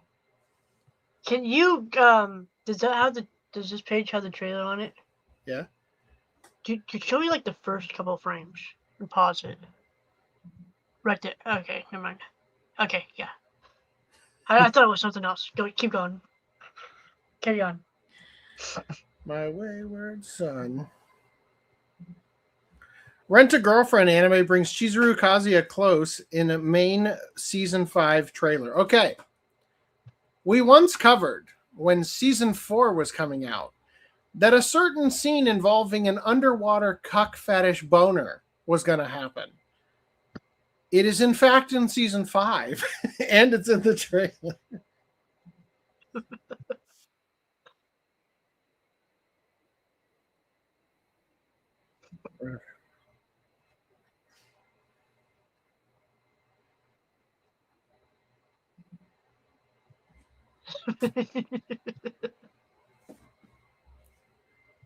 Now, I'll remind you that when we covered this previously, the famous, or shall I say infamous, manga page was actually an amalgamation of panels from the volume, but that did not go together. And this is a 2-page spread of him crying underwater. And there is another shot where you see him floating in the water, and people think he's got a massive boner. But I speculate that because the goggles are floating and the drawstrings are floating, that it is merely his suit also floating to show that he is sinking. We shall see. He does think a little too much about Chizuru getting reamed by other guys in the story in that volume. So there's no saving it. Just saying, correction, it's season 5, not season 4. All right. Ichijoma Monkitsu Gurashi anime is premiering on April 11th. This is the one about the girl who works at the manga cafe or whatever. Something like that. I don't know. I like the bold art color. Moving on. The 100 Girlfriends Who Really, Really, Really, Really Love You, Season 3 anime teaser trailer announces July 2026 premiere. Reminder that after One Piece and Read or Die, we shall be watching Season 1 of The 100 Girlfriends Who Really, Really, Really, Really, Really Love You. Yeah. And if your kink is incest, you're in luck. Chibi Reviews. 100 Girlfriends has Wincest in it, by the way. One of the girlfriends is his no cousin. spoilers. How do you think Twitter will react to this? Anyway. The Detective Is Already Dead Season 2 has delayed its broadcast to October 2026. The sequel was originally slated to air in July. There goes my Anime Expo premiere. Have you even finished season 1? No. I still have time to watch it, Baka. Right? You're gonna be on Great One as the- Piece for 3 months. Come Shut on. up. Fuck up. Shut up. It's been a week, dumbass. All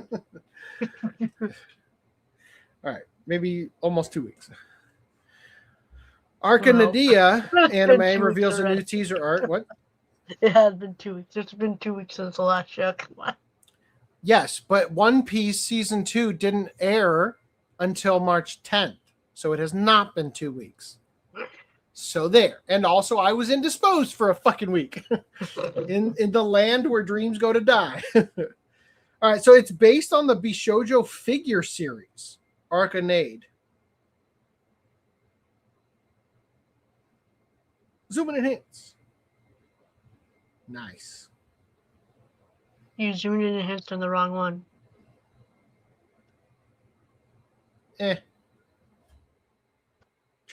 She doesn't have bat wings. All right, moving on. Jujutsu Kaisen Season 3 anime bears all with Fumihiko Takaba character visual. He appears... he looks like he's winning a chess match against a grandmaster. He's a wild card. Should be a Bluetooth symbol, not a Wi-Fi symbol. The joke is, I don't want you to be my Wi-Fi.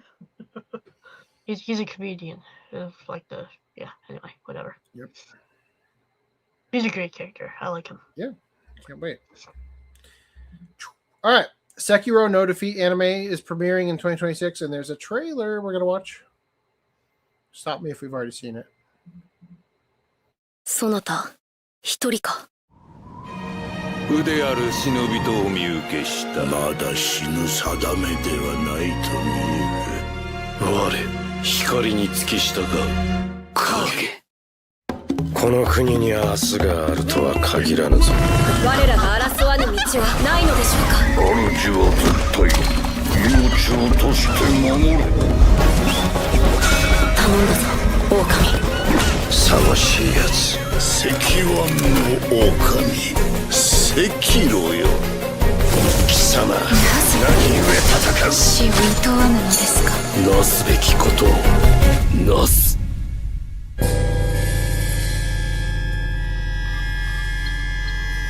楽しんでおくれなせがれどまだ苦労させられよ。狼、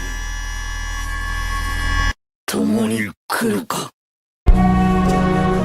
その力を与えられた者は死してなおよみがえる。さらばだ。この世のすべては死人。さらばだ。じゃが生きろ。私とそなたはそこにはおらぬ。生きろ。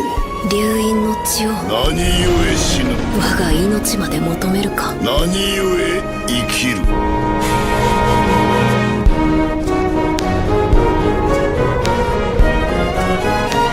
狼よ、我が血と共に生きてくれ。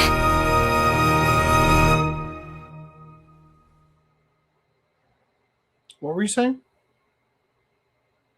The music, the background music or sound at the halfway mark, sounded straight out of the Matrix.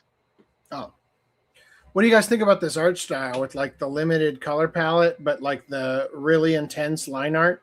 There's something about like it simultaneously looks really good, but almost is like there's almost too much scrangly line. It reminds me of Studio 4C / Masaki Yuasa line art, but with actual form for like a Kawajiri style art instead of like a fucking weird ass fever dream art like Yuasa does.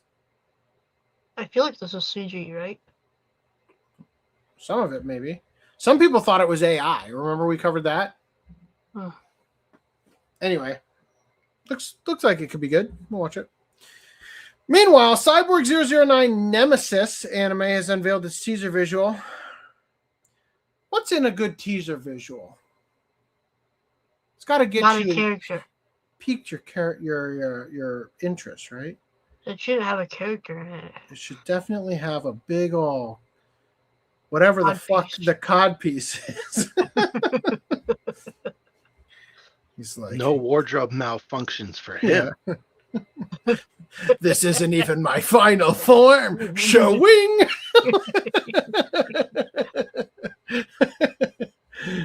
That's where my gun is. It's just like pops open to look good. All right, From Far Away anime adaptation announced for 2026. Do I have this? I don't have this. Oh, was this like just like a?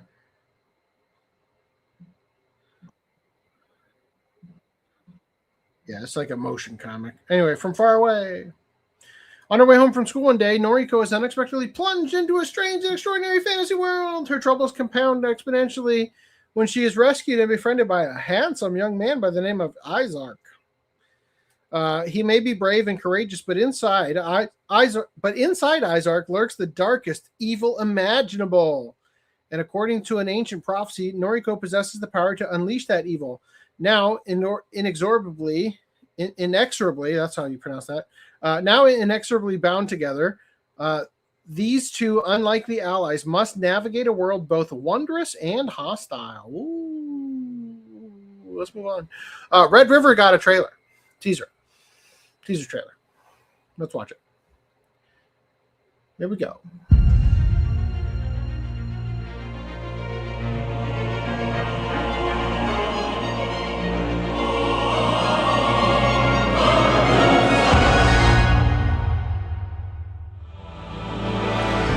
If only Tanjiro was there to save her from that demon. Capital of the empire in the 14th century BC. You must not run away. I cannot give up. If you believe in me, come with me. It is advantageous.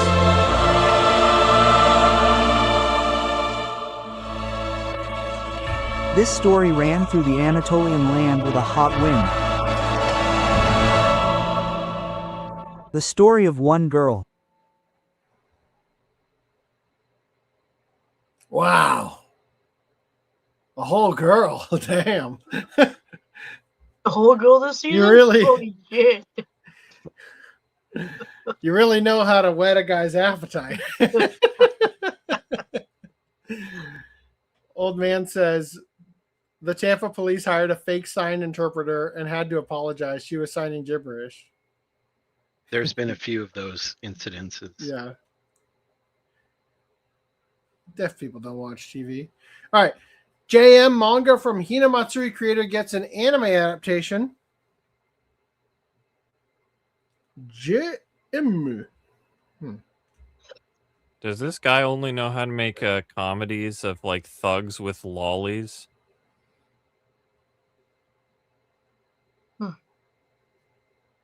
Excuse you. There is no finer comedy. Okay. I'm not saying Calm there's down. a problem with that. I'm just saying, is this his only brand? Like, when you at strike, that point, just when you expansion of the strike series. gold, do you turn around and dig in the other direction, dumbass? Right? No, he's just making 2 gold mines. Like, I mean, I guess that's a bad analogy because that's a really No, good that's a thing. great analogy. You shut up after that. All right, anyway. I wait with bated breath. Okay. Multi-Mind Mayhem anime adaptation announced. What is this Neko City Girls or whatever that fucking thing that Duo reviewed artwork? Was that a dog girl? Look at this face. That looks pretty decent art-wise. That, not so much.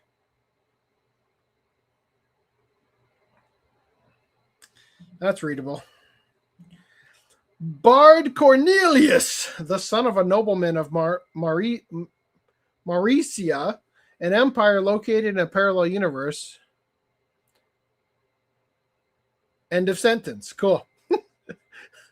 All right. But Bard is no ordinary boy. He's got 3 souls packed into one body. Aside from his own consciousness, he's got Oka, Sanai, a misery samurai, and Masaharu Oka, a high school otaku who loves animal ears. With his extra knowledge of military tactics and business acumen, Bard's ready to cheat his way to the top. Get ready to enjoy the manga version of this hit isekai light novel series. Wow. Dog shit. The fuck. Wow. Okay.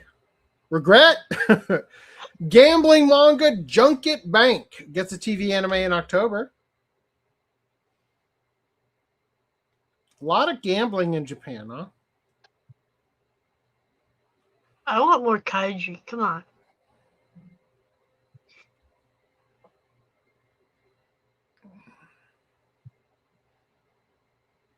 Junket Bank follows the adventures of Akira Mitarai, an ordinary bank employee who enters an underground world of high-stakes gambling when he is suddenly transferred to a special operations department, a secret gambling den located within the bank where he works. There, Akira encounters a mysterious gambler named Shin Mafutsu, and he discards his old boring life for a world of passion, pleasure, destruction, and despair. Hold on. So it's going to follow Akira. So it's going to follow this dumbass, and this is like the gay boy he's going to fall in love with and gamble with AIDS, I think. That's what it sounds like. That's what I read. Right? Okay. Green Line, are you ready to have your representation in the superhero realm? Manabu Yashiro's Tank Chair manga gets an anime. Dylan's gone. He left. He's washing his balls. I don't even want to read it. I just want to watch the stupid trailer, which is this one.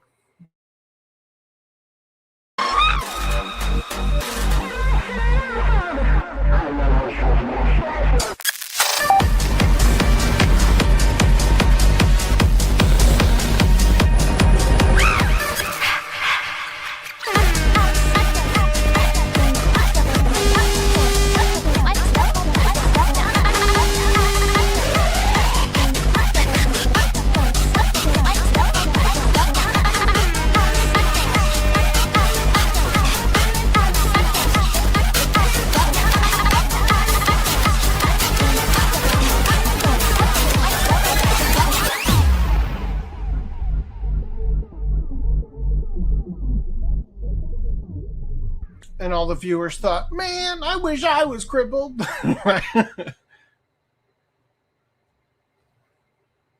Tank Char is cool. Yeah. Tank Char as navel, am I right? Oh, sorry. I lowered the desk. I got shorter for a minute. All right. I'm looking for zombie. Anime reveals October 2026 broadcast. I could not get this one to dub, but the girl has cute hair, so we're going to watch it anyway. There's two of them! Oh my god, they're not the same girl. All right, here it goes. 本当にアキのお父さんなの？それとも知らないゾンビか？これは人違い。いや、ゾンビ違い。隔離された村を脱出して丸1日。ようやく都市部まで来たよ。お父さん、ついに見つけた。仕留めるよ。外の世界ってすごいな。だって武器って可愛くないんだもん。これが新生活ってやつ？筋肉が武器に変えるんだよ。うわ、くっさー。賛成できない。一体何が目的だ？さくら、子供じゃないですよ。名付けてさくらガーデン。お父さん、本当だ。外の世界は美しい。ゾンビ探してます。10月放送開始。ロカりまくってる。ロカロカしてる。ロカりすぎだろ。そんな言葉はない。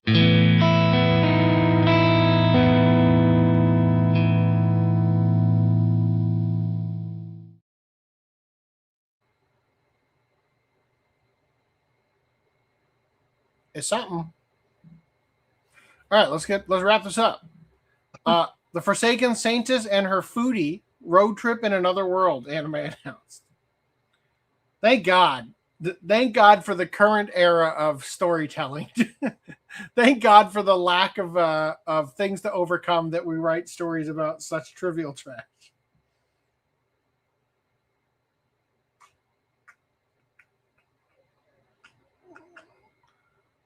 Why you no load?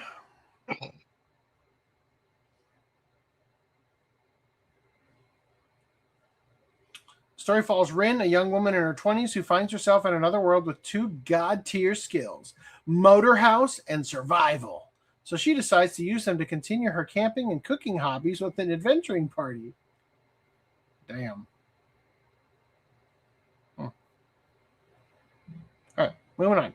So what's wrong with getting reborn as a goblin? Is this a cross between That Time I Got Reincarnated as Slime and So I'm a Spider, So What? Pretty much, right? The problem with being reincarnated as a goblin is the arm length. Oh, God damn it. The creepy ass arm length. E.T. phone home. Right? The problem is you didn't get reincarnated as one of the hotties. That's an opinion. You don't think she'd be hot? Look No. at that skin. It's red. You wouldn't want to fuck a goblin? What's wrong with you, Randy? I'm talking about the girl with the red skin who looks like she would be warm to the touch. No. Okay. Can we at least agree on the hotness of the blonde? Sure. Can we at least agree that for your skin to turn red, you must be warm? Randy's just racist. I think it is a possibility. I don't think it's a necessity. All right. Akira's life is full of twists and turns, from Japanese salaryman to reincarnated goblin to recognized goblin aristocrat. He's made a great progress for a place of goblins in society. He's made great progress for the place of goblins in society, but not everyone is taken in by his charm. 4 aristocratic families have refused to accept that a lowly monster has joined their ranks and have all united to take him down a peg. Akira has shown incredible strength and leadership, but can he keep up with the political machinations of this new anti-goblin alliance? That's a dude. Got it. All right. I don't know why I just assumed that was hair at first, not a hat. Why is the nose so small compared to this guy? You know what they say about goblin noses. Jewish. Whoa. That is not where I was going with that. Game Sekai Tensei Dankatsu, Gamer wa Dungeon Shukatsu no Susume o Hajime Kata Play Suru TV Anime Announce. I already hate it.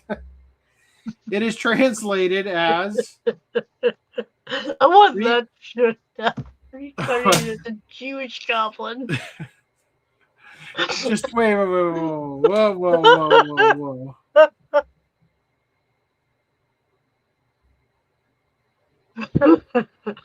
Okay, hold on. I thought it was a yarmulke for a minute. It is, in fact, hair. All right, we can move on. All right. Reincarnated in a game world, Dankatsu, Game Addict plays encouragement for job hunting in dungeons from a new game. All right. Images better be good or I'm giving up. I'm not reading that fucking thing.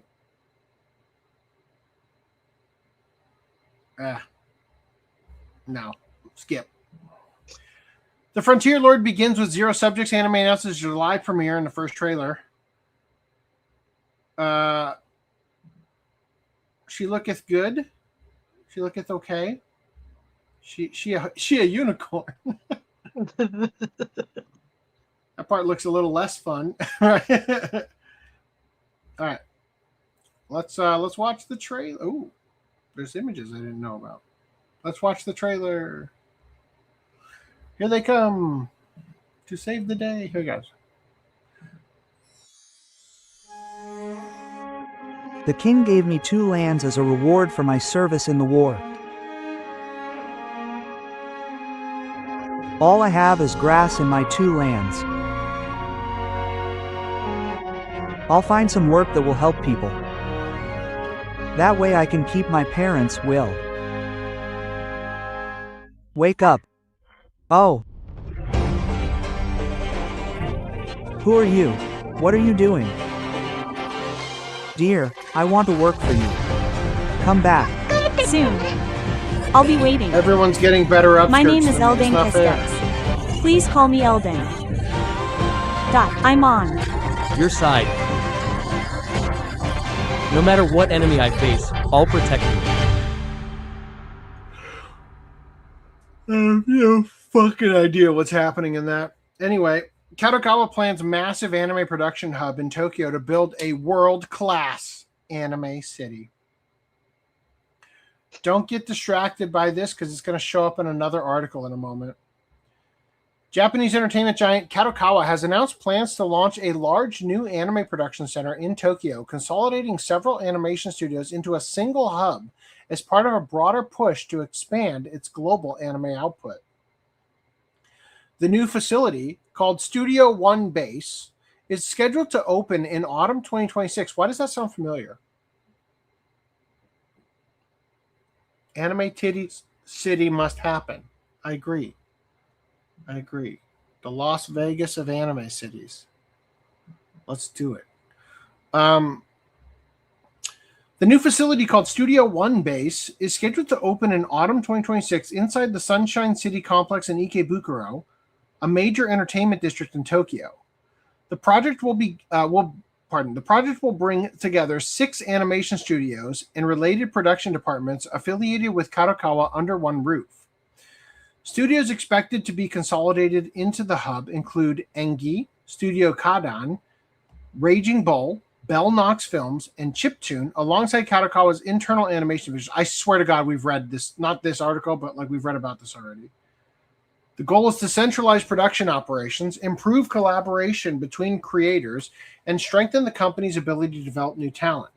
Kadokawa executive Tsuyoshi Kikuchi said the project is intended to modernize anime production environments while improving productivity and working conditions for creators. The initiative is part of a broader strategy described by the company as creating creators, creating studios. The roughly 4,600 square meter facility will act as a central base for planning, production, and administrative functions related to animation and film projects.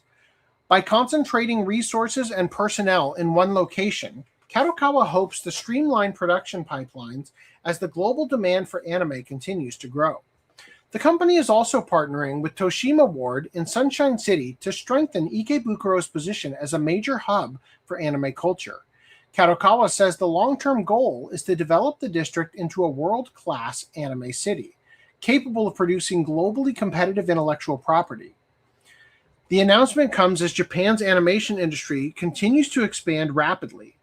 Data from the Association of Japanese Animation shows the anime market reached 3.84 trillion yen in 2024, the largest size ever recorded, and 14.8% increase year over year.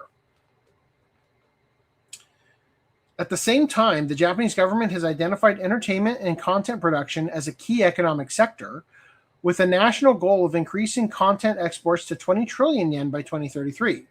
Kadokawa's new production hub is expected to be the first phase of a larger effort to strengthen the company's animation and live-action production structure. I swear to God, we've read this. Anyway, in manga news, Chainsaw Man Part 2 manga sets final chapters for March 2025. That's this week. So, question. Chainsaw Man Part 2 sets the final chapter. Will there be a Part 3?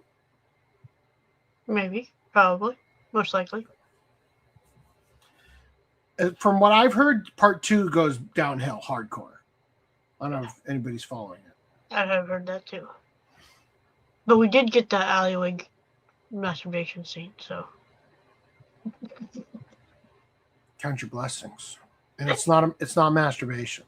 It's called a hand job. Right? unless the lady giving it is somehow part of Denji I didn't know about, right? Like, I lost the word for hand job. It's not part of my vocabulary.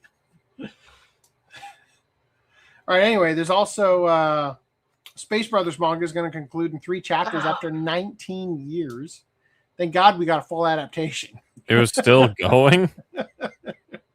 I hope we get a full adaptation now. After the first series was 99 episodes, like right. Let's hope it doesn't suck. Let's hope it gets dubbed. Wouldn't that be nice? Yeah. Yeah. I went down to Des Moines on Friday with a friend of mine and we went to a CD Hobby or something like that. Mm-hmm. And I saw there were 3 volumes of Space Brothers there on Blu-ray for like $30 a piece, and that's all out of print. I was like, holy! Oh, that felt great. Ow. All right. In other manga news, a manga artist, Hisashi Iguchi, has deleted an apology over the tracing controversy. You know what? Sorry, I'm not sorry. Fuck you. A tracing controversy that stirred backlash months ago has resurfaced as veteran manga artist Hisashi Iguchi quietly deleted his apology post.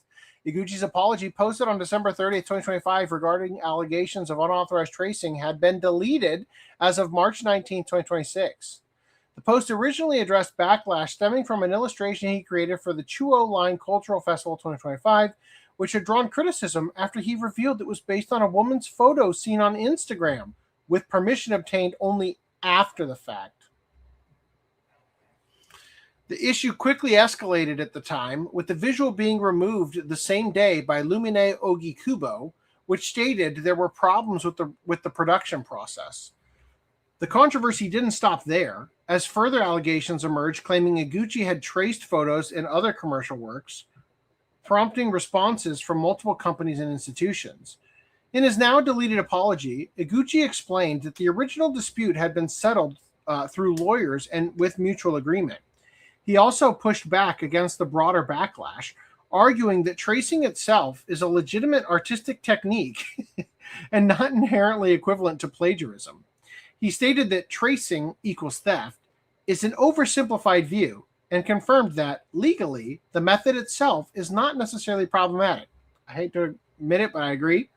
I mean, I don't know the specific details of his situation, but I do agree that there are situations where tracing does indeed not constitute theft, you know? Laziness, perhaps, right? But however, he also acknowledged a different issue, one less about legality and more about perception. Iguchi admitted that even if something is legally permissible, using someone's likeness without their knowledge could cause discomfort or distress, adding that he had failed to show sufficient consideration in that regard. Despite that explanation and apology, the post has now disappeared from his Twitter account with no public clarification as to why. As of now, there has been no response from Iguchi regarding inquiries about the deletion, leaving only a noticeable gap in his posting history where the apology once stood. Yeah, that's much better. Gotta raise this up a little bit. I feel like shit. Yeah, that's a great look. Okay. Any thoughts? Crickets. I agree. Once again, anime titty city must happen. Yes. Great thoughts. Gachi Yakuta creator reportedly frustrated with shippers. Yikes. A social media post circulating on Twitter is drawing attention to comments made by KyoAni, the creator of the manga Gachi Yakuta, after she reportedly expressed frustration with fans repeatedly pushing romantic shipping theories involving her characters. The discussion began after Urana created an Instagram story where the mangaka addressed fan behavior surrounding non-canon pairings and head-canon interpretations.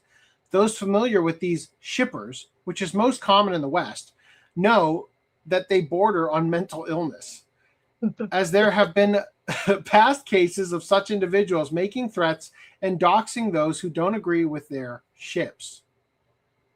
So I'm pretty sure I need to grab the archive of this, actually.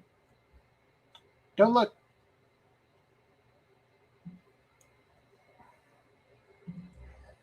Oh, for fuck's sake. Are you a robot? I am not a robot. Okay. According to posts referencing the story, Urana expressed irritation that fans who repeatedly push shipping interpretations directly at her or demand validation for their preferred characters' relationships. She reportedly clarified that while fans are free to enjoy their own interpretations of the series, repeatedly confronting the creator about them can cross a line. The situation appears to have escalated after fans asked Urana about specific ships during live streams and on social media, with some reportedly reacting negatively when their interpretations were not endorsed. Shipping, where fans imagine or advocate for romantic relationships between characters, has long been a common part of anime and manga fandom culture in the West. The comments attributed to Urana highlight a broader challenge creators face when interacting with online fandoms. As more authors maintain active social media accounts, they often find themselves responding directly to fan theories, speculation, and criticism, something that was far less common in earlier eras of manga publishing. So, Chibi made a video, and this was his thumbnail. K. Urana, I hate my Western fan base and their childish tantrums. Nice. So, regarding the shipping, people are shipping her with mangaka Kohei Horikoshi. Like, I'd be mad because of how thick it's I don't know, like the minute you involve real people, it's just like stop. No. They are the reason I believe in love. Mental illness is right. Yeah, So there was also this. I previously asked people not to turn the cover design into a template, yet some are still doing it. Comments like Gachi Yakuta is only popular because of Gachi Yakuta OCs, or are you denying our creativity? Are missing the point? Please understand the boundary between fan works and official material. I am using a translation app. Yeah, so she flew too close to the sun with the Western fandom, as usual. All right, Kadokawa says Japan has plenty of light novel writers, plans to get overseas ones. Yikes. They have plenty, so they're planning on getting more? We've got plenty. I want to get some overseas ones. Kadokawa says the light novel industry in Japan is not struggling to find writers, but rather readers. As publishers increasingly look overseas for new talent in an effort to revitalize the market. Don't like that. According to comments from a Kadokawa publishing executive, Japan currently has no shortage of people who want to write light novels, but the number of readers has been declining. Well, shit, when every single thing is, I got reincarnated as the villainess in goddamn bitch land. Yeah, I am fatigued, you know. The number of readers has been declining. The company believes that bringing in authors from outside Japan could help stir things up in the market and potentially attract new audiences.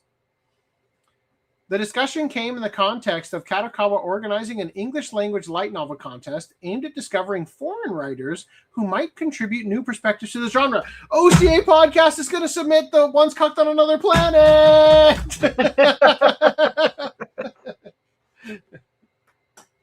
Now with AI. Our time is here. Our time is here. A splooge so intense it launched you to another planet. While aspiring authors continue to emerge in large numbers, often from web novel platforms, oh my God, I can have AI continue it from right where we left off, using inferences from the episodes, just like the original one was written. I'll have a manuscript for you by next week. We're going to be so fucking rich. How's the manifesto coming? Haven't touched it in weeks. Where was I? While aspiring authors continue to emerge in large numbers, often from web novel platforms where many modern light novels originate. Hold on, I think.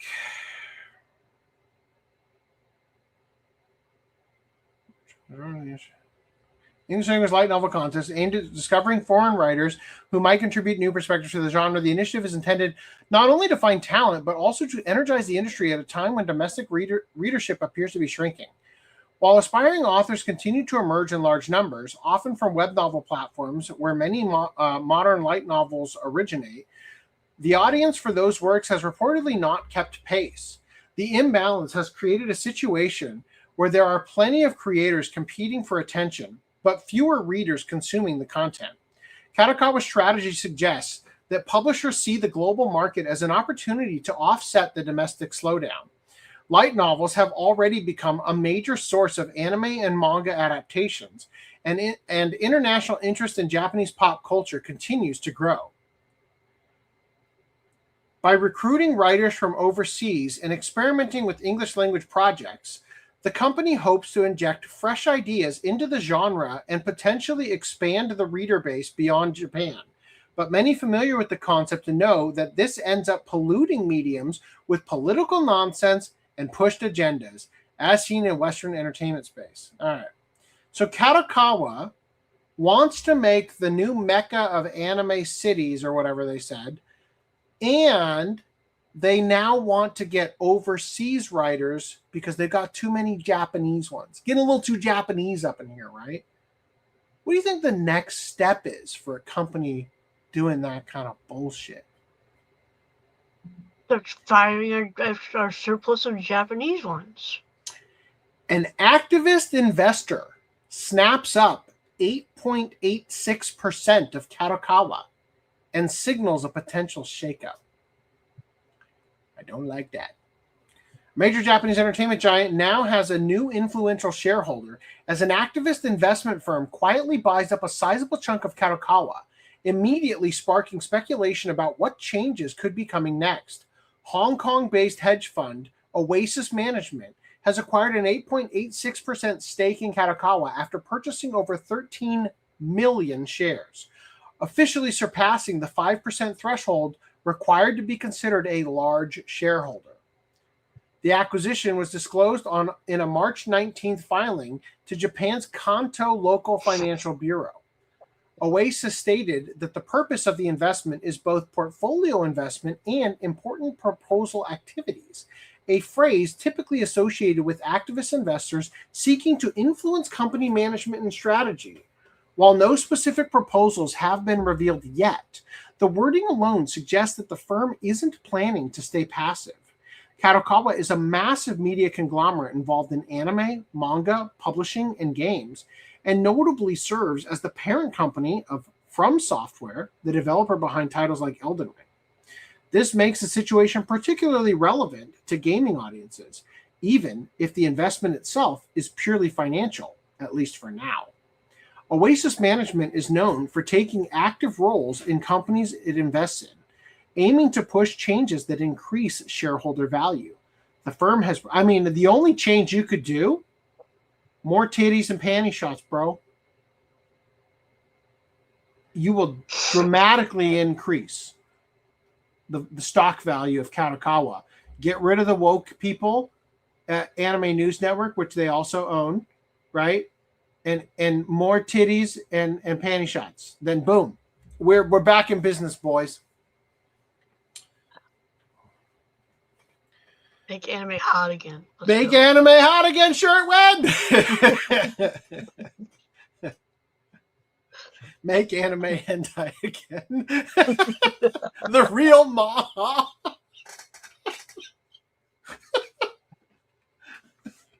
I was gonna say make anime sexy again, but then that's masa, and I was like, maybe not. No.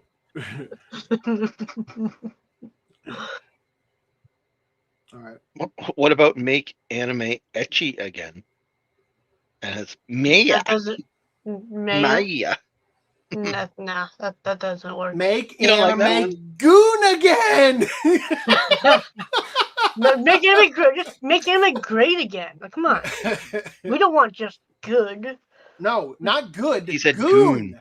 Oh, goon. Make anime goon again. Our logo is the anime, Shinji Come Hand. How about make anime goonable again? Goonworthy. Hyphenated, right? Yeah. All right, we're gonna workshop that. Just like the Hosoda shirt. I saw the shippers' comments. They really called her a bitch. Oh, what a bunch of cunts. Treating fictional people like they're real and real people like they're fictional. Yep. I saw a recent video from Western literary critic. She said most of the female written books are feminist propaganda and the characters are awful. Is that the new writers they want? Pretty much. I mean, Gachiku, I would never have guessed that was a female writer. I knew because I went to the premiered Anime Expo and I saw her. Although I didn't believe she was a woman because the no eyebrows. Right? Did you go up to her? Did you go up to her and apologize for all of the Western fans? Nope. That wasn't my place. He doesn't I apologize yelled it for from the others. back. Sorry. Coming here was a mistake. All right. I forgot where I was at. Kadokawa is a massive media conglomerate involved in anime, manga, publishing, and games, and notably serves as the parent company of From Software. I already read that. Oasis Management is known for taking active roles in companies it invests in, aiming to push changes that increase shareholder value. The firm has previously pressured major Japanese corporations like Nidec and Kao, and even held a stake in Nintendo, where it famously pushed for a stronger move into the mobile market. Fuck you. Didn't really pan out well. Unless the mobile market was the Switch, you know, in which case it panned out very well.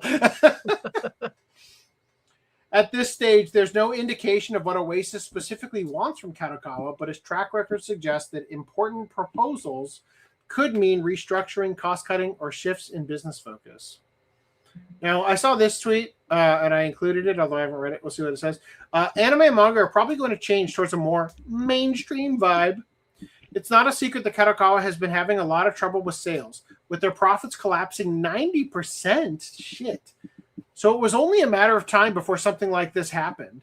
So this activist hedge fund manager, what does it mean?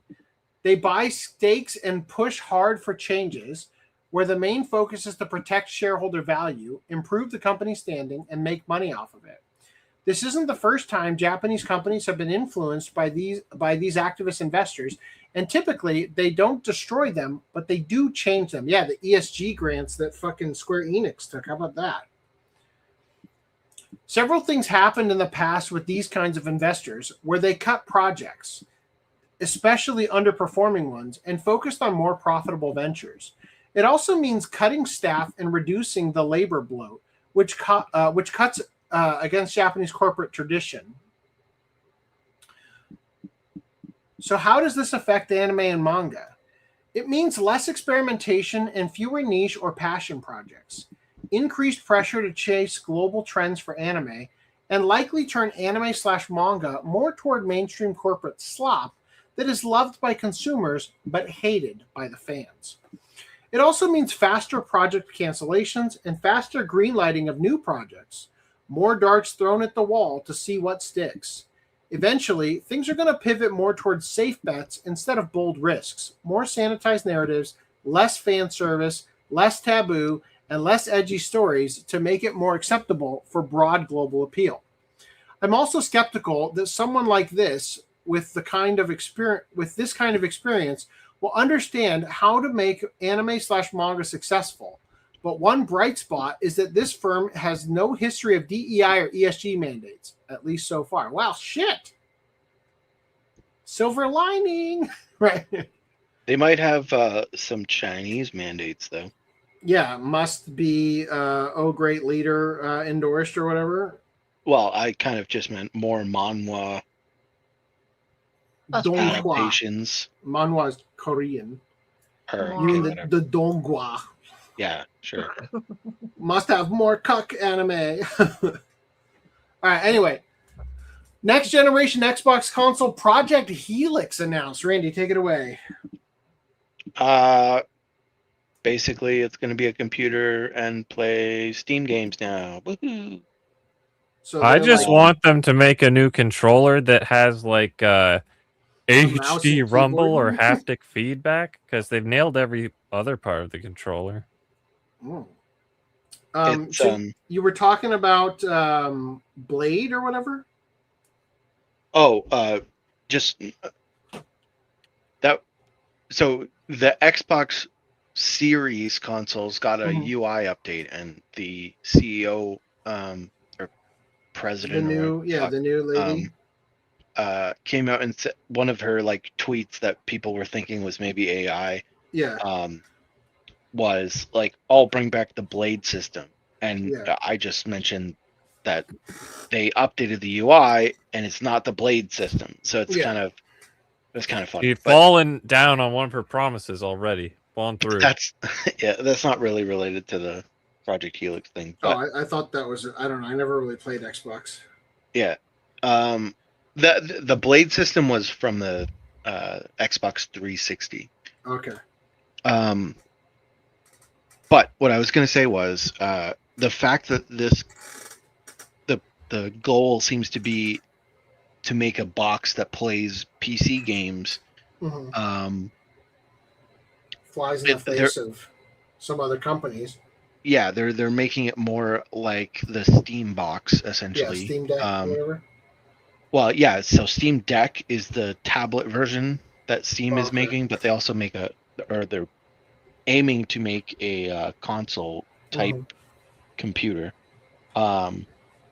And notably, PlayStation also has recently announced that they are no longer going to be making ports for PC. Yeah, and I personally think that is because of this. They don't want their games on showing Xbox. up on on Xbox. Right. No Stellar Blade for you, Double Helix or whatever the fuck it's called, Project Helix. Well, But you'll anyway. get Stellar Blade, but you won't get Stellar Blade 2. There you go. Okay, true. All right. Anyway, all right, moving on to the next game news thing. The FBI is investigating malware-infected Steam games that stole crypto wallet data. So look forward to your Xbox stealing your crypto. The FBI has launched an investigation into several games distributed on Steam that were found to contain malware capable of stealing personal data and cryptocurrency wallet information. On March 11th, the FBI's Seattle field office issued a public statement requesting information from victims who may have downloaded the affected titles. Authorities are attempting to determine the full scope of the attacks and identify additional victims connected to the incident, allegedly, since this is the FBI after all. According to the FBI, the investigation has identified 7 Steam games that contained malware: Block Blasters, Chemia, Dashverse/FPS, Lampy, Lunara, Pirate Fi, and Take Nova. Yeah, I'm sure that those games were massive successes. They were probably all free. That's why they got downloaded at all. The attackers are believed to have... Good. Just finish. I'll say later. The attackers are believed to have targeted users between May 2024 and January 2026, distributing compromised game bundles through the platform. One of the most prominent cases involved Block Blasters, a game originally released in July 2025. Investigators previously determined that a malware payload was inserted through an update patch released in August 2025. The malicious software was designed to steal personal information and cryptocurrency wallet data from users' PCs. At least one streamer reportedly lost more than $30,000 worth of cryptocurrency after installing the infected game. The affected titles have since been removed from the Steam store, but investigators say the malware campaign likely impacted multiple games over an extended period.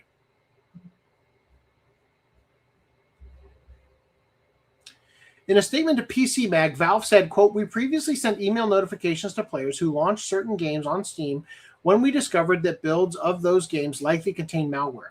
We removed those builds from Steam, investigated the incidents, and cooperated with law enforcement. Yesterday, we forwarded the affected customers a message from the Federal Bureau of Investigation regarding the investigation." That's all that was in here, yep. Earlier reports had already linked titles like Pirate Fi and Chemia to similar attacks using the same methods. The investigation aims to determine the total number of victims and gather more evidence about the individuals responsible for distributing the malware through the gaming platform. And there you go. At least Cooking Mama was just like a Bitcoin miner, right? Like, didn't take yours; it just took your PC value, right? All right. SAG. Hold on. Yeah, go ahead. So, sorry, you were gonna say something.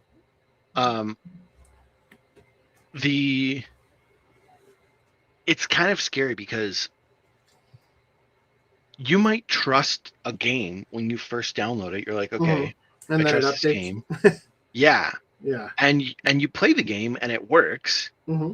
and then you don't play it again, and it updates in the background, and it gets a virus, and then you randomly play it another day, and you've lost all your Bitcoin. Oh yeah.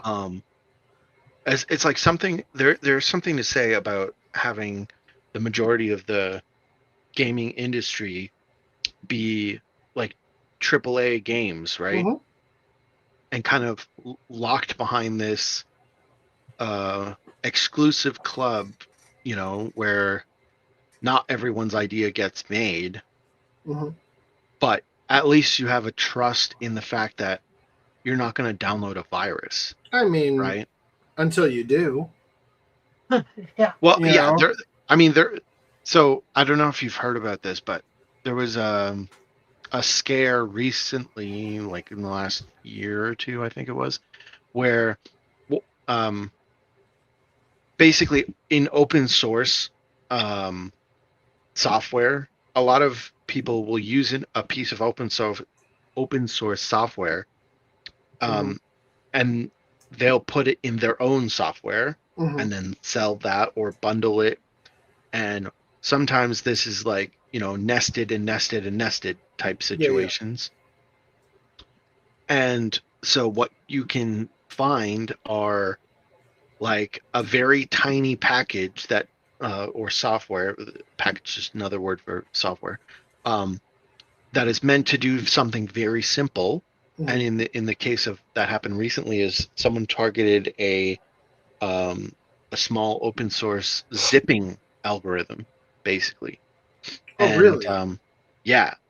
And Are you talking that about zipping, the 7-zip thing that happened recently? I don't think it was 7-zip, but it was a zip thing. Huh. 7-zip probably uses it. Yeah. Like it's so ubiquitous that it was a requirement in Unix or in Linux. Yeah. And so the hackers had they didn't hack it really. It's an open source software. And so basically what they did was there's a repository and people can submit issues. And when you submit issues, the maintainer of the software has to look over the code, fix the issue, or have other people suggest fixes. And then he has to look over that code and accept it into the code. And apparently this guy who had been maintaining this small little package that is now used everywhere has been maintaining it for 20 years, but he's not getting paid. It's open source, so he kind of does it on his own time. And what this hacker did was they made a bunch of different accounts and harassed this guy on GitHub and basically said it doesn't have this feature, or it's doing this wrong, blah blah blah blah, and you need to fix it. And then he created another account that offered the solution, here, I'll fix this fixed for it you. already. Yeah. And he did that enough times where this person that kept offering the solution got enough trust that they were able to become a co-maintainer of the project. And so they could put their own code without the guy having to review it anymore. And so this guy this hacker snuck in an exploit that basically could on the fly reroute all traffic, basically, whenever they wanted to. I'm going to send you something in the private chat. It might not be important, but this is what I thought of when you started bringing that up. I saw this recently, and I wasn't sure. I think I might have shared it in the Discord. I don't think I've seen this. I'm not sure. Looks like a lot of reading. Yeah, I just wasn't sure if this was what you're talking about. Yeah, no, this is not what I'm talking about. Okay. The thing I'm talking about. It's pretty interesting. Whatever it was. Anyway. Yeah. But anyway, so he was very close to getting it updated, and the thing is, he was able to get the zip container thing compromised successfully, but his goal was to try and get that update put into one of the Linux distros. Like they update every few years. He wanted it to get put in that distro. And so he started bugging that guy who maintains the Linux distro. Okay, we've pushed an update. Update your copy in Linux so that you can also have the exploit, right? And he was very close. It got in one of the nightly builds, but then some guy from Microsoft that was just working for Microsoft happened to notice that some like process he was running took like an extra fraction of a second. And he was like, what's going on? Why is this thing that's like, it's so basic that like it shouldn't be, it shouldn't have changed the timing, you know? Yeah. There's no reason for it to have changed. So he was like, he looked into why the timing changed and he narrowed it down to this zip thing. God bless the autistic. And so he literally saved like everyone. That Not all uses heroes Linux wear capes. Yeah. this, because some it heroes was, are just autistic. it was like Linux has different distros, but like they were targeting Red Hat, which is one of the Ubuntu, I think it was. And it was like the main, like, it's like the one of the most popular distros of Linux, and it's used everywhere. Like Amazon servers, like Linux is used fucking everywhere. So if that was successful, it would have been a massive backdoor. And so they found it and fixed it, obviously. But so you always kind of have to worry about that kind of thing happening, right? Like if an open source project like is used by a lot of video game companies and that gets hacked, you know, obviously that could happen. But when there are a high with the popularity of indie games now, where okay, so if you have an indie game before and it gets a couple thousand downloads, it's like, is it worth hacking that or compromising the dev in some way to force some malicious code in there? Probably not, because you're not going to get a return on your investment. But unless it's very targeted and you know specifically like, oh, this XYZ streamer, I know has it installed. I know they have thousands of dollars or millions of dollars in crypto. Yeah, it might be worth it then, right? But if you're just targeting numbers, then you're like, whatever. But now we're in a scenario where everyone is just going to the indie games because that's where the fun games are. And now indie games are like popping off and going and getting like millions of installs. Now it becomes incentivized to target indie games to update, to push up bad updates that would compromise things. And so whether it be through open source package that they were negligent in updating, or they compromise the dev some other way, or it's just a dev that wanted to go rogue. It's not a compromised dev. It's just a bad dev that was like, fuck it.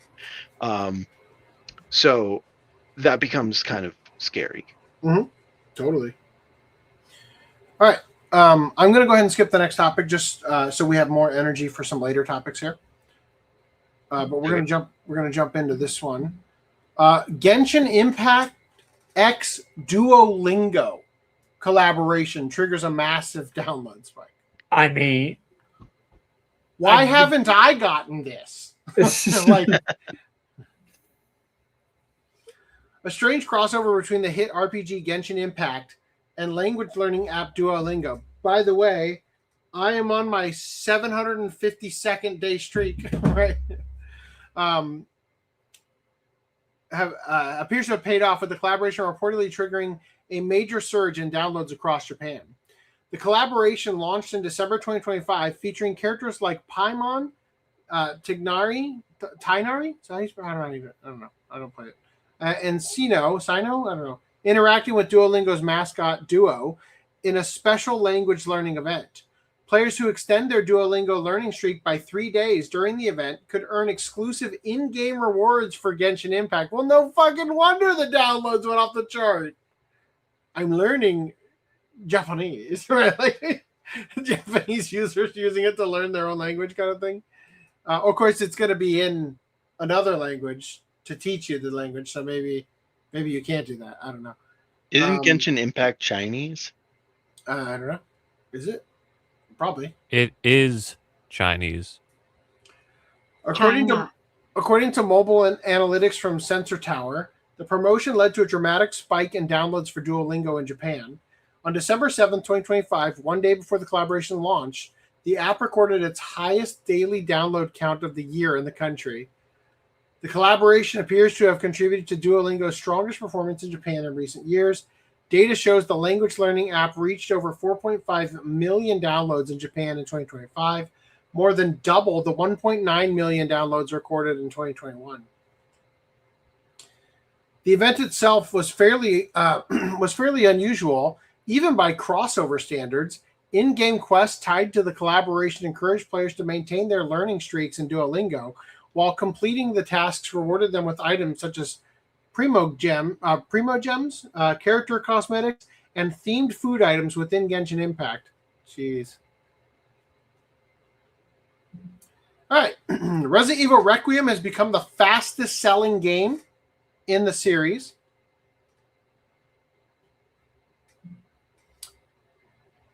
But the Resident Evil 2 director says that Resident Evil Requiem needs a non-scary mode. That's Hideki Kamiya. They made a mode that wasn't scary, but... As a game, the concept is already broken. I just want to enjoy the puzzles. Just the puzzles and the battles. Oh, I don't need anything scary. I'm getting old now. Oh, that's... dangerous. Hey, look behind me.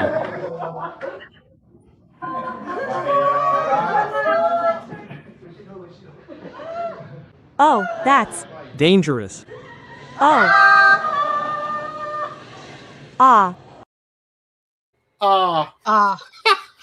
I can't believe he would be advocating for an easy mode on his video games. Yeah. Especially him, the director of the original Resident Evil 2 for PlayStation. Anyway, it's Hideki Kamiya, the guy who made Bayonetta, by the way. And like Beautiful Joe and all those, right? All right, anyway. Resident Evil Requiem story expansion now in development. Nakanishi put out this wild video. Holy shit. Hello, everyone. This is Nakanishi, the director of Resident Evil Requiem. Resident Evil Requiem, which was released on February 27th, has been extremely well received and has already sold over 5 million copies. The development team is incredibly grateful to so many people for playing the game. Thank you so much. We recently released an update that fixed some issues, and we plan to continue providing support to fix issues and improve gameplay. We are also planning to add content, starting with the much-requested photo mode, and we are also preparing a small mini-game, which we believe will be available around May. In response to our announcement, we plan to continue providing support for Requiem. Oh, and this too. We have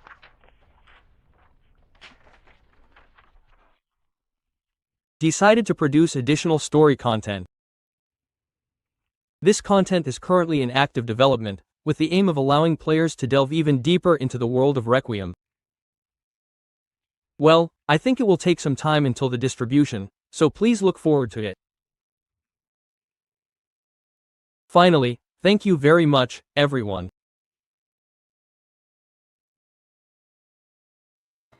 Fucking legend. I don't know if you saw what he fucking just did. Holy goddamn shit.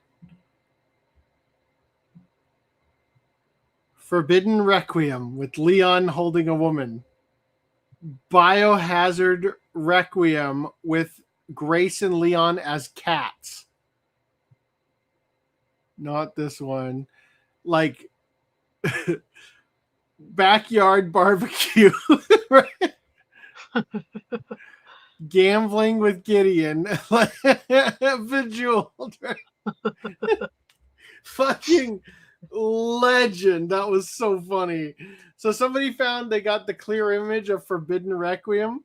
Now, something that is in the story, this is a small spoiler that I'm sure everybody already knows by now because it's been all over the fucking internet. Or don't care. When you complete the game, there's a cutscene. So Leon is wearing gloves throughout the whole game because he's got a an infection, right? That's spreading. And you cure it by the end of the game, and he takes off the glove, and then you see him as he's walking away put his hand up for a minute with both hands and then put his hand back down. And if you're paying attention, you can see he's actually putting on a wedding ring. And so there's all this like mind-blowing, fan speculation as to who the wife is, right? So they put the Forbidden Requiem as like Leon the Bachelor, right? Like, just hilarious, right? And then IGN has been accused of manipulating votes of the Leon Kennedy romance poll. Holy shit, Sherry. In a recent poll by IGN asking viewers who Resident Evil character Leon Kennedy should end up with romantically, many noticed that the already highly denigrated website had manipulated the votes, altering the winning woman. Twitter users initially showed that the poll had Sherry Birkin winning. Yikes! Sherry Birkin is the little girl you save in Resident Evil 2. That's creepy. Don't forget to vote in the RE9 IGM poll. 68.8%. 25,000 votes. Now, I'm just saying, Ada Wong ain't a good choice. Right? Like, I am totally not in the Ada camp. Claire's all right. Ashley Graham is where it's at. Am I wrong? Right? Like, but the same Twitter user revealed that IGN changed their vote from Sherry to Ada and also seemingly deleted a significant amount of votes overall. I've seen this trajectory in a 2020 election, huh? For context, it had over 200,000 votes, and Sherry was at about 70%. Direct your inquiries here. The accusation is corroborated by other Twitter users who shared similar screenshots of the poll. They brought the same matter up in a different IGN tweet. Rigged. We know what you did. Hey, WTF is this? My vote was on Sherry. I would have never voted for Ada. Considering IGN is infamous when it comes to promoting so-called wokeness and political propaganda in video games, as well as through absurd news articles, it shouldn't be surprising they also stoop cheating on a simple poll. So I will say this, that Sherry is in Resident Evil Requiem. She's like the woman on the other end of the codec calls, with in Resident Evil 4, it was Hunnigan, right? This time it's Sherry. She was also in Resident Evil 6, which I have yet to play, but I'm looking forward to very much.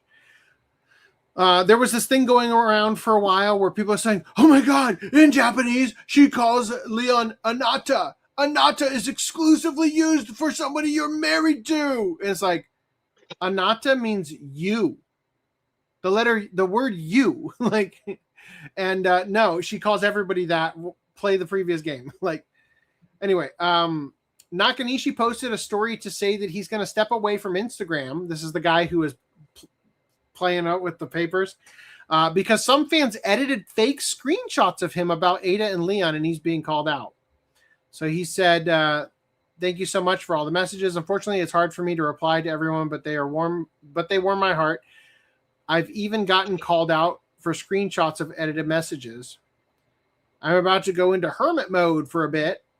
Right, so these were the messages here. I saw so many people messaging Nakanishi about Leon's marriage. I know it might not be the right thing to do, but I can't hide how happy this makes me. After all these years, all the waiting, all the debates, we can finally say it. Congratulations, Mrs. Ada Wong Kennedy. Right, and they got messages talking to him, and they're claiming that he said so and all that shit. So, all right, moving on. Resident Evil 9 reveals game industry hypocrisy as fans drool over Leon. Ignoring that weirdly drawn leg. Yeah, so I think we looked at this previously. Resident Evil 4 no longer sexualizing as women is a good thing. Leon has definitely still got it, as Resident Evil Requiem fans are already going feral over his biceps. The sexualization issue is just another shit they made up to get us all fighting. Women enjoy a sculpted man body just like men like a big ass and boobs. This won't stop until these women are banned from the gaming industry, period. Anyway, it's just more of this and this. Confirmed, men who objectify women are effing horrible. 36 Winter Olympic bulges that deserve gold.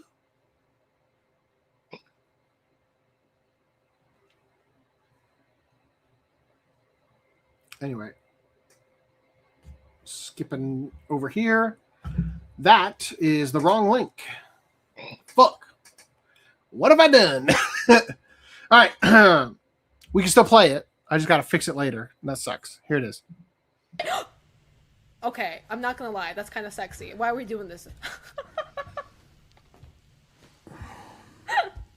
Why is he strapped on the chair? Oh my god, the things I would do to this man that I cannot say on Twitch.tv for all sorts of reasons. Yeah.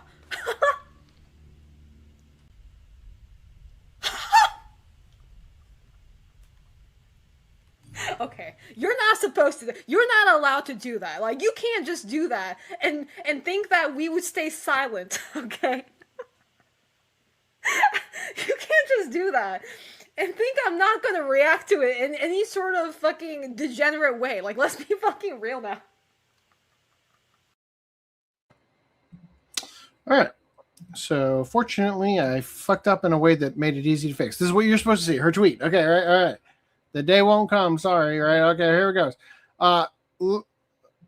Manga lawyer said, this game blackpilled me regarding this tweet.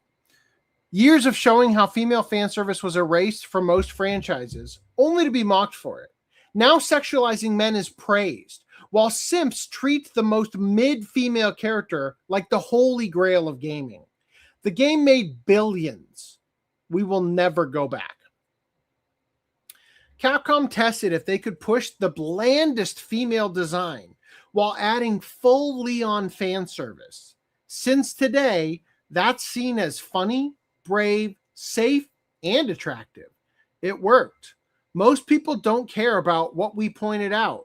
It's the result of nostalgia plus decades of cultural brainwash. It also reconfirmed my idea that women and simps ruined games. Sorry. Their expansion was artificial and never natural.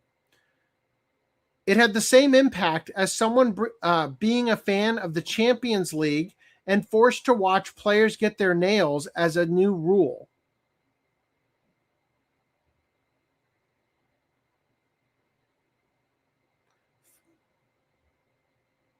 Forced to watch players, you mean get their nails done?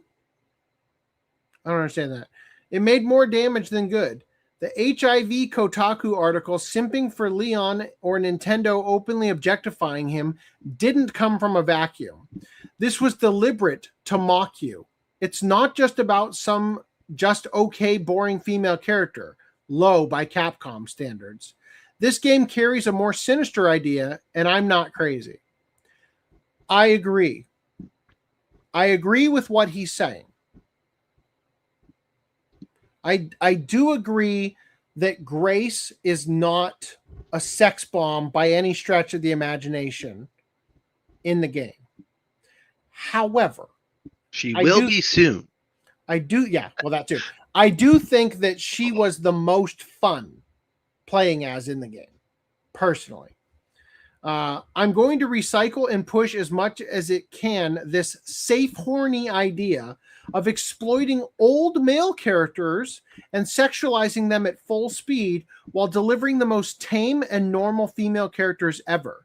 Then try to somehow replace the iconic ones. They also lost creativity. So I've been thinking about this a lot, actually. About the concept of, like, you know, they're attacking sexuality from so many different angles, right? Particularly coming after being attracted to younger characters, right? Human sexuality is born from an innate human need to reproduce, right? We further the species by having sexual intercourse.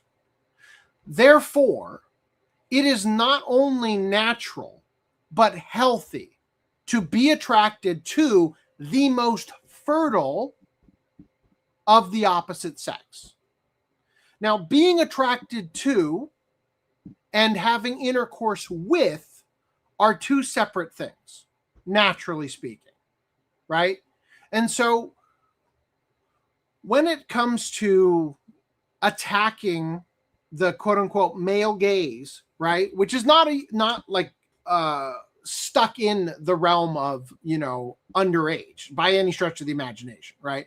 But by attacking it, by making every single outlet demonized, right? What you're effectively doing is you are domesticating and conditioning like a dog the behavior that is allowable in society.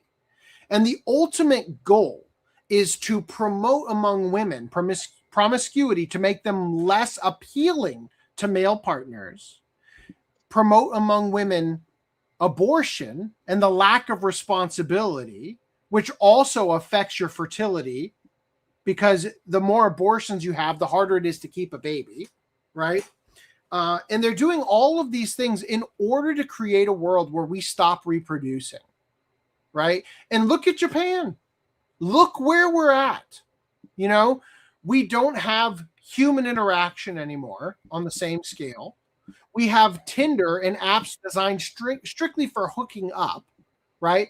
That creates a world where only a small percentage of males do actually get laid, right? Whereas previously in the world, people paired off with who was near them, right? And this is the thing, another thing that the internet has done is that women, especially top class women, and there's a lot of them who are not top class, who are even still falling into this bracket, are able to go on the internet, post salacious photos on Instagram, and compete for male attention across the entire world amongst the highest earners and the highest tier men, right? In terms of material wealth and things of that nature. Right. So we've skewed the game and the rules of the game and the desired outcome amongst the human population so that we are specifically looking for an outcome that is not going to be fruitful long term for humanity. Right. And I feel like, you know, it's always been the game that we've played, which is to strip all responsibility away from women and overburden men with responsibility to the point where they stop playing the game, metaphorically speaking, the game of love, the game of relationships. They check out from Resident Evil. And at the end of the day, the result ends up being that human beings drive each other further and further apart. That just the mere act of having a child, like in the Matrix, when Tank and Dozer are the only ones homegrown, children who are born the old-fashioned way, right? I thought you were going to say Tank and Dozer were going to have a child. That's what I was leaning like too, yeah. So I think I'm just done. I'm just done pretending that there was ever anything wrong with being attracted to characters. It's like the whole thing is like, that character's in high school. It's like, guess when people go through puberty, bitch. You know what I mean? Like, it's just absurd, you know, to even be put in a position where, and again, we've sort of been talking about it all night, the idea that, you know, conflating fictional people and real people and giving rights to the fictional ones while ignoring the rights of the real ones, you know, with the, like the way people were treating KyoAni and everything. It's like, I just would like to get off this planet, you know, please stop the ride, you know, kind of thing. So anyway, I step away for a minute. He's checking out of life. I don't have a problem with women, you know, gooning I don't over either. Leon. Not even a little bit. You know, not even a little bit. I think it's actually incredibly healthy for human beings to be sexually excited by the opposite sex, right? And I think in the case of men, it's actually, with the exception of height, it's actually very easy to become the thirst trap women wish you were, if that's what they're into, right? Because some women aren't interested in muscles and shit. You know, they have other things that they're interested in, right? But I totally agree with you. I am 100% on board for our female gooner sisters, right? I just think they're not the ones in goon criticizing males. Yes, and this is the thing is that you know, I have met, you know, and I was just in a situation, and I'm not saying that the women that I work with at work are, you know, feminist or whatever, but I was just in a situation where they reverted to factory settings of protect me, right? Please protect me. I am scared, right? And I just feel like, you know, there are so many women for whom, like, the version of women that you're projected to believe exists, like, but everyone that you meet seems to not be that way for the most part. You know what I mean? Like they still are interested in, and like Madame Savvy, for example, on the internet, and you might, you know, the crowd against her might call her a pick-me or Vera Dark in the same way. It's like they also want to see attractive female characters. My wife plays Baldur's Gate. She downloads the mods to wear the hotter outfits for her female character. You know what I mean? The only reason she would turn it off occasionally is because the kids are around, right? But she's like, I want to be hot, you know? Yeah. So, yeah, it's like... It's that fantasy, and it's for guys too. It's like I see Leon and they're like, "Damn, man, if only I could, you know, look like that and be like that when I'm like 50 years old or whatever the fuck." Download the wheelchair mod. It's the grown-up way of playing Right? Barbie in the character creator, isn't it? Yeah. Anyway, I've been ignoring the chat. I apologize. I want to go back to this one. I totally agree. Anime Titty City must happen. Because the minute these girls do that, you know what I do? I give them the "you like Krabby Patties, don't you, Squidward" face. You know, I'm like, yeah, you're all criticizing us for our waifus, but then you see Leon and it's like bark, bark, bark, bark, bark. Is where do I leave off?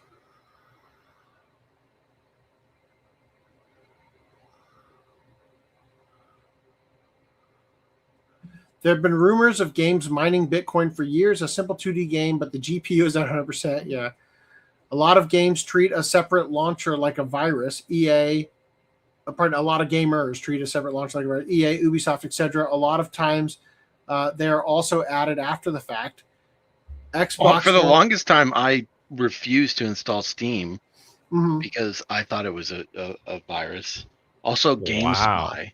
I mean, you can't give me too much issue with GameSpy. It literally says it's going to spy on you.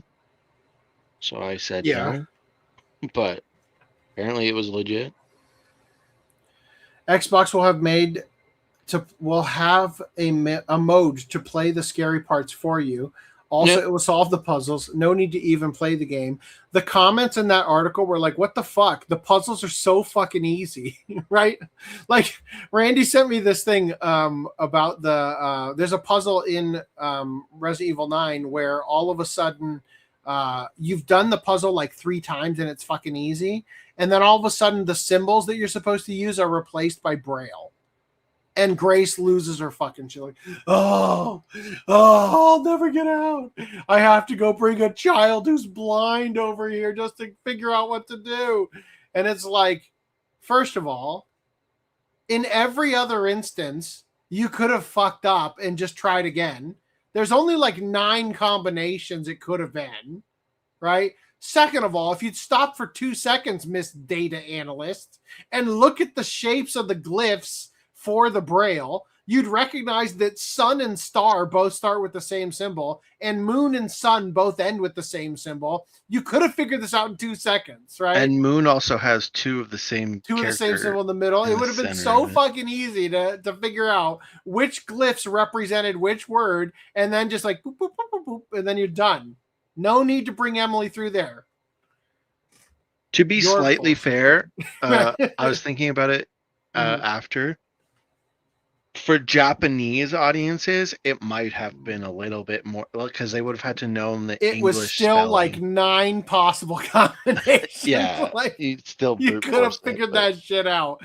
I was so ready to brute force it. Oh my god, I was just waiting for them to let me, and then every time I clicked, I was like, I can't read it. I need a blind child. Like, I need to carry a blind child through a zombie apocalypse. Are they going to explain Leon's wedding ring in the new story expansion? The femcells want to know badly. Can't wait till he's gay, right? I've heard women complain that they don't want to play as ugly characters either, male or female. If given a choice, they usually choose a female character. Women will spend hours just customizing their character and trying to make them as appealing as possible. Men checking out of life, women most affected, yeah. Not only that, but my wife downloads mods for Baldur's Gate just to make the character's face less hideous. Like, it is a thing, you know? In China, men are treated like ATM now. In podcast, comments are written like China now. All right. Moving past that, we've got some other news here. Can't wait to share with you. DLSS 5 clearly overwrites game characters with AI beauty standards, but NVIDIA says devs have artistic control. Hey, let's look at this for just a second.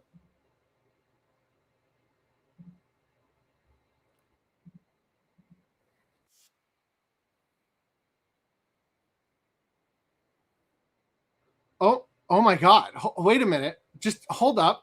Didn't I say something I'm waiting for, and I think will eventually be built into the next Unreal Engine and stuff like that, is that you're going to have your game engine, and that's going to be used to generate the general gist of your scene. And then there's going to be a real-time 60 frame per second AI reimagining on top of it, right? Yeah. Where it's going to take whatever your game currently looks like, and it's going to, in real time, you know, add things that make it look more photoreal. Damn it, Reese.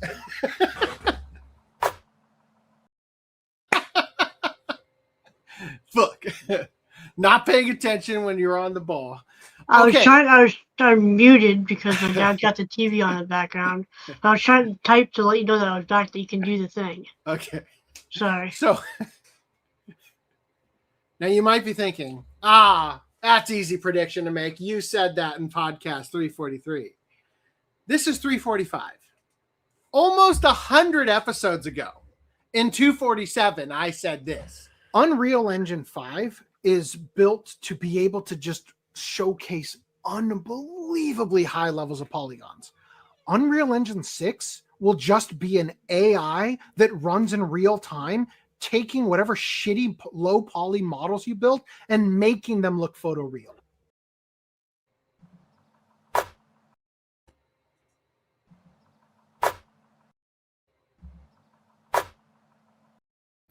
Fuck yeah.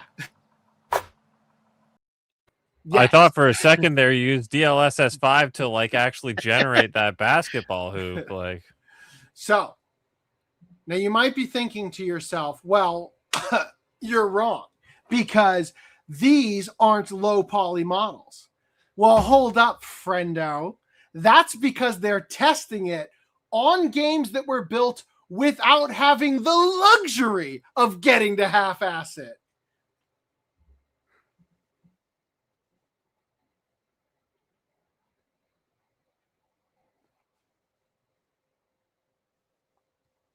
Shit, son, look at that lighting. Goddamn. Why did they change his haircut? they didn't change it. It's generated by the AI. What do you mean change it? What did they change about it? It's all it's kind of This is like the best result, Reese. Let's wait for the other ones where you can Look at ask the why back of they his head. change everything. It looks fine. That's all like he looks more scruffier. Yeah, it does look more scruffy. She looks older. She got like 10 years older. This is the big one, I think. So did he. He gets older too. He's supposed to be 15, not 23. My favorite thing about this is even an AI filter can't fix Starfield.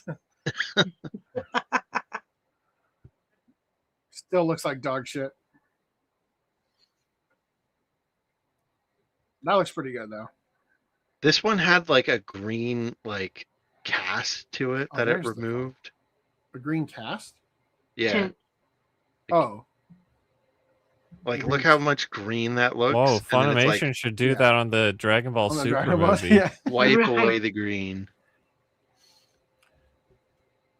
What's funny about this is like, yeah, it looks slightly more photorealistic, but the body rigging is still so jank that it just doesn't look real at all. Yeah. Well, I also think that the AI is kind of probably focusing on faces right now. Yeah. Yeah. Although it is clearly doing other things in the background. Oh, definitely. As well. As everyone's been saying in the comments online, it's like, yeah, I love the AI that just completely disregards artistic direction and just makes everything like as photoreal as possible. NVIDIA says devs have artistic control. NVIDIA's DLSS has been a boon for those of us who hang on to old GPUs for longer than game developers want to support them. But a problem with AI upscaling is that it interferes subtly. Is that its inferences subtly alter the look of games. There we go.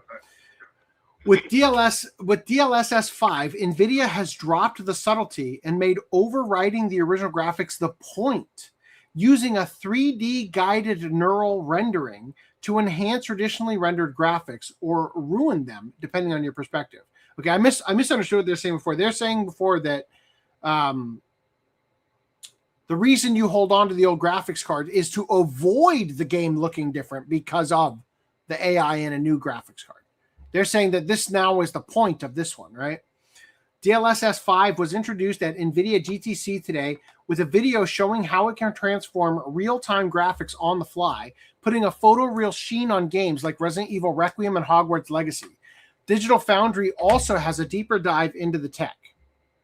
They got shat on for their video. The Digital Foundry? Their video is so fucking long, I didn't even want to watch it. Basically, they're just like ass wiping NVIDIA the whole time. Mm-hmm. And people are, because the general like wind blowing on this from the internet has been, it's terrible, kill it with fire. No. And Digital Foundry was saying it was good. It is good. It fucking is good. Like, this is just stage one. They harassed the shit out of Digital Foundry, and then Digital Foundry put out a follow-up video that was like, we should have waited to make an opinion. And I was like, I don't care what your opinion is. I honestly think it looks bad in a lot of cases. It could look better. Yes, but the first step.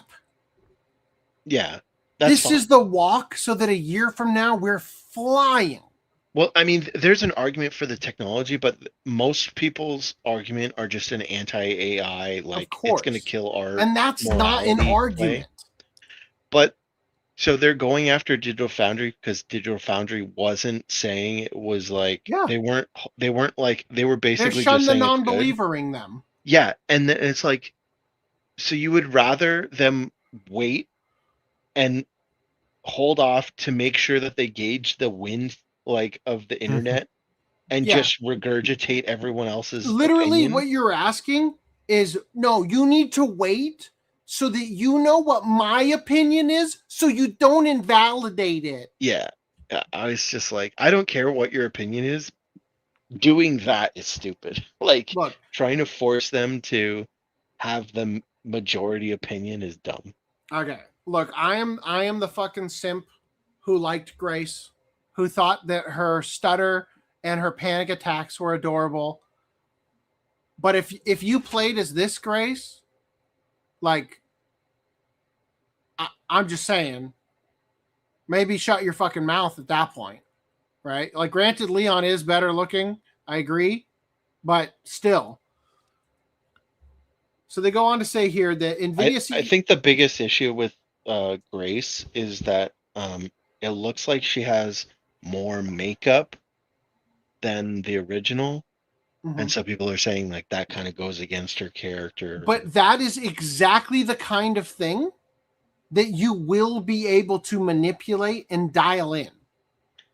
My Like, understanding, we're in a it realm could change. where in the next year or two, games that already have an asset library with a full scan of a person's face in all the different positions, that those are going to be built into a package that the graphics card is going to access when it does its render of the AI on top of it. And it's going to be like you are controlling a movie.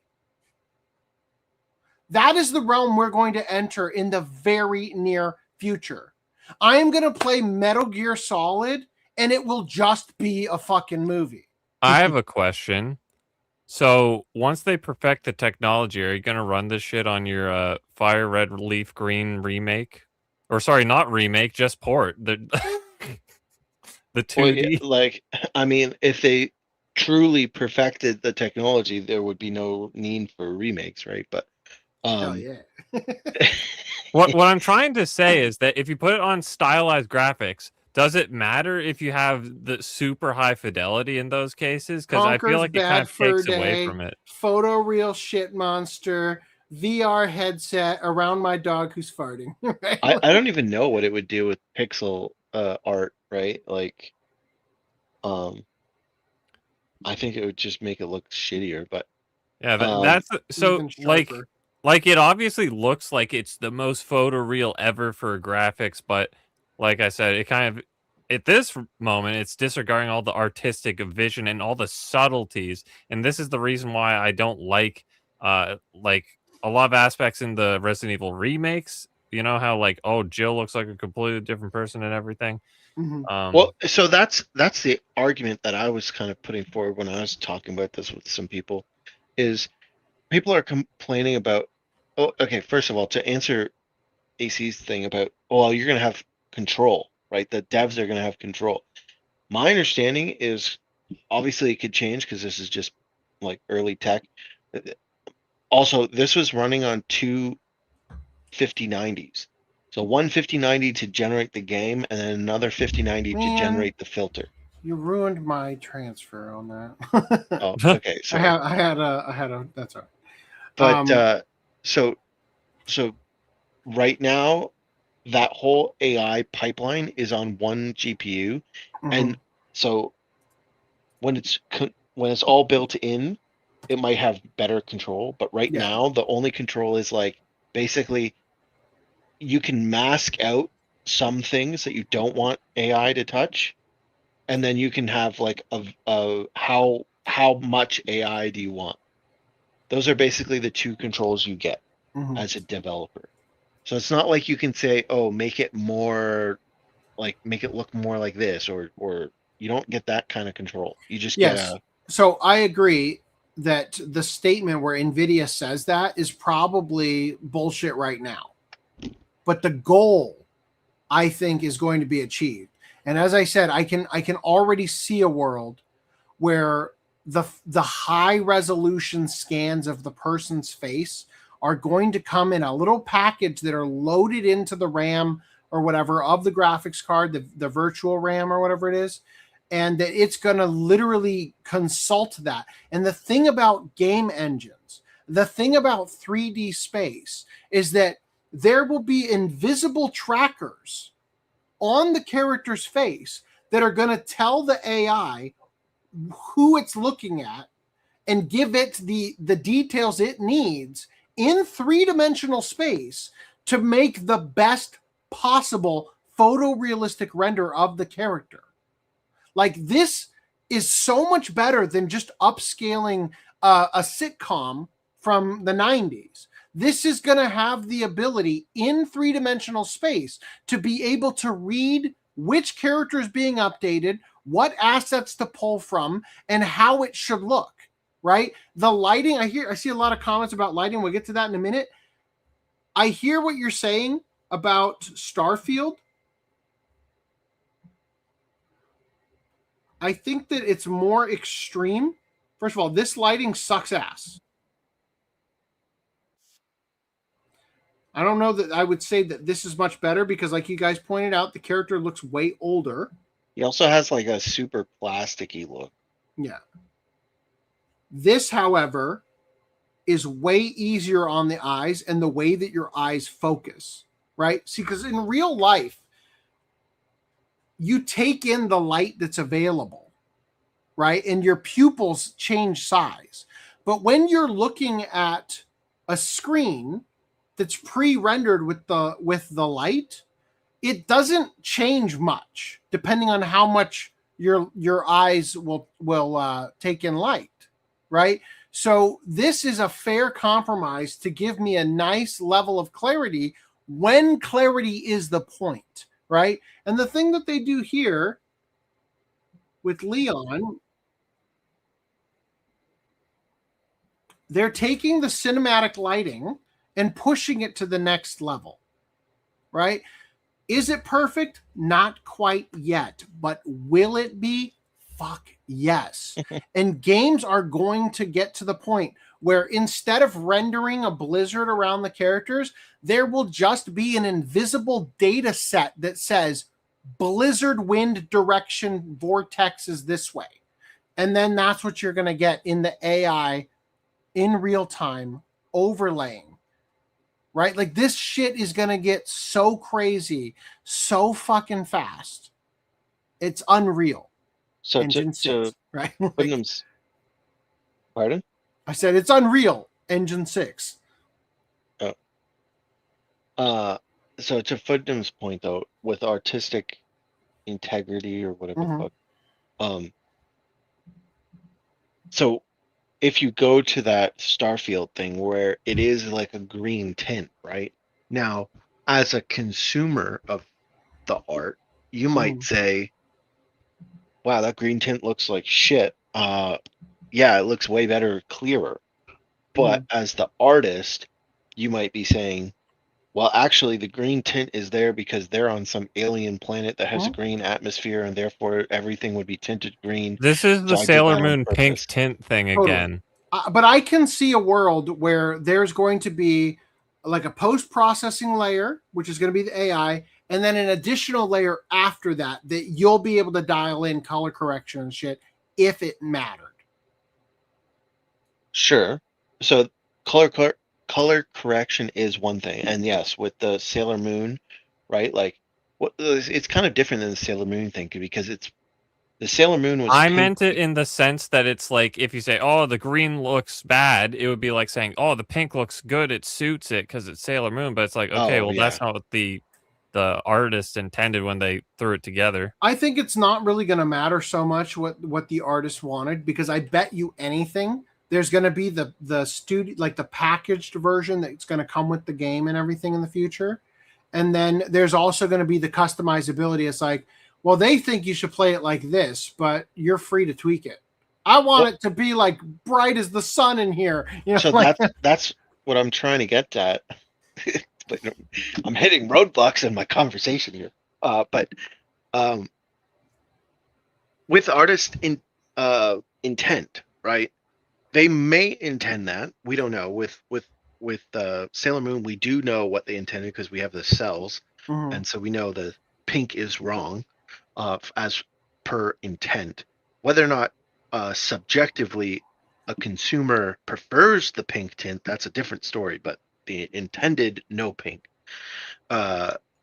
These people, I don't know if they intended it to be green or if that's it wouldn't have aged in the same way Sailor Moon did, but it could have been an artifact of their lighting engine that they just didn't bother fixing, or if they tried to fix it, it caused other problems, so they just left it, So who knows, if they had the choice to make it look more like the DLSS on, maybe they would have.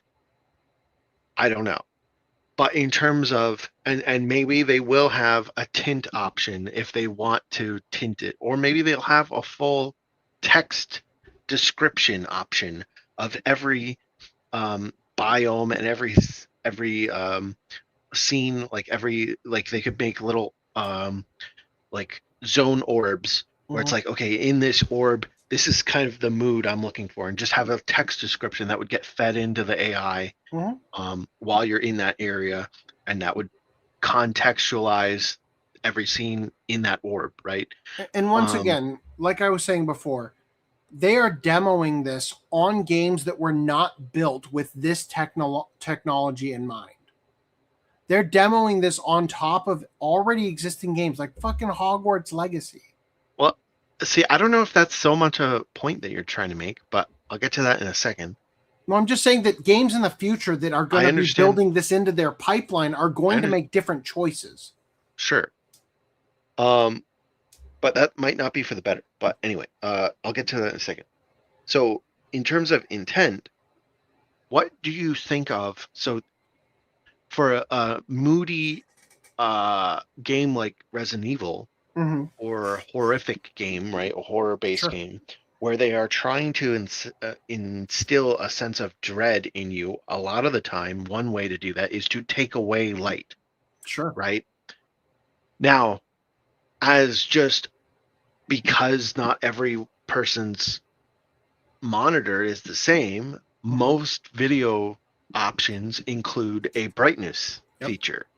And there are a lot of games where they intend you to not be able to see. But if you want to, you can crank the brightness up and you can see, and you can choose the moment of the game that's trying to put you in a dark spot, right? And so in terms of intent, right? Well, they put the setting in there for you to do that. Did they intend you to do that? No, but well, that's why they have the guide that says move it until it's barely visible or whatever. Generally, yeah. Right. But they do give you the option to play, to crank it all the way up like I do, so you guys can see it if I'm streaming. Yes. Yeah. So in that sense, if you do have an AI that does give you more light, because some of these examples do they brighten up the image. They remove kind of the moody aspect of it. Honestly, I really think that you guys are jumping to conclusions just based on the specific examples that they gave. I bet you it can handle darker things. Oh, I'm sure it can handle it. It's not so much of a question of can it handle it. It's a question of will it make the right decision in the right context. Well, when I see a lot of these examples, it all like they're showing them still.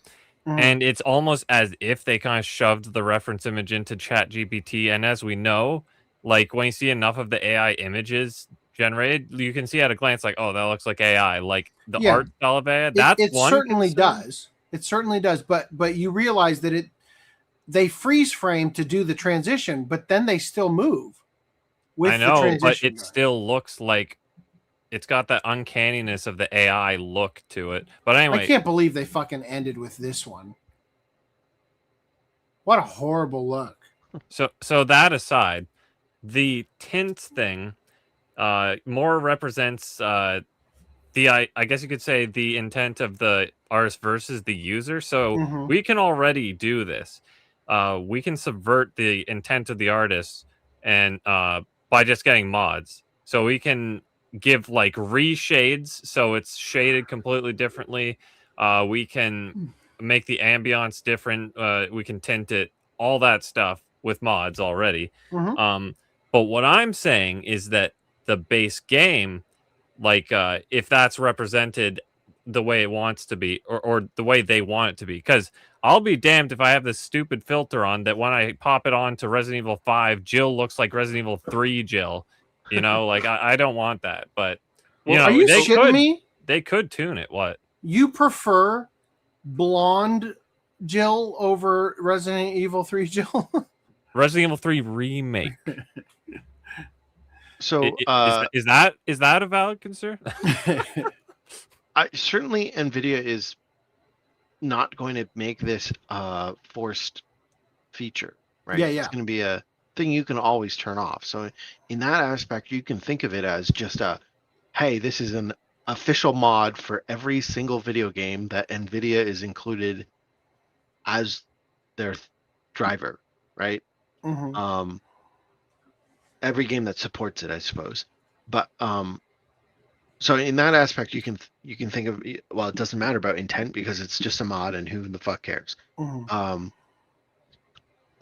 It will be a question of whether or not they'll give access to players, because in theory they could give access to the player and say, okay, that thing about here's a text block, I want to, as a dev, have this mood in this game, whatever, in this part of the game. But you could potentially also give that control to the user and say, I want the main character to be Barney, and play as Barney. Yeah, so now my mods are text based.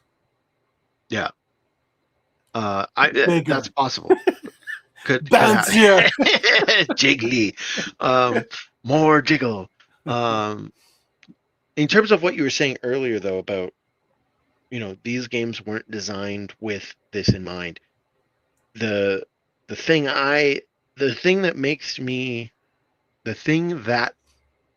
that example, or what you said, makes me think of is the switch to ray tracing. In that, before we had ray tracing, video games would do little tricks to mimic ray tracing, right? To get reflections, that were relatively, easy on the GPU, and they looked pretty good. And they weren't wish perfect. They would tell me what console they're doing this in, because this looks like shit compared to the game I played. This must be the PC. Switch version. It's PC. That looks like dog shit compared to the PS5 version. PC. They could be doing the thing they do at Best Buy where they crank the brightness on the TV so it looks better. So they're cranking the graphics down so it looks like ass. So then the comparison looks better. So I do also have this, which is actually looking at the same frame, I think. If you go to the website, they have a little slider thing that literally... I was just on it. Look. No? No, that's PC Gamer. The NVIDIA website. Anyway, so in terms of whether or not they're going to make the games for it or not, there was a marketably decrease, because with ray tracing... I fucking knew it. With they're ray using... tracing, This is what I was talking about. They're using motion vectors that they're getting from the raw data with the Z depth and everything. They're doing that in order to make it. This is such a great move. that's the video, but the sliders below it. Is it the same video as before? Probably. No, it's only 26 seconds now. Oh, it's just the video version. Yeah, but it shows the extra scenes. They have the sliders below. Yeah, I'll look at them. Okay. To try and quickly say what I was trying to get across. When the video game company saw ray tracing as a feature, they stopped doing the enhancements that they were doing with ray tracing off. So whereas before you could buy a game with no ray tracing and it would look great. And then now you have a game that has ray tracing as an option, but if you leave it off, it's going to look shit because they're not doing the enhancements that they used to be doing. It's like when companies moved from disc-based games that had to fit on the disc. So they were doing all of these what do you call it? Disc exclusives? No. Where they're doing things efficiently. Optimizing. Yeah, they're optimizing the game to fit on the disc, and when they now have unlimited hard drive space, they're just going crazy. They don't give a shit about optimization anymore, because it's like, oh well, whatever. We have the hard drive space, just fucking go ham, right? And so the same way, in that, when the games come online that are expecting this feature, right? While there should be an option to say turn it off, they might get to the point where they're lazy and they don't do the steps that they used to do to make a game look good with it out or without this option. I think right? what's more likely is that they're just going to be like, without it on, the game's going to basically be a low poly, unplayable mess. Because this is going to save so much fucking money to do all the rendering for them. Will our RAM prices come down because of it? Well, and that's another issue that people have. Depends how things go in Iran. Iran. Is that the cost of GPUs are going up? NVIDIA is basically saying they're not making a new model this year. They're, backlogged on selling the old models, and they're focusing on AI data centers. If that continues, we might end up seeing everyone trying to force people into a subscription model where they do cloud computing. That's gonna suck. Right? Yeah. And the sell would be, well, we can't get DLSS 5 on your local machine hardware, but if you pay us $30 a month, you can then have access to the cloud version, and we can make your games look as good as you want it to for $30 a month. So that another could come down the pike.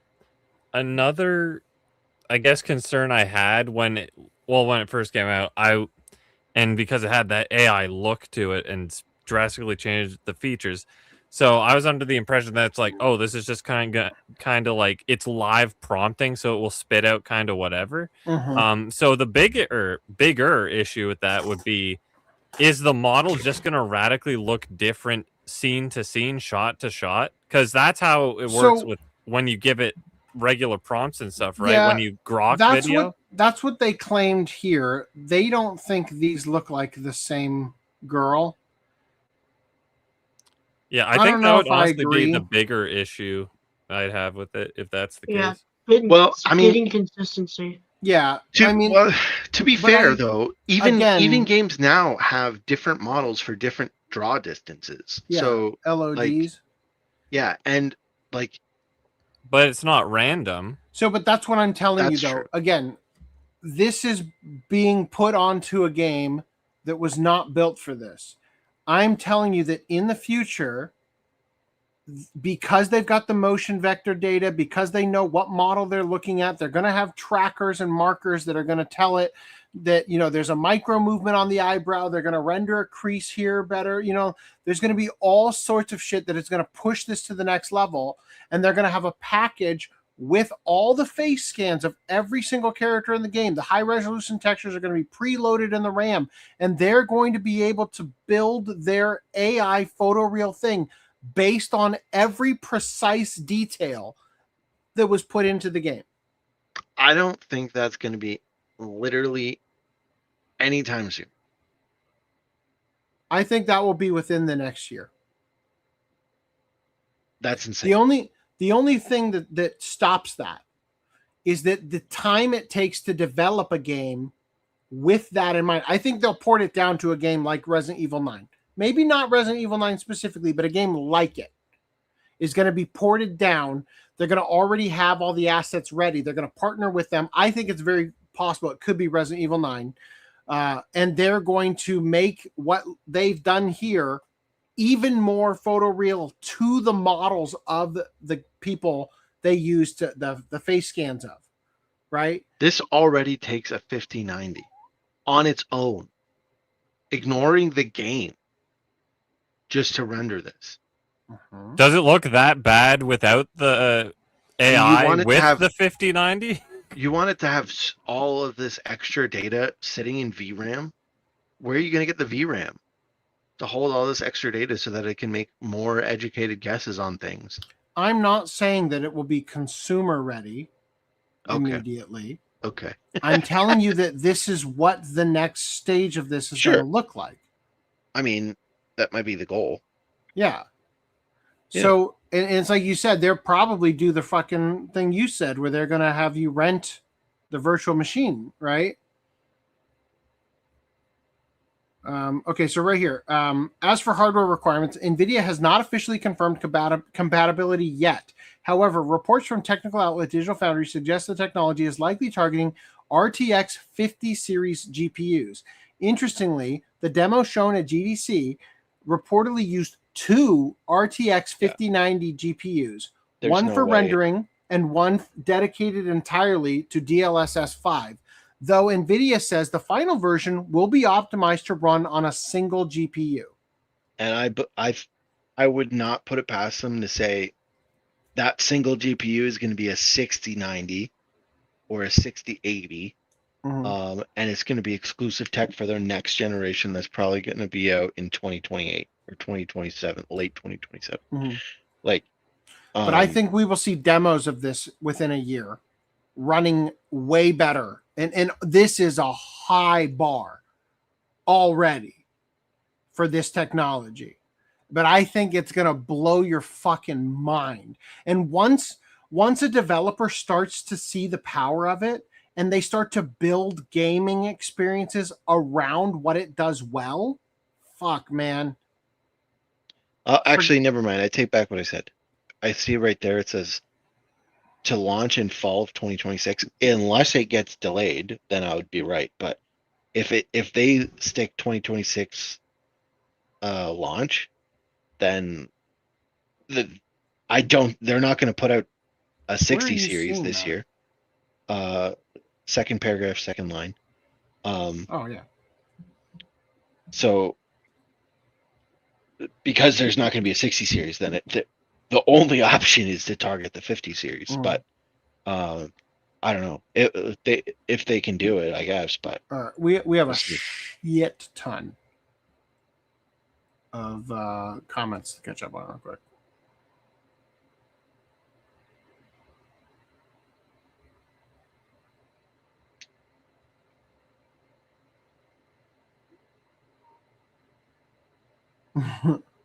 Missed this one.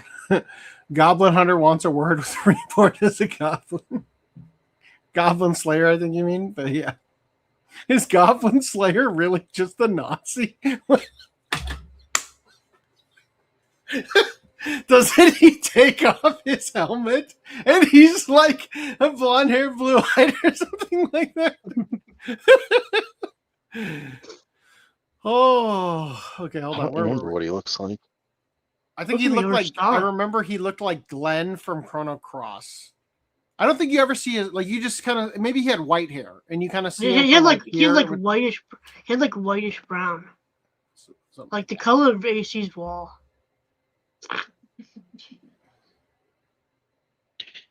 You see, your wall needs some DLSS 5 rendering.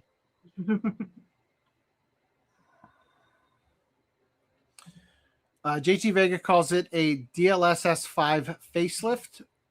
Old man says 25090s, $8,000 worth of graphics cards just to recreate an Instagram filter. An Instagram filter in real time in a game engine. You get to play. How many mini PCs can recreate an anime? The more you buy, the more you save. NVIDIA CEO Jensen Huang. AI is trying to be realistic as possible. I wish EA would just fix Dragon Age 2. I hate the way it ruins the lighting. Everything shouldn't be lit like a surgeon's operating room. I don't know. I think that for the purpose of the demo, they're gonna kind of overdo that a little bit. I think it'll dial in, and shit, man, with the HDR and crap, that shit's gonna look so fucking good. Oh, I was also gonna say, in terms of artistic integrity and intent, a lot of the times when games get remastered, it's usually by a different team, right? Yeah. And usually that different team changes things. Yeah. I know the one that annoyed the shit out of me was Wind Waker.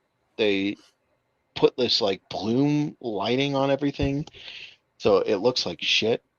And various games, they change the models to make them look uglier, or they censor things. And so if you can get this running on older games, it may be a better compromise than a remaster. It's really crazy to think that we are so close to the movie Surrogates mixed with like Ready Player One, where it doesn't matter what you look like because people are only going to judge you by what your avatar looks like. Excuse me. Meta shut down the metaverse. Did and you the not cosmetics you can buy, Okay. you can afford to buy for your fucking fake avatar. We've already proven Ready Player One was a lie because metaverse got shut down. But that was because of the woman who got raped in the metaverse. Right? No. We covered, yeah, we covered. Well, I mean, that did happen, but that's not why it got shut down. Oh, that did happen. Please. That was a false rape accusation if I've ever heard one. Well, I mean, we covered that. Right. Okay. JT Vegas says AI will not only destroy visuals, it will destroy computers. Another problem is that it makes all the games look the same. I mean, let's be honest here. What games don't all look the same these days? Well, Other than when they're all Nintendo. Genshin Impact? Yeah, Sure. that one. So Oh, there's but the that one anime- looks. Genshin Impact Manga? stole their look from Breath of the Wild, so. Oof. And Resident Evil 9 stole their look from Breath of the Wild, right? I mean, they look the the fact same. that they're like most games now use Unreal Engine 5, that already makes them mostly look all the same. I remember. Do you remember in the like mid to late 2000s when all the games looked brown? There was a whole thing of like the brown game. Anyway, my point is, games looking the same I think I stopped is playing not around new. that time, but yeah. Yeah, games went through a brown period. Yeah. Yeah, they literally did. It will be the most expensive technology that people can't afford. It's just a tool to justify AI slop created to sell more hardware. In their hands, it will never end, and prices and stocks will continue to rise. It's powers. It's too powerful for them. In their minds, I think it's a chance. But yeah, imagine 8,000 8K ray tracing, DLSS 5, $8,000 graphics cards, $500 RAM, and 30 frames per second, upscaled from 720p. What a bargain! The future is now. That's the biggest issue, is the upscaling. Like all of the DLSS.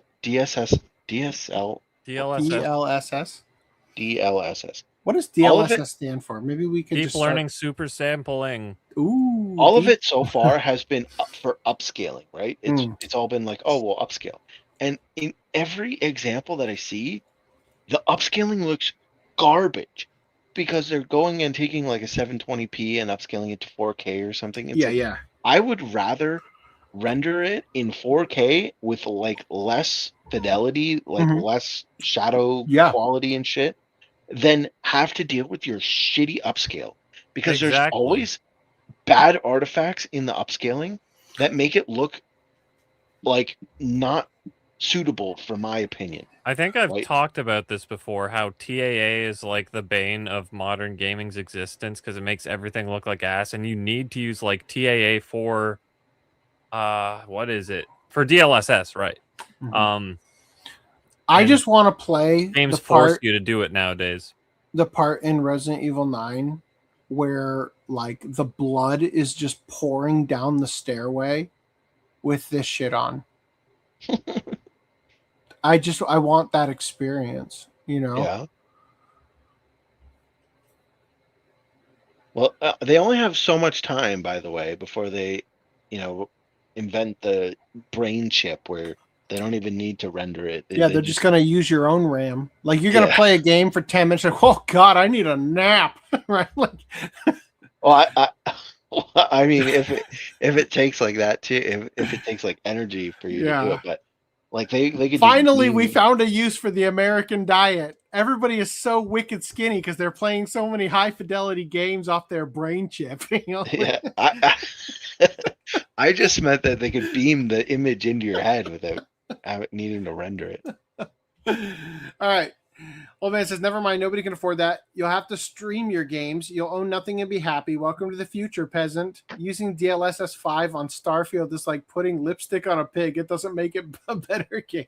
Do you have any of the joke meme examples that people have been posting? Oh, No? please give me a ton. That would be so fucking funny to watch. They layer the skin to make it smooth and soft.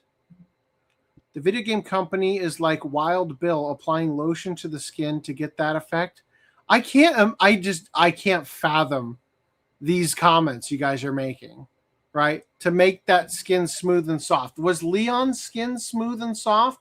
Was old bitch from Harry Potter smooth and soft? Like, you guys are crazy. They should have used, instead of Professor Hackett, they should have done Professor Garlic. You're speaking another language to me. Instead of the old professor, they should have done the young hot. Seriously, I don't understand. These are not criticisms.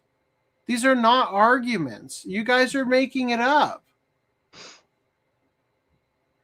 Oh yeah, I did see that. Yeah, I did see that one. That's great. The video game companies NVIDIA also admitted it is a 2D overlay. Daniel Owen covered it on his YouTube channel. He somehow got them to answer detailed questions. That's all it needs to be. What did you expect it to be? Of course it's a 2D overlay. What are you expecting? A 2D overlay that updates in real time. That gives the illusion of motion. It is the same thing as 3D at that point. What is the problem here? NVIDIA has now confirmed that DLSS 5 takes a 2D rendered frame plus motion vectors as input. Okay, so you're saying that it is doing a 2D take this frame and give it a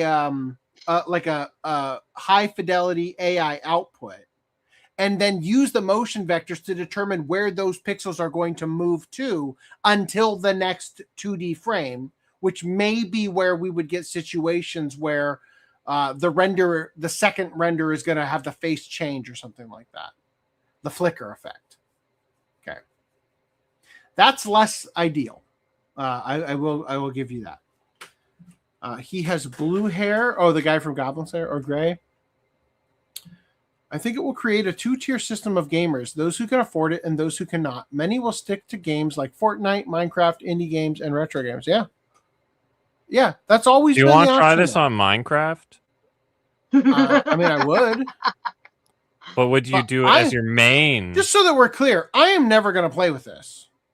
I'm just excited for the opportunity of what it's going to do, because this is also going to be used in my industry, in VFX, right?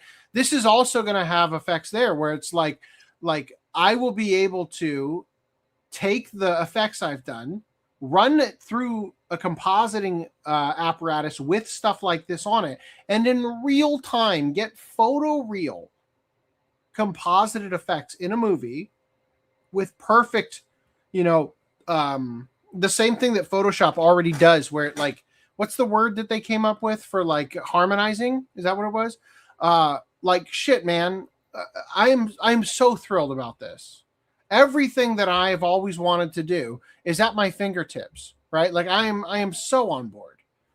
Pretty soon, I'm just going to be a hot chick talking to you all podcast long, and you're going to love me for it. Then the super chats will flood in. All right. I think we're at the end of the comments. Are you guys ready to go to the next? Can we move on yet? Oh. That would definitely be scary. Especially the part where the dress has become skin. Hot chick? It could work. You got to save all these and put them, send them to me so I can put them on the website.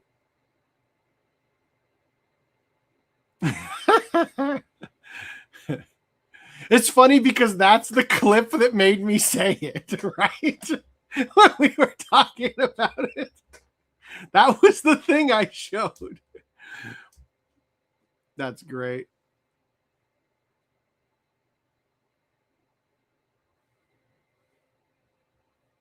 Are we having to like delete them each time? Is that why it's taking a while? Let me delete. No, I'm this. just sharing them individually. Oh, okay.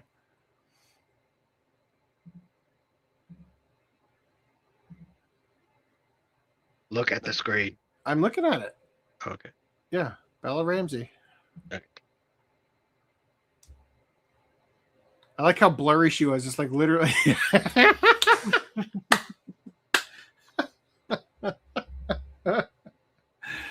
Oh.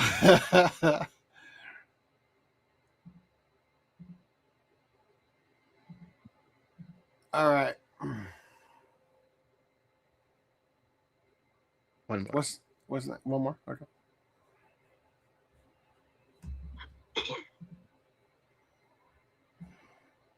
Yep. Imagine what it could have done to Ogloy. Yeah, I was trying to, in the background, I was trying to get an image of Ogloy. couldn't do it. There are some things AI can't do. But for everything else, there's MasterCard, right? All right, I'm just putting in the NVIDIA link real quick. Can I move on? Yeah. You can move on. We'll stay back here. Oh, because we're in release news. Yeah.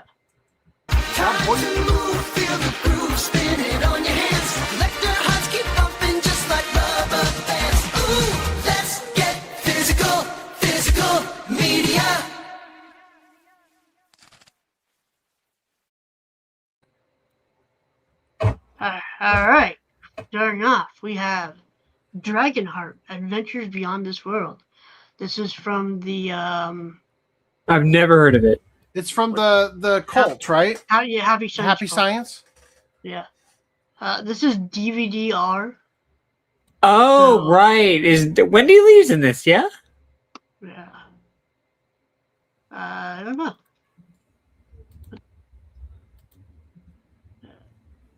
Yeah, I think she was. I think I remember us covering that. Anyway, that's coming out on March 24th. So wow, that's next week. No wonder, yeah, it's DVD-R. They just spit those things out. The fact that they only have DVD-R is kind of Hey sad. Reese. Hey, Steve. You know that URL you told me to put in for Sentai going forward? Uh-huh. I accidentally put in the KyoAni article from Sankaku Conflicts. Can you send me in the private chat the URL so I can fix that shit? Hold on. Yeah, thank you. Yeah, you can literally just go to the website and it's like right there. But I got it. It's in the Thank private you. chat. Appreciate you. Hey, stream in private chat. Got it. Appreciate Anything for my boo. Yeah.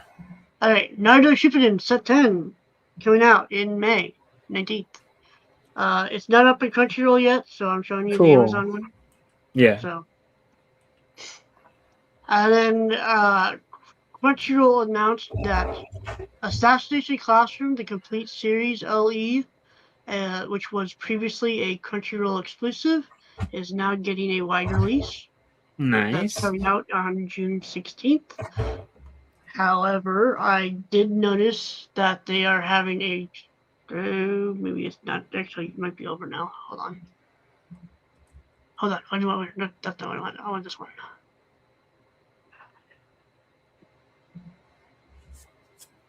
They got a really nice sale for subscribers. You can get it for $50. For your tier or any tier? Just go to the thing and you should probably find it. You can. Okay. For Right his now. tier. Your tier would have less. Oh, I don't know. It says it's 30% off on members, so it doesn't say like it's got an hour and 10 minutes left on it. It's all on discount on in stocks. right now. So, anyway, Berserk: The Golden Age Arc Memorial Edition is also getting a wide release. This is a steelbook. Is now getting a wide release, which was previously like Crunchyroll exclusive as well. Also coming in June, Dr. Stone Science Future Season 4 Part 1. And this comes with 3 tarot cards Giggle. that nobody asked for. Nobody asked for those. And it's also got a $10 higher MSRP. Wow. Just for some paper. Because Nice. just for those stupid ass tarot cards. And it's also Blu-ray only, and the last season 3 was Blu-ray DVD combo pack. So that's Well, we're on still all already fronts. crying for the lack of LEs after season 2 anyway. Yeah. A little Blu-ray only won't hurt. I'm saying like the standard is season 1, Blu-ray DVD combo packs for part 1 and 2. Season 2, Blu-ray only. Season 3, combo packs for part 1 and 2. Now season 4, Blu-ray only for parts 1, 2, and 3. Like, At least they're remaining consistent inconsistent. in their pattern, at least. Yeah, and then they got this little nice note: complete the entire tarot card collection in the Ugh. 2 and 3. Yeah, get the tarot cards completed with 2 and 3. Don't get the limited edition Well, to house. I 2 and think 3. it's important highlighting that the upcoming part 2 and 3, meaning they are actually going to release all of it instead of stopping partway through, because they've done that for a lot of series now. That doesn't mean shit. Just because they plan on it doesn't mean they're not going to. Maybe part 4 has the final episode. And they didn't. I said maybe part 4 has the final episode, but they don't end up making a part 4. Part 3 is the final part. That's starting in April. I said, what if? Is the series ending? Yeah, it's done. Oh, okay, cool. So the literal final part is coming out in April, starting in April. I'll have to Part buy 3. it next, but I guess. So I left my A-rank party to help my former students reach the dungeon depths. This was like what was it? We made a joke about this one. I can't remember what it was. It's not the Eevee joke. Whatever. Moving on. And then going forward a month, in July, they're giving us a Apothecary Diaries Season 1 Steelbook, which is going to be a Crunchyroll exclusive. Damn it, why is it exclusive? Also, they have released this in the standard already? Yeah. I was shocked that it didn't get limited, but I guess this is the limited. So they released part 1, part 2 last year, and then they just solicited season 1 standard edition as a Walmart exclusive. Yeah. Coming out in May. And now the Steelbook, it comes out in July. It comes out in July, yeah. So, and this is That is Pride Month, right? June. That's June. Oh, I was gonna say it comes out in July. Isn't that Disability Month, Reese? July is Manga month. Come on. Oh, is it? Okay. Well, sorry, I'm not gay enough to know when Pride Month is. Okay. No. Yeah, but yeah. So I mean, like again, this was just this is the only. So they announced the June slate and this one July slate. So I would not be surprised if this is the only thing coming out in July from Crunchyroll. Sadly. Coming out. I'm at least glad this has a steelbook, though. No, it looks great if they keep this. This looks awesome. All right, moving on to Sentai. So Heavy Metal L Game Complete Series Collection. This was solicited for May. It's now coming out in June. They had to push it a month. L Game. Chivalry of a Failed Knight is getting yet another re-release. I see you were looking at the back art for a reason. particular reason. Sometimes it automatically moves. Oh yeah. Yeah. So it's my friend was playing. No, I have no interest in this thing whatsoever. Don't. No, you just had interest in the back cover. My friend was Whatever. playing with the cheats on. That's why I could see through Nana, walls. the complete collection is getting another re-release standard edition. I think this is the second one after the we have the Steelbook and then the first standard edition. Now this is the second one already. Yandere Dark Elf, she chased me all the way from another world. See, like that? See? I didn't touch it. It moved. I just Well, moved how do it. we know you didn't touch it? My mouse is over here. Is that a Look, see? poster or is that a Dakimakura that they give to us? See, I mean, it's moving all on its own. It does that. Yeah, I'm not doubting you. I know it moves on its own. Or they just stick the document and just have it in the freaking. I can't wait for this to go print before I get around to ordering it. You should order it right now, loser. No, I just blew money on that media OCD order that's going to ship in like 2 months. Oh. Oh, you ordered from Media OCD? Yep. Wait, was it their backlog or something? They brought back like Sergeant Frog stuff, right? Yeah, the deep dives. Yeah. Is their first deep dive over? I don't think it's over. They just simply have them listed on the site until either they're out of stock or... Yeah. I don't even know if they explicitly said once they're gone, they're gone. But they made it sound like they're giving these ones... I don't know, a stocking. More stock life because they're pulled from Crunchyroll. That too, yeah. So and also we got Rocket Zalee's Modesty Complete Collection coming out in June. Doesn't say anything about it getting a limited edition, which I suspect it probably will, but we'll have to see. And yeah, that's it. All right, where's that collector guy? And that collector guy died. These releases are getting shorter and shorter. I guess Just like my own releases. I guess we can cover this. So, whoa. I think I forgot to show this one. Did I show it? You probably did it. You have now. So, via Robert. What the hell, dude? What? Why do you keep taking it off? I'm talking about it. What? Talking about what? This, right here. Oh. Via Robert's Anime Corner Store, Discotek will not be putting out a May slate, which we kind of figured since they would have put it out at the start of this month. So probably not going to get one of May slate until the first week of June. Or, I mean, a June slate until the first week of April, I should say. So that's kind of sad, but whatever.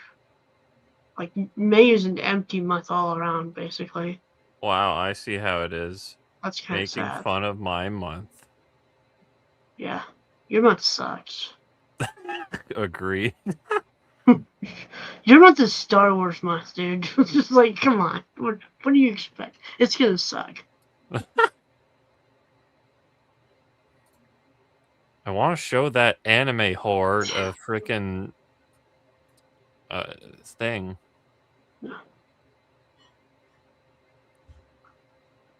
Cool. Can we remove our EU compliant? Oh, that thing? Yeah, there you go. You should get tired of it. Overstayed is welcome. So what have you guys been doing this last week? Or watching or reading or playing or whatever? I've been watching my usual stick of Toonami shows, so I'm currently with One Piece because One Piece was part of that. I'm on Skypiea, interestingly enough, so that's fun. And then I've been watching. What else have I been watching? Like, I don't know, just Naruto, Fullmetal Alchemist, the original Fullmetal Alchemist for the first time. Or, like, I watched Brotherhood. Yeah, but he I've hasn't seen seen the Brotherhood. original. I haven't seen 2003 or whatever. So that's been nice.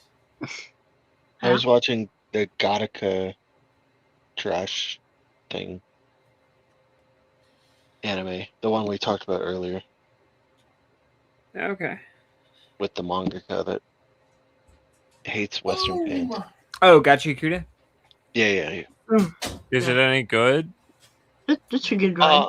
I think You I'm will on love episode the openings. 13. It's okay. I Who will say love the that opening? because I think there's an Apologies. insert song that Maury Talking over you Calliope while I did, haven't been in so my headphones. Sorry. and that one was like a heavy one. I had another one of those panic moments, like when I noticed that all the alcohol was gone. Wow, Because- you don't have a problem. No. I'm talking about my story about Orlando when it was like everybody drank all the alcohol. What's going on? I went to All the my pizza fridge. is gone. Yes. And here's something I didn't tell everybody except for the people who are hosting.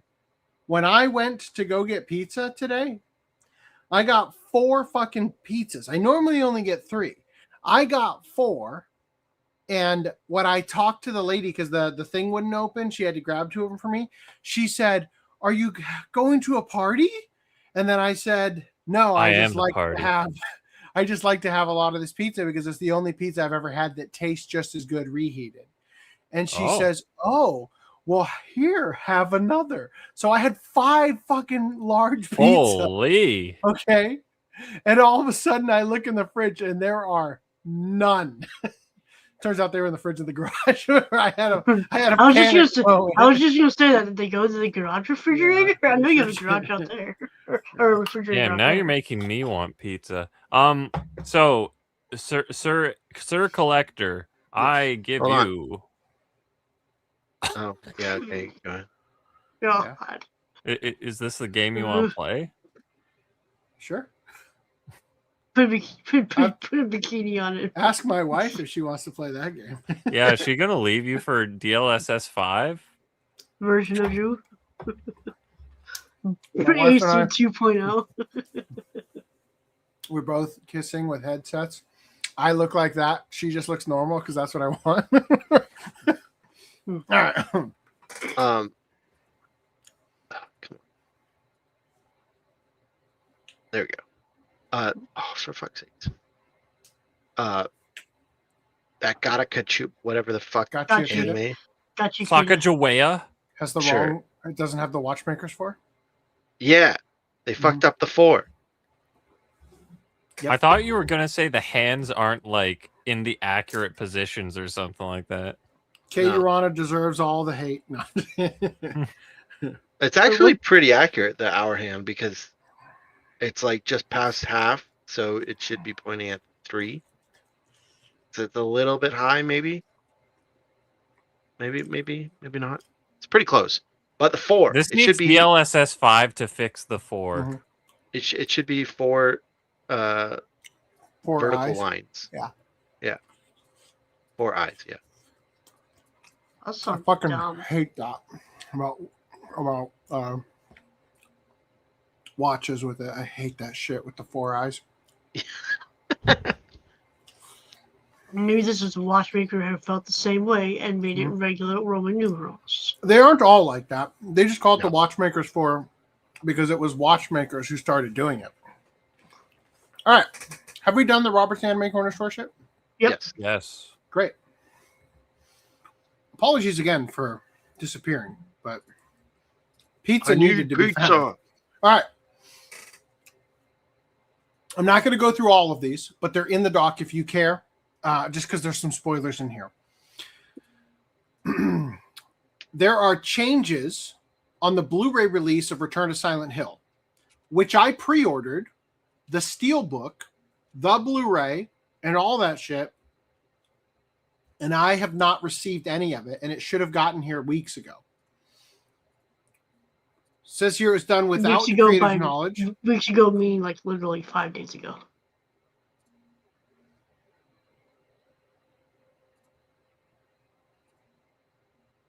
Was it March 17th? 17th? I thought it was like February something or other. Maybe I'm thinking of Resident Evil's release date. Never mind. Moving on. So they point out stuff when you see James walking home after his initial call with M and says, "Yeah, tomorrow we'll see." The line "we'll see" is removed. They added a strong echo effect when he's walking down the forest into the town. A couple other things here have been removed. Don't want to go into too much detail on it. People are saying, release the Gans cut. So Christoph Gans, as you guys recall, has a director's cut version that's a slightly bit slower pace. If they fuck up the main one, and then they put out the Gans cut as a recompense, I'm cool with that. Christoph Gans said, as many of you have noticed, the U.S. home release of Return of Silent Hill is unfortunately affected by audio issues, particularly on the voiceovers. Shortly before completing the film in January 2025, I rejected an alternate audio mix that was hastily put together without my consent or supervision. Together with my editor, Sebastian Prangare, I don't know. Sebastian, I don't know. And the sound team, we finalized a version we fully stand behind, the one that was released in theaters. Unfortunately, that alternate mix appears to have been used for the US Blu-ray release. It also seems that some streaming versions feature the correct mix, while others do not. At this stage, we are still investigating what may have happened during the delivery process.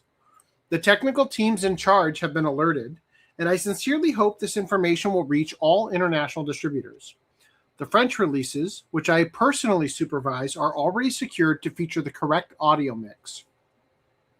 Many thanks to all of you who brought this issue to our attention. So that's it. There you go.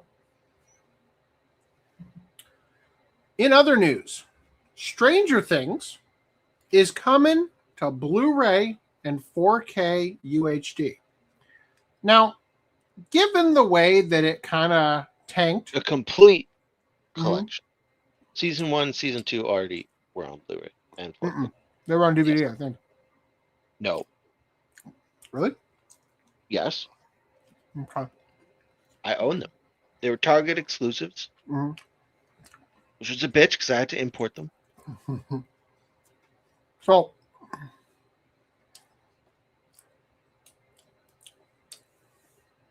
I am going to encourage my audience to buy this,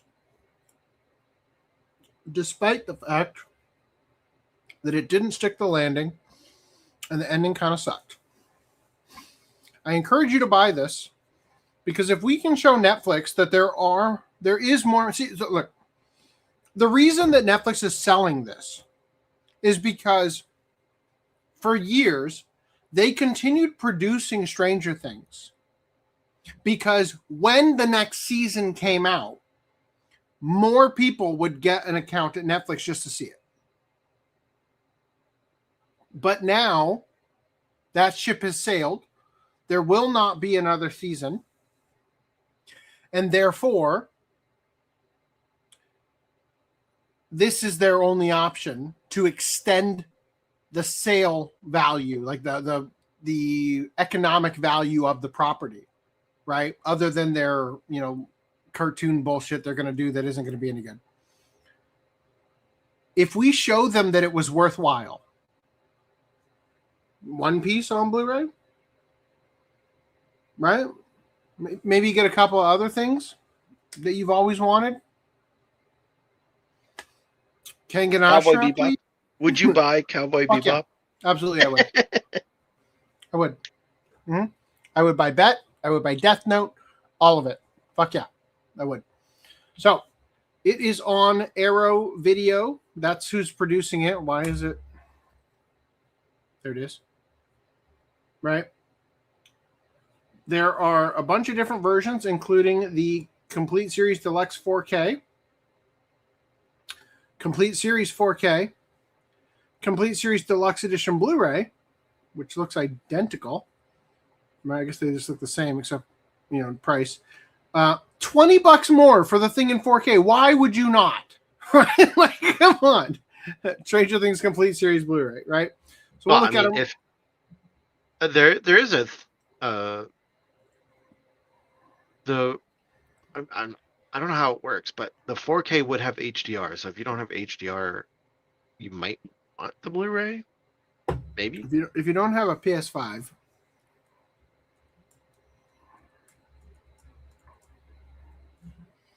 All right. So anyway, this is what's coming with the deluxe edition, the most expensive 4K one. Both deluxe editions are the same. The only difference is the discs. Yeah. So is this the same as this? No, it has a different case. It has a worse case than that, right? I think that looks better. Yeah, the deluxe edition comes with like a tub, Mm-hmm. and the standard edition tub, comes with like a sensory deprivation tub. I mean, you could think of it that way, but I didn't mean it that way. But what is the tub? You mean this thing? Yeah, that looks like a tub to me. It's a fucking box, like, with like a lid on the top. Yeah. Versus a chipboard, which looks way like better. A basic thing. So. This looks way nicer to me. Yeah, honestly, I don't want all the bullshit. Mm-hmm. So I pre-ordered both. Yeah. But I'm probably gonna stick with the standard. And honestly, 200 isn't too bad for 5 seasons. You know what I mean? $40 a season. It's a bit high, but does it come with the especially since documentary? I had to pay so much for the fucking first Go two down seasons. if you else have it on there. I doubt it comes with the documentary. Behind the scenes featurettes. Sure. The one thing that I did like from the collector's edition was the D20. I kind of wish the dice. Yeah, the little die. This Joe standard... Keery is lowest billing. What? He should be the highest. Jesus. This set still comes with like a bonus poster or booklet, something. A booklet. I think they should have scrapped the booklet, given everyone a fucking D20, because that's more cool than the booklet.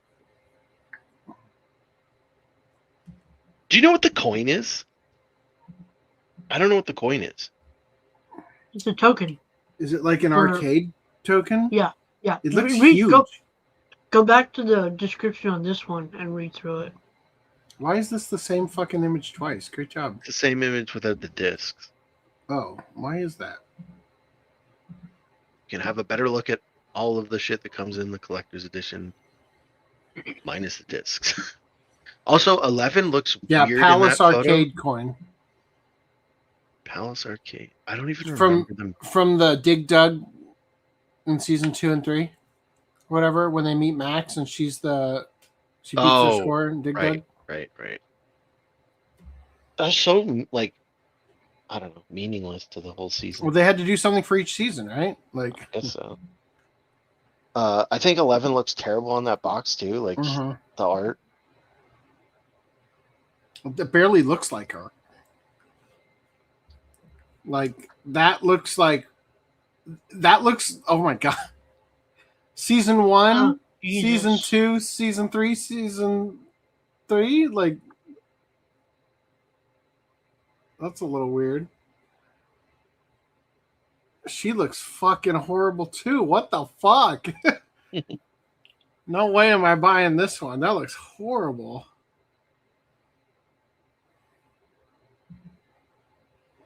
No, thank you. Oh, it has to put the HDR. That's all it's doing. All right. Anyway, that's the thing. Moving on. We have much more dire things to talk about.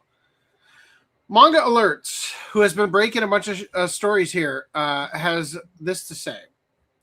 It was confirmed via LinkedIn and Screen Rant that Crunchyroll is doing a wave of layoffs across the HR, product, and e-commerce departments. Product and e-commerce, meaning Right Stuff and production of discs. For e-commerce specifically, the internet is the intent is to change how merch is made available to collectors. Today I was impacted by the mass layoffs at Crunchyroll. To be honest, this one hits really hard. I was also part of the Disney layoffs about a year ago, so this is my second time in a short period that my career has been suddenly reset. I'm a lead product designer with 10 plus years of experience, and I've worked across products and campaigns for companies like Disney, Apple, Amazon, T-Mobile, plus Walgreens at Razorfish. Okay. And most recently, Crunchyroll. I care deeply about storytelling, thoughtful product experiences, and building things that actually resonate with people. I'm going to be very transparent. I don't have family support or a home to fall back on, so finding my next role soon is very important for me. If your team is hiring, or if you know someone who is, I would truly appreciate a connection, referral, or even a repost. It would mean a lot to me. All right. Was she living at the warehouse? Like, don't know. So from here, Chibi says this.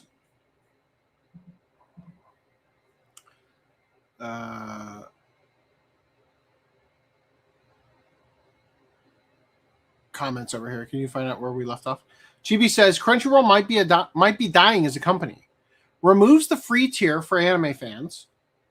Month later, they raise prices. Constant crashes and subtitle issues. Class action lawsuit filed against them. Now mass layoffs of employees. Now, I found this. It is a Substack written by someone that I believe was an industry insider for the anime marketing, product stuff.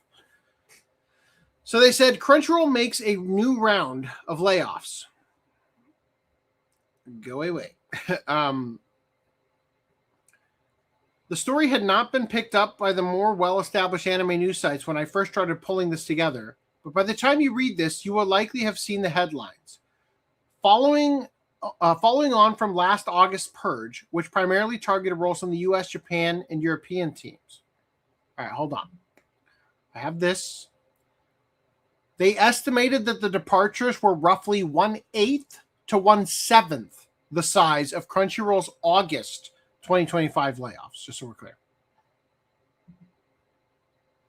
At the same time, it was reframed as a redeployment of resources to empower local teams in the rapidly growing emerging markets of Latin America, India, and Southeast Asia.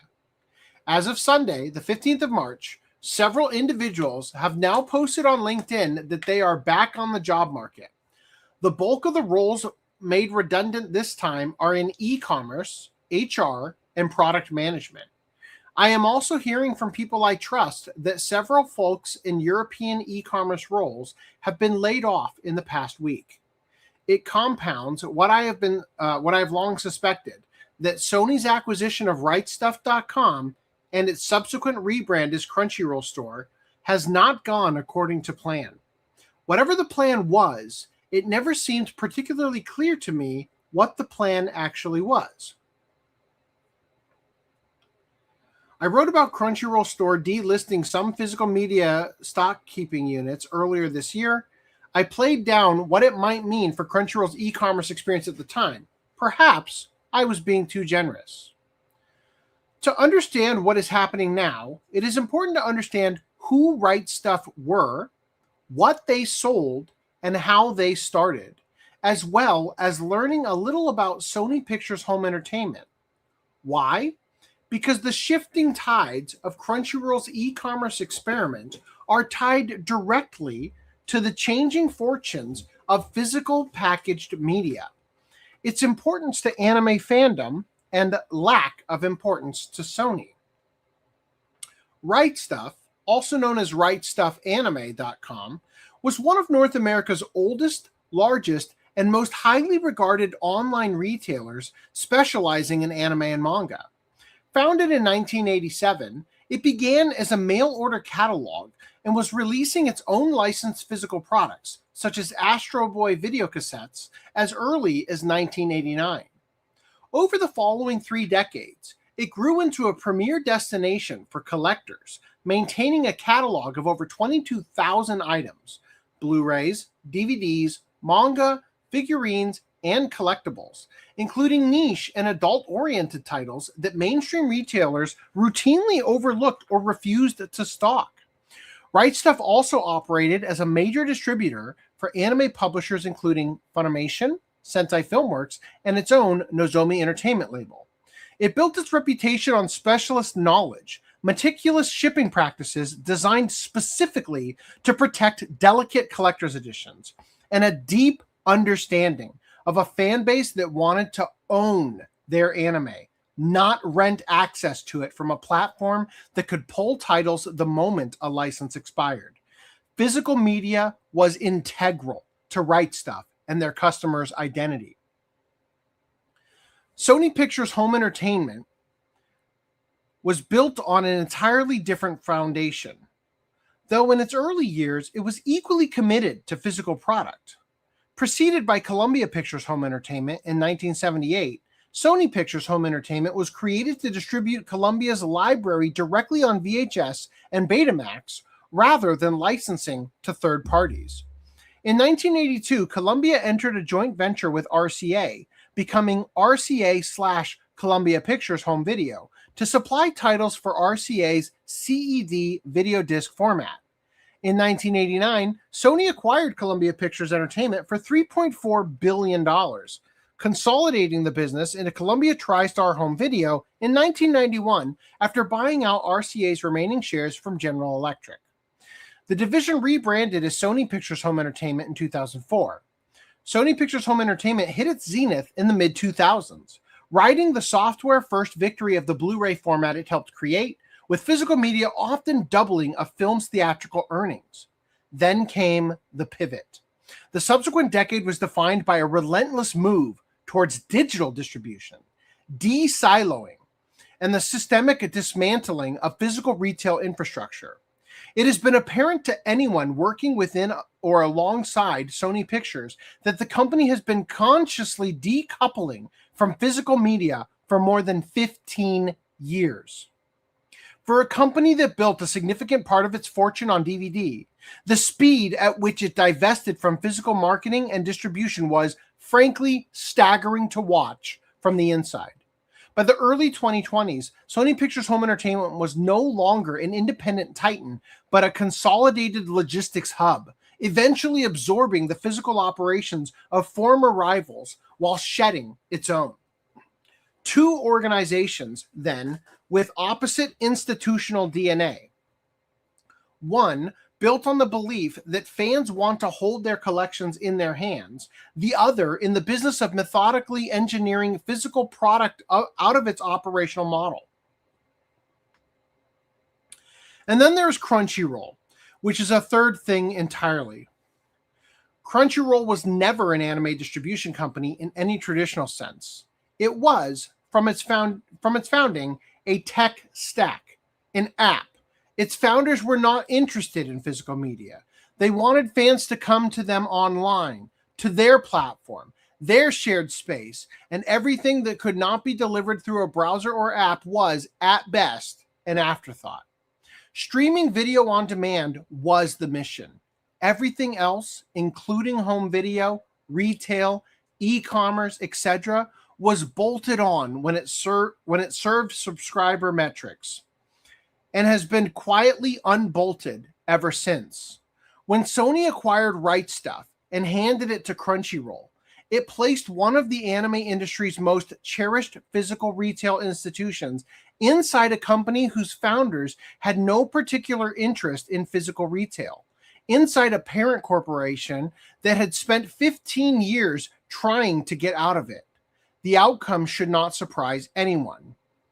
So in regards to that, like I'm curious because it's like, okay, like, but like if you knew what happened with Crunchyroll itself, like the people who founded it, the people that made it what it was, weren't there anymore. Mm-hmm. Like they were gutted and taken over by Funimation. What do you like? Oh, absolutely. All of which makes the Right Stuf acquisition look stranger in hindsight, not less.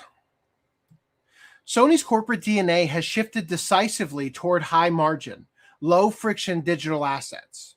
managing physical inventory, complex warehouse overhead, and direct-to-consumer customer relations.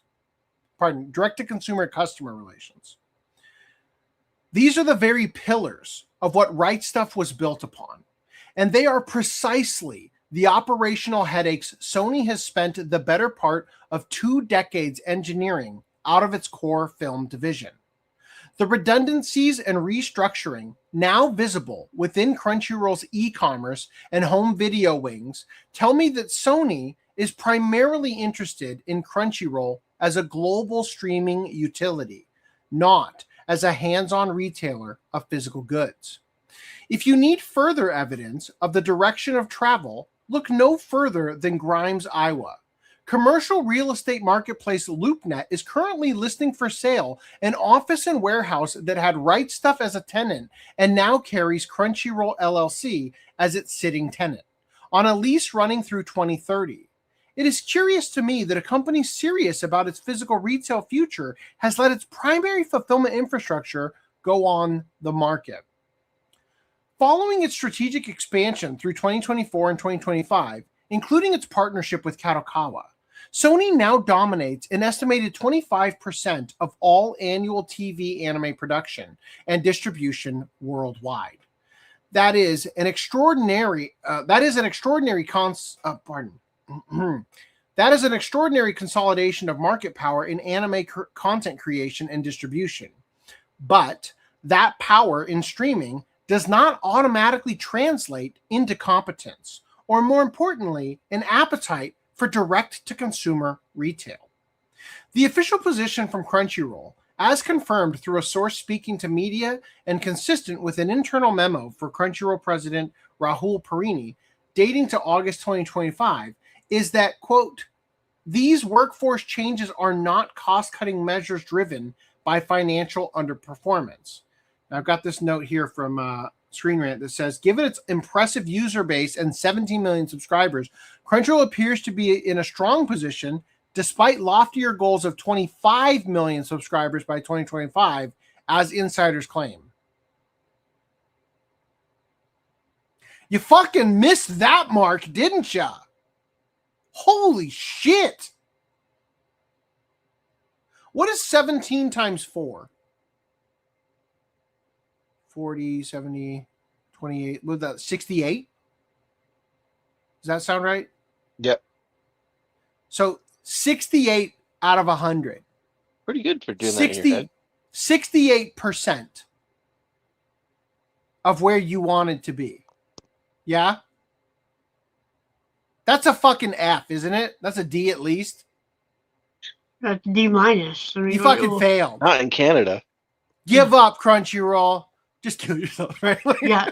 You want success, you brought your own demise, you morons. Seriously. In Canada, that's a 68 would be a C.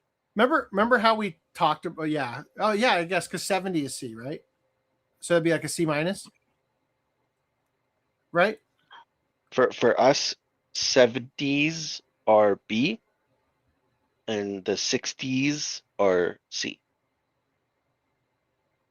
Wow. What is an A? 80? Yeah, A is 80, and A plus is 90 plus to 100.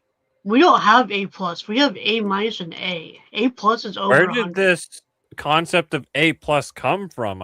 You'd think the states would have something they measure an A plus. What's over anything over 100 is an A plus. So 68 would be a C plus. How do you get over 100? With the way that you guys rank intelligence, it is no wonder that you see it as success to offer people medical assistance in dying. Right? Like, damn, shots fired. Yikes.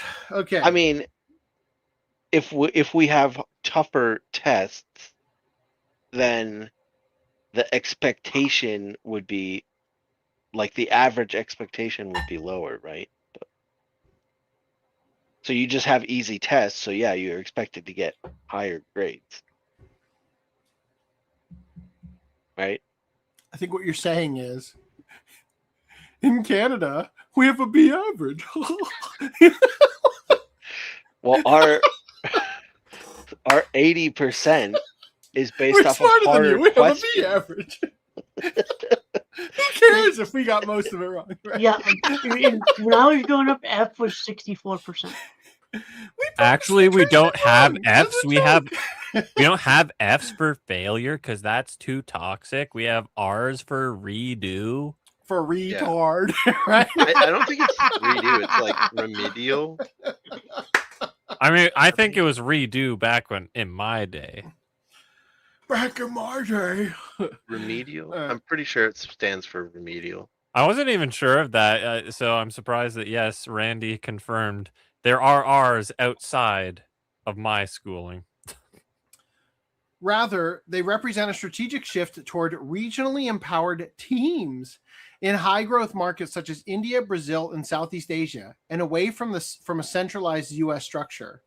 I cannot corroborate other online reports regarding the scale of the layoffs, but they seem fairly significant and directly related to roles servicing the e-commerce business within Crunchyroll.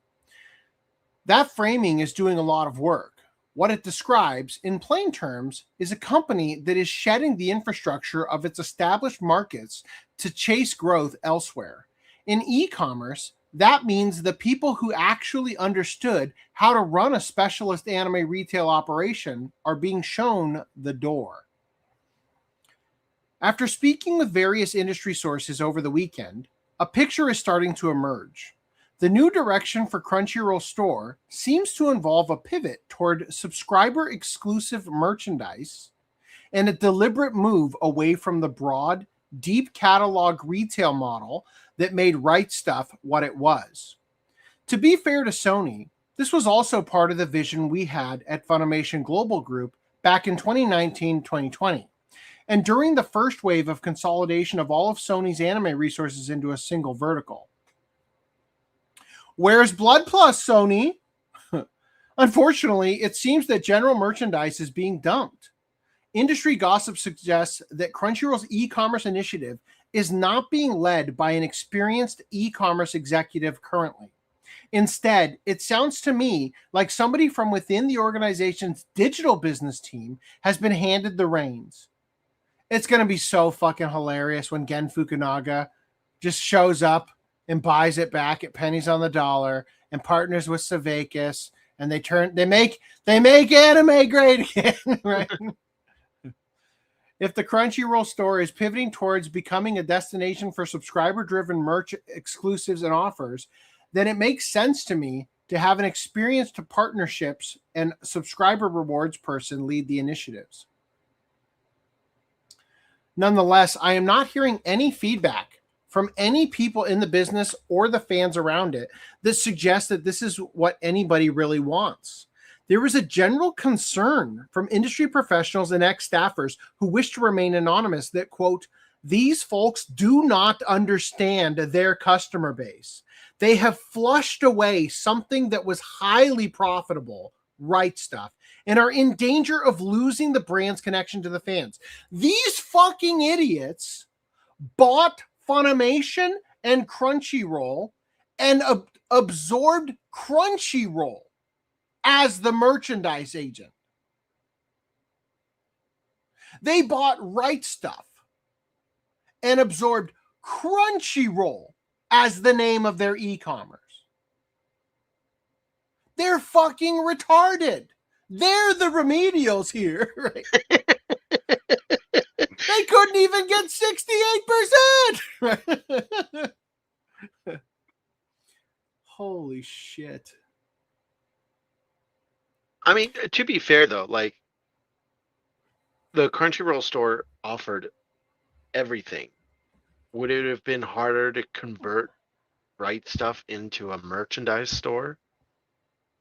Right Stuff was a merchandise store. Oh, did they sell? I thought they just sold Blu-rays. No, they sold everything. As we read, Blu-rays, DVDs, figurines, collectibles, the hentai that nobody else wanted to sell in the store. Manga, light novels, wall scrolls, body pillows. Everything. Yeah. Crunchyroll's the one who needed to get, pick up where they left off, right? That's why when Crunchyroll and Right Stuff merged, Crunchyroll had to create a fuck ton of new listings. Mm-hmm. because they couldn't just fucking move over. And then they fucking did buy anime. Like, again, Right Stuff had something going for it.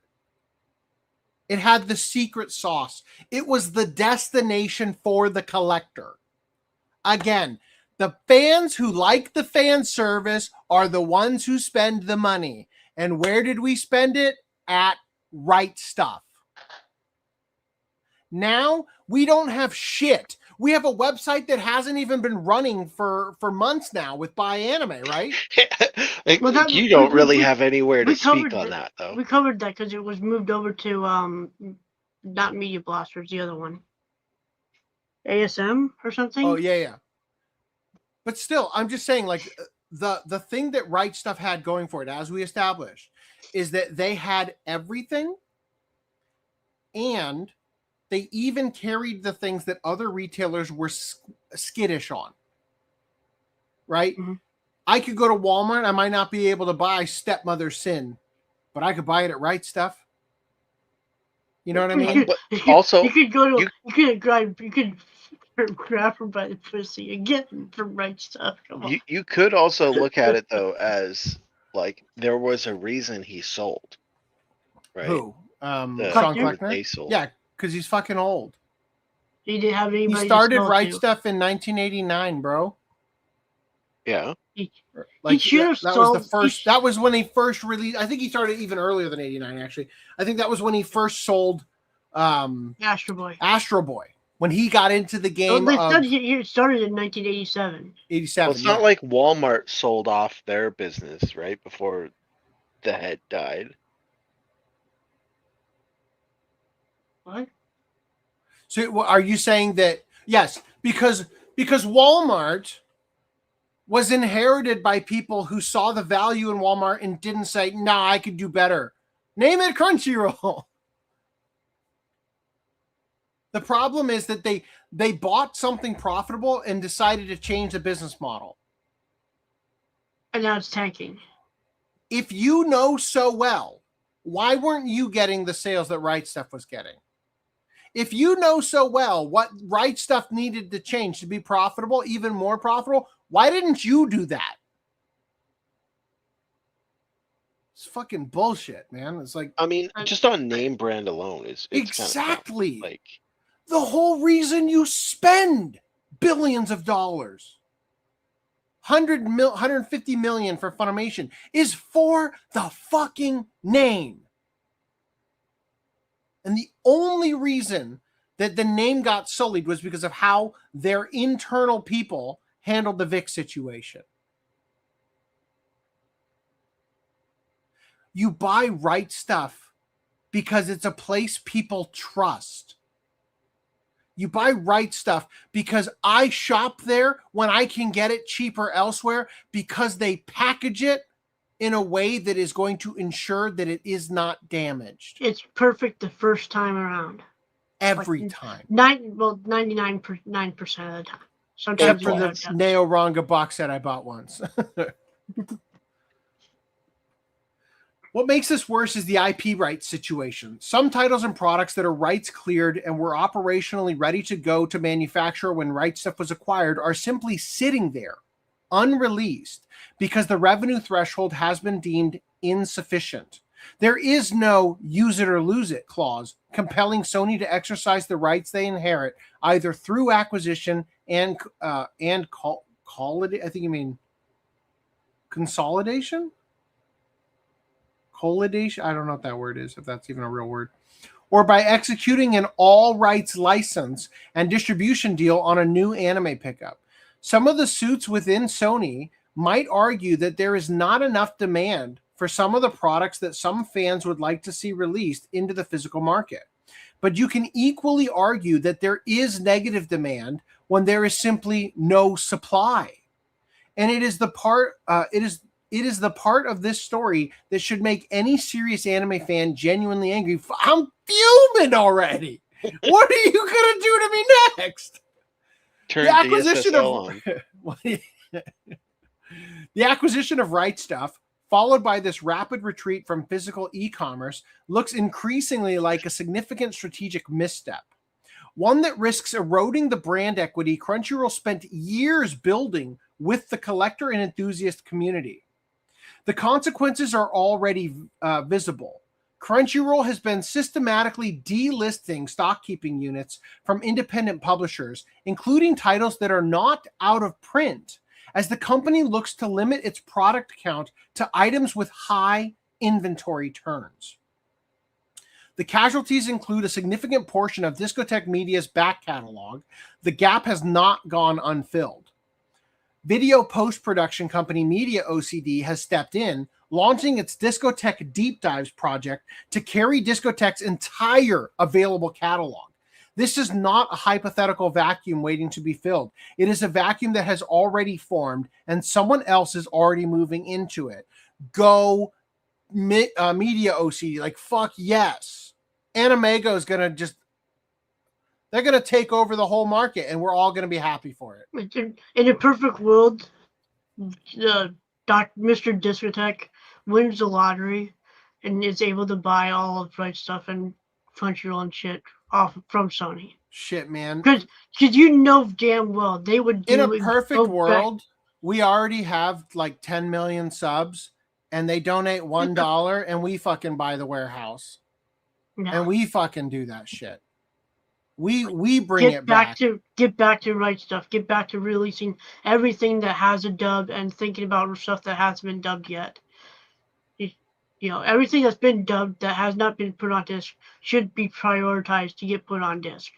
Everything. There's no return from those unless you put them on disc. Oh, dear Lord. The acquisition of Right Stuff, followed by this rapid retreat from physical e-commerce, looks increasingly like a significant strategic misstep, one that risks eroding the brand. I read the Discotek Media Set. Hold on, sorry. That is a hypothetical vacuum when we failed to read that. For many anime fans, the hobby is aspirational in a specific, tangible way.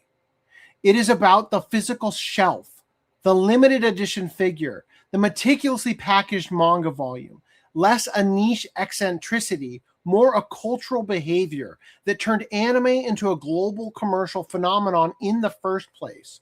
By stripping away the boots on the ground infrastructure of physical retail, Sony is effectively signaling to that community that it is not a priority. Fuck yes, they are.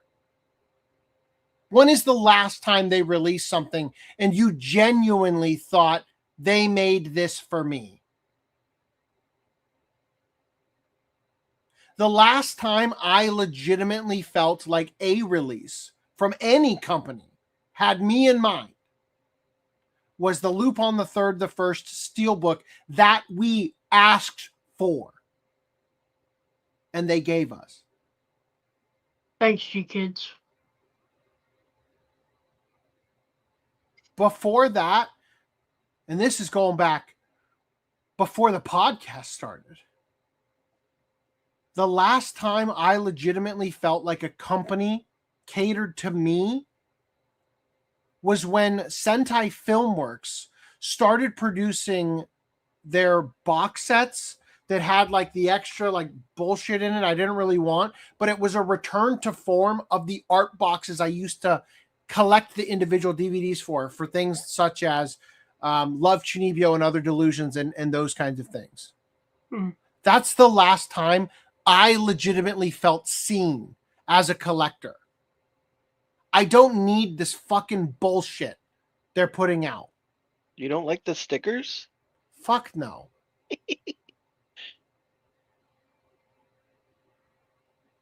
I'm fucking tired. This hobby has gotten so goddamn expensive, and I'm not buying anything I actually give a shit about. Nothing is getting the treatment it deserves. I fucking hate it, man. Every time we open up Right Stuff, it's like now's the time to go take a leak because I'm not fucking excited. And when I say Right Stuff, I'm talking about our segment, obviously. It's fucking crunchy. Yeah, our physical media segment. Like, it sucks. What should be the backbone of the podcast. You go take absolutely. You know, and it hasn't been exciting for the past Well, Years. Years. There's been a couple things here and there, but man, it's just. I mean, the most exciting thing that's happened is Sentai has put something out again, this time on Steelbook. Yeah. And that feels like an obligation. Right. When Sentai used to put out their LEs, that was a return to form, and they looked goddamn beautiful right next to the old sets that I had from the mid 2000s. That was nourishment for my soul. I mean, the Demon Slayer, the first few seasons, those LEs look good. Really? Well, those are Aniplex. Really? Yeah, The Aniplex. Demon Slayer LEs, cost, Randy? the ones that are movie height and then back down to regular. And then, fuck that shit, man. Just the first few seasons. Randy, That's why I Randy. limited it. But at what cost? That Yes, Legend of the Galactic Heroes, when it's printed right, looks pretty good, like the individual boxes, but who cares if it's like $900? $999, sorry. At what It was point, like, did $800 Crunchyroll? Like, I mean, then this you could argue this goes back to Funimation. When are we going to get a Blu-ray for original Dragon Ball? Or when are we going to get like? Never. Well, We're never- the original we're never Dragon gonna Ball get did those. get the original Dragon Ball did get a Blu-ray release in France. In the Yeah, States. that's France. Great, wonderful. In France and Sorry, the I States. shouldn't have to clarify this, but I'm talking about Region 1. Region Yeah. A here. The best region. Are we going to see, like? Yeah, and by the way, we're using the US metric where an A is at least 90%, okay? not this Canada anything goes shit where they put French on the back. Fuck that.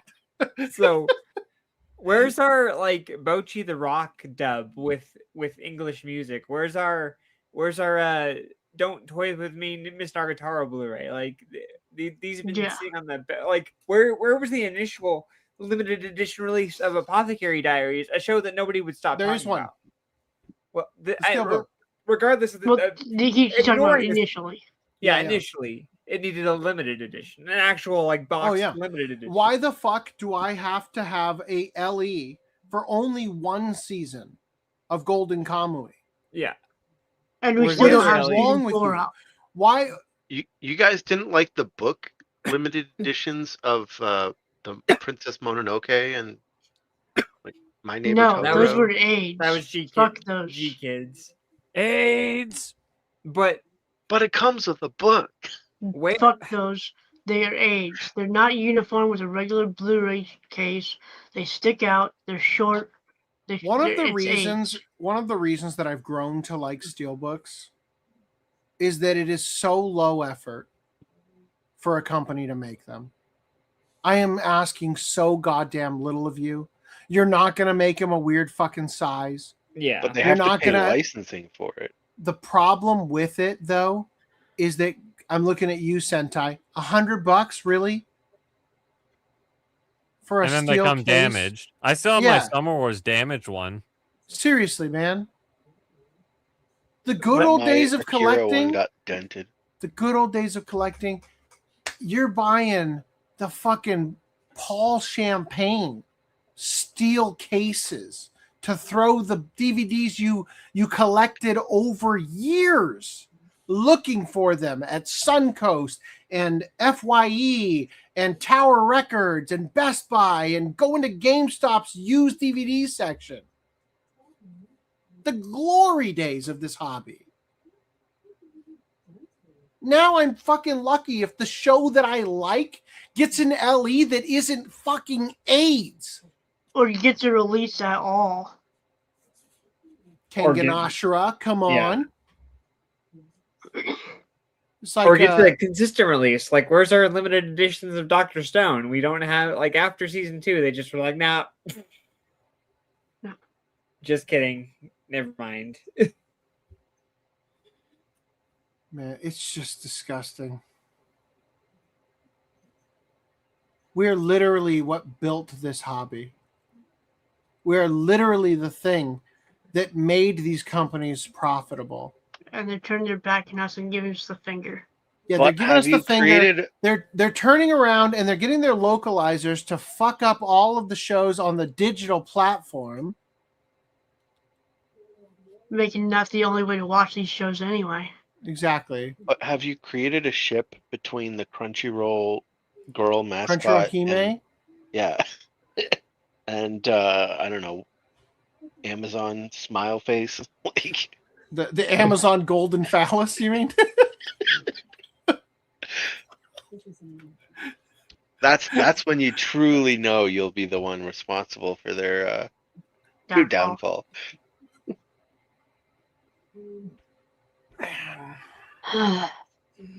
Crunchyroll, you cannot go out of business fast enough.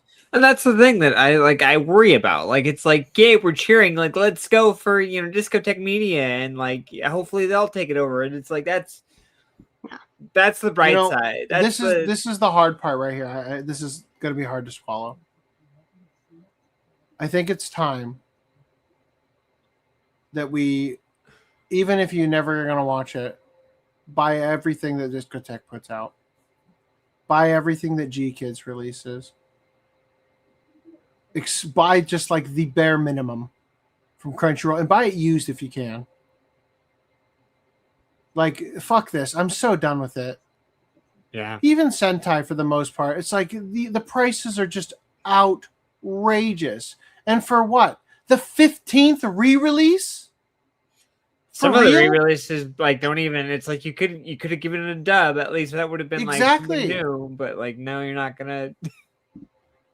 I feel like Sentai is a victim here as well. I totally agree, 100%. I feel like Sentai is getting the slim pickings at the end of the day because Crunchyroll was licensing fucking everything. Yeah, I totally agree. I feel like the reason that they're barely hanging on, it's that's not why a good their place shit. to be. That's why their stuff's more expensive. Yeah, and Acer Holdings already went through this with ADV, right? They're not going to survive this.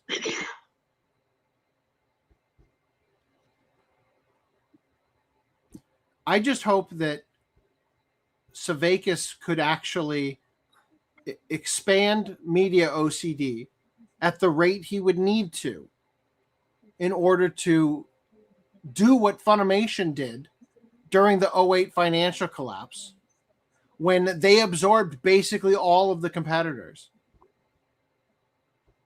Although the funniest timeline is Media Blasters becoming king. Oh no. That'd be. I don't know if I would trust John Cirabella with that. I love John Cirabella. I hope he entrusts me with his business someday so that I can be the one that everybody's mad at. All right, this creates an opening. The trust vacuum left by Sony's retreat is real, and someone will eventually move to fill it. Whether that is an established player or a new entrant with the logistical resilience and genuine fan market understanding that Right Stuff once had, I genuinely do not know. The economic headwinds in 2026, inflation, tariff pressures, and Trumpflation, increased freight and insurance costs, all combine to make the barrier to entry significantly higher than it was 5 years ago. It is not a simple play. But the opportunity is there. Sony's discomfort with the heavy lifting of physical retail may protect their margins in the short term. It will not protect their reputation with the part of the fan base that remembers what Crunchyroll and Right Stuff before it once meant to them. If you take one thing from this piece, let it be this.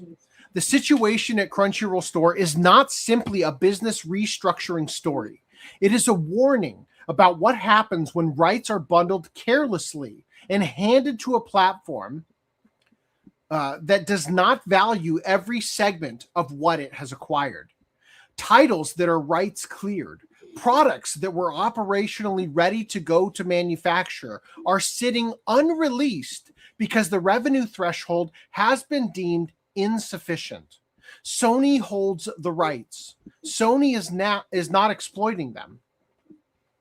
And because there is no use it or lose it clause compelling them to do so, those titles may simply never see release. Burn Sony to the ground! There is no demand when there is no supply. Like, I mean, if they want to be profitable, at least sell off the disc rights to somebody else. Sell all the disc Even rights to Netflix is selling off the disc rights of their most profitable show ever to Arrow Video. Man, just the end of this company cannot come soon enough. Japanese licensors need to hear this and act on it. If you are negotiating home entertainment rights with any major streaming platform, Crunchyroll or otherwise, insist on a timeout clause. If your content has not been released within an agreed window, those rights revert, full stop. Do not allow a platform to sit on your IP because exploiting it falls below their revenue threshold.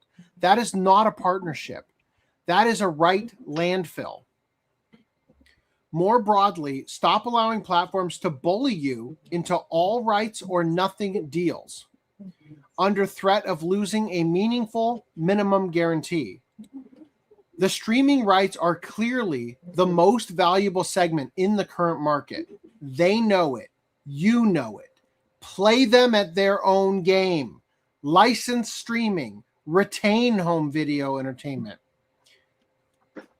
And maintain the ability to exploit your physical media rights through partners who actually understand and value that market.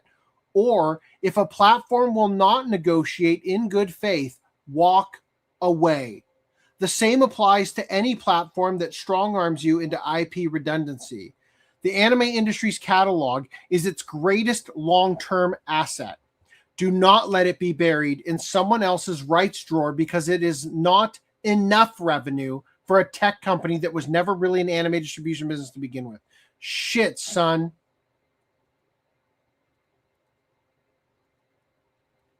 This guy used to be Answer Man on Anime News Network.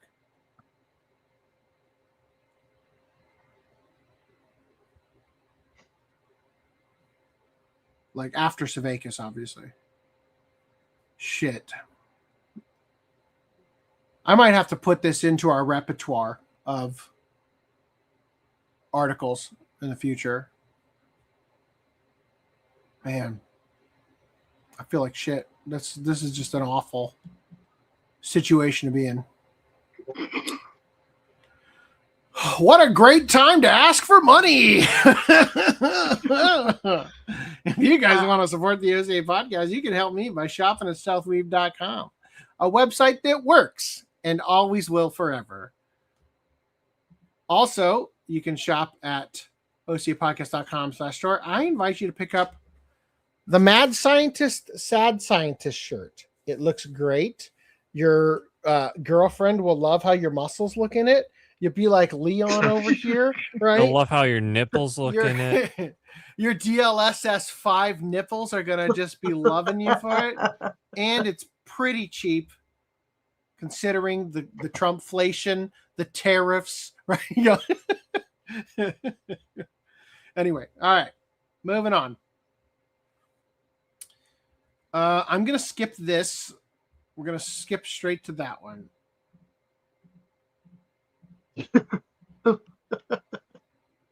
Yeah. Let's catch up on chats real quick. Do you want to jump on those while I grab something? I'll be right back.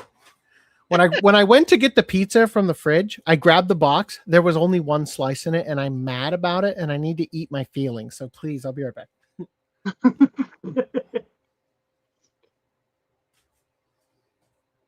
There's a meme of kids today not being able to read clock face. Yeah, I saw a video.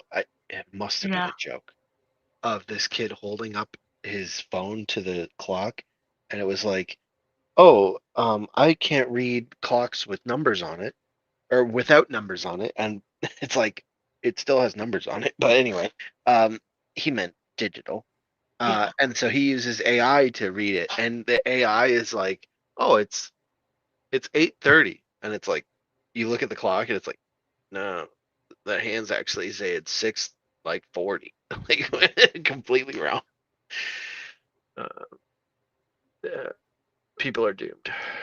Are they threatening fans with another Stranger Things season? Hopefully not.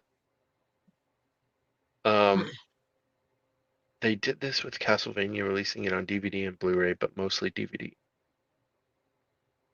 I think that got equal.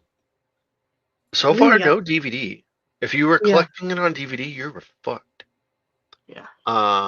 If you collected it on Blu-ray or 4K before, it's kind of annoying because, like I said, you have 2 seasons that are in this, like, the one I got were like VHS, like facsimiles, you know, like it was supposed to mimic a VHS tape, but so they're just gonna be like, just quickly sell those before the news spreads out that I don't sell shit, man.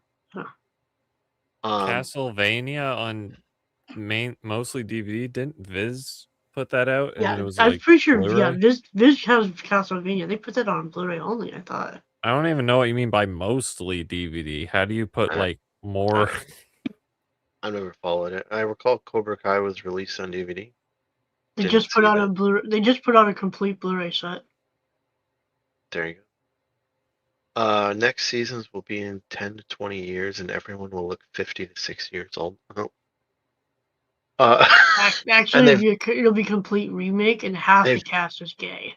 No, it'll be everyone's back. Except for when they're all, except for the mom, the parents. Yeah. No, they'll still be alive. No, you high? No way. No, sure, they'll be alive, and Really they'll all take. No, it'll they're come gonna- back, and they'll all be in like trapped in Vecna's mind. Yeah, they're gonna and they'll all just be DLS like old people. S5 them, and they're gonna be young again. Oh yeah, sure. But, They're all gonna walk with a limp like an old person. remastered versions in 10 years will have all the effects redone with AI.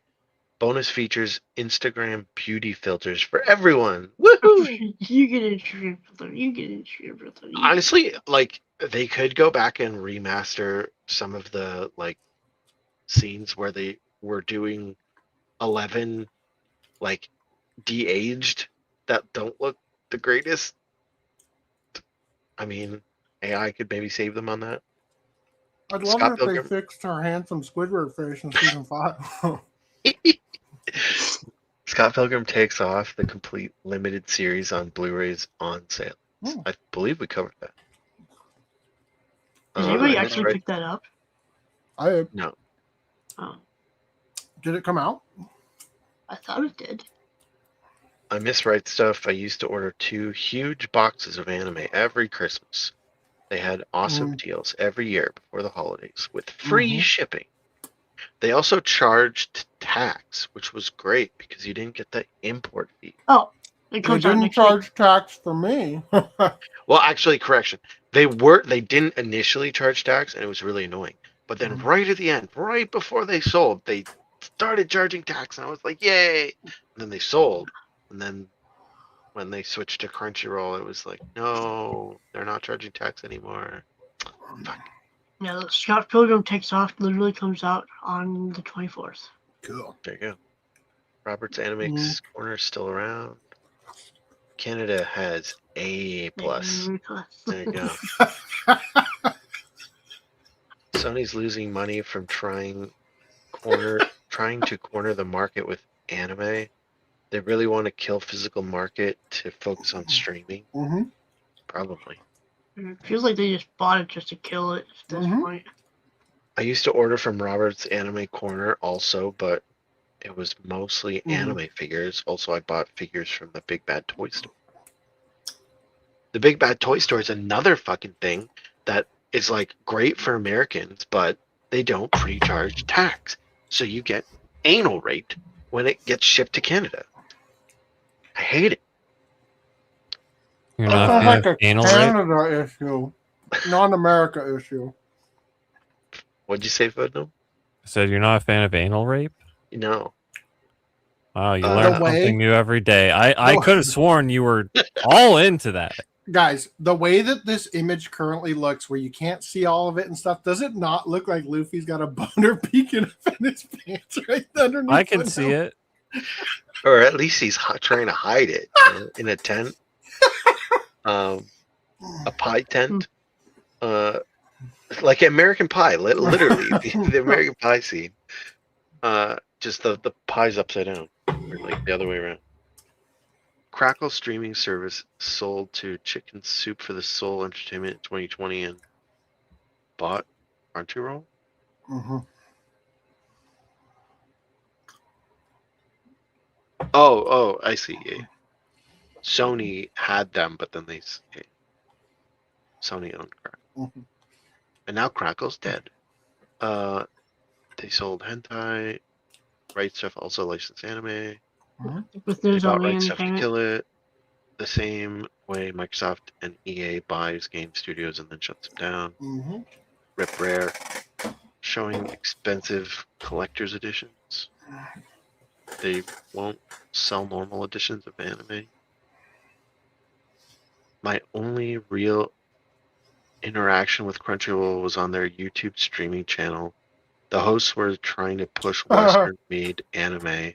A year or two later, they released High Guardian Spice. Do you remember when Funimation used to have like little podcast things that they post to their channel? The Funimation. Manga Entertainment with Jesse and Mary. Fuck, I goddamn loved them. And then he made Velocipaster. Well, there you go. That's a step up. Yeah. Most of the comments told them it was a bad idea. Of course, they quit streaming shortly afterwards. It's just a hype channel anyways. Sony used to do nice Blu-rays. Paprika and Tekkon Treat had like 20 language options, and the picture quality was pretty damn good. The things I always looked forward to in the Blu-rays, or well, I haven't seen it in any Blu-ray.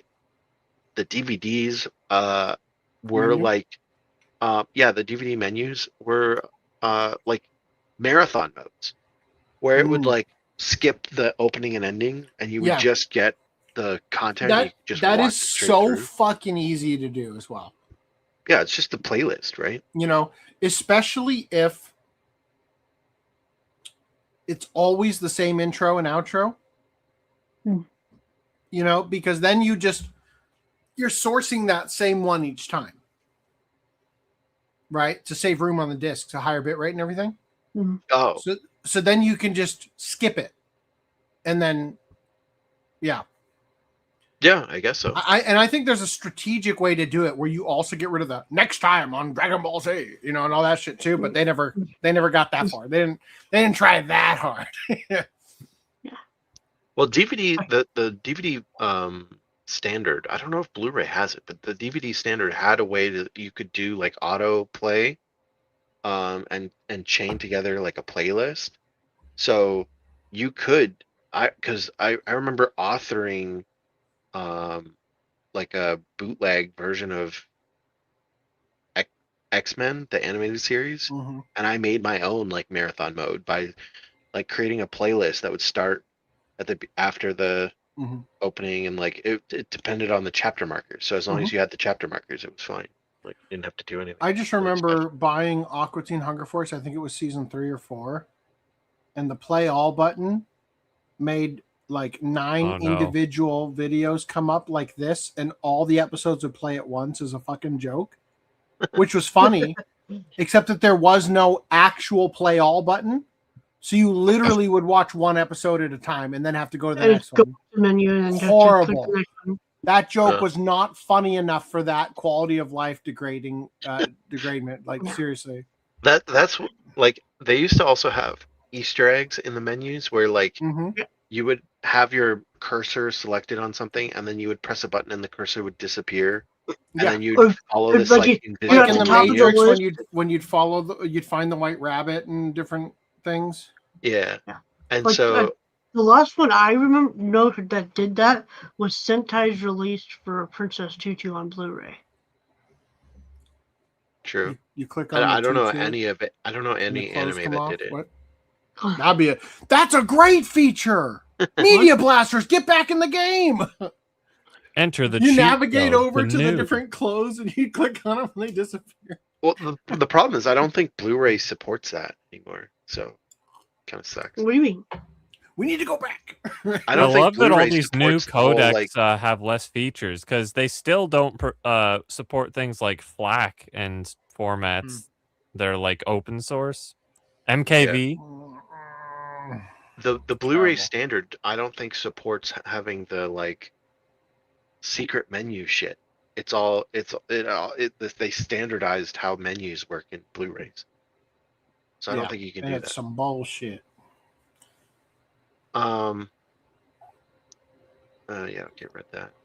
That was Warner Brothers' idea, not Crunchyroll, to kill the market. Maybe Warner Brothers sold it to Sony just to save. Sold what? Crackle? I don't know what you're talking.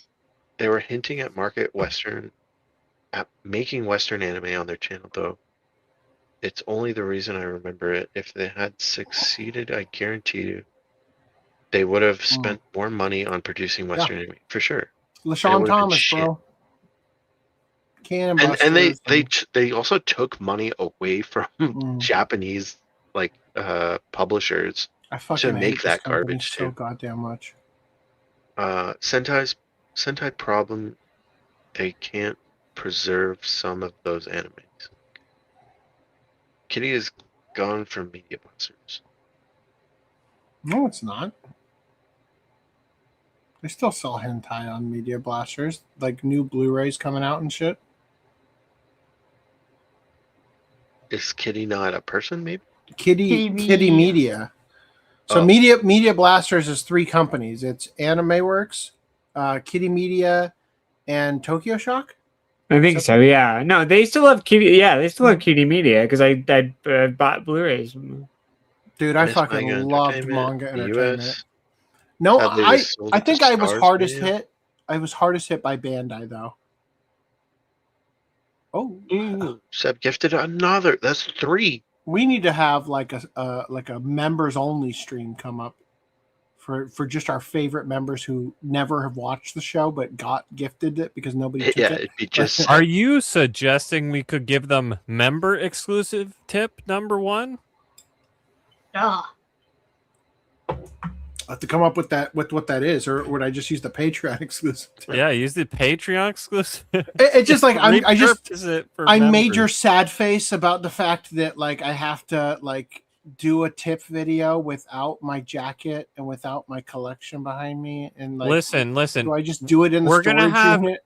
we'll have a monthly members only stream, and every single stream we give the Patreon exclusive tip in the members only chat, and we say it with enough confidence that sounds like a new tip, but it's the same tip every time. Burn Sony to the ground. Do you want to save this hobby? Burn Sony to the ground. Like just every time. UK had DVDs of Castlevania. I can do the voice of the last time on Dragon Ball Z. Great. You can make little member icons so people resub. What does that mean?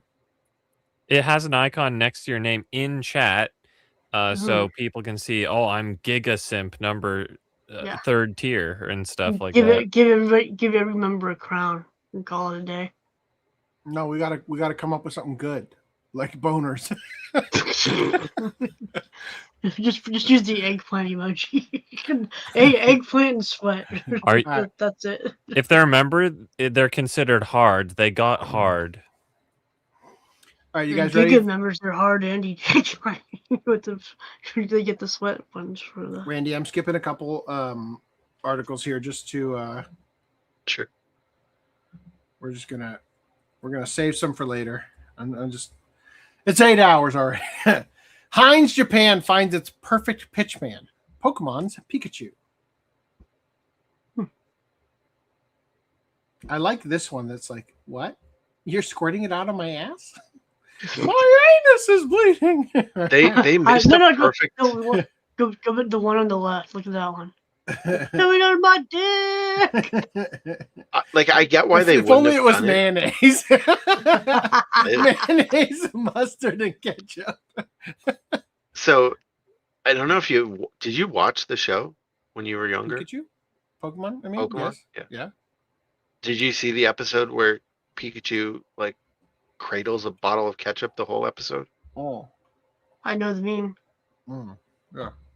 So I thought it was Sokka.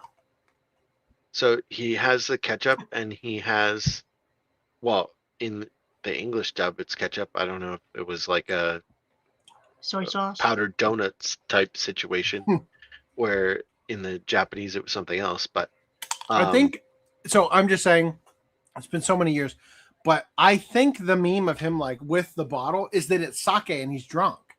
No, No? it's ketchup. 100% it's ketchup. Or at least the one I'm thinking of, where he's walking with the bottle in his hand. The one I'm thinking of is ketchup. Okay. Because there's the greatest an episode, love story ever told. Is what came there's an up episode when where he really loves ketchup, and he has to like. There's two other Pokemon, and I don't think they like ketchup. Maybe they do. It was Scyther and Electabuzz. They're fighting each other, and I remember at one point Pikachu blasts them both in the face with the ketchup, and so they both start seeing red, and then that like fixed it or made it worse. I can't remember. It's been a while since I've watched the episode. But what I was going to say is they should have put Scyther and Electabuzz also on the bottles. Or like, Showdown in Dark City, episode 42, is indeed ketchup. It's not a jelly donut situation. There you go. All right, I'm just removing. They're putting it on the egg, like that special like Japanese egg where they whip it up and they put it over rice and then they cut it. Omelet rice. Omelet rice. Yeah. Yeah, omelet rice. All right. All right, here we go. So there's your ketchup, your Pikachu ketchup. All right, moving past that. Okay, cool. Next time you're feeling stressed out, you could relax on a Pokemon Psyduck chair from Japan. That Psyduck looks relaxed.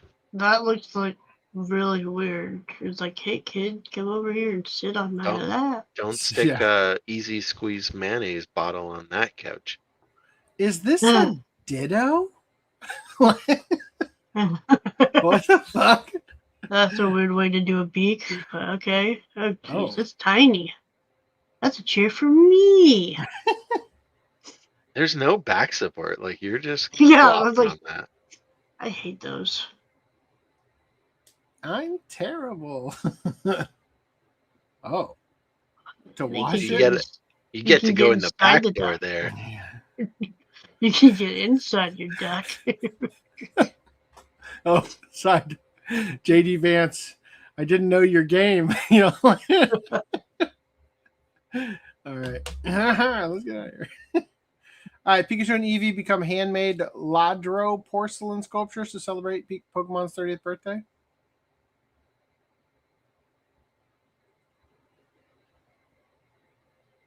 Cool. They're shiny AF, am I right? All right. Every Japanese pro baseball team to play with Mario question block bases once this year. When they step on them, do coins pop out?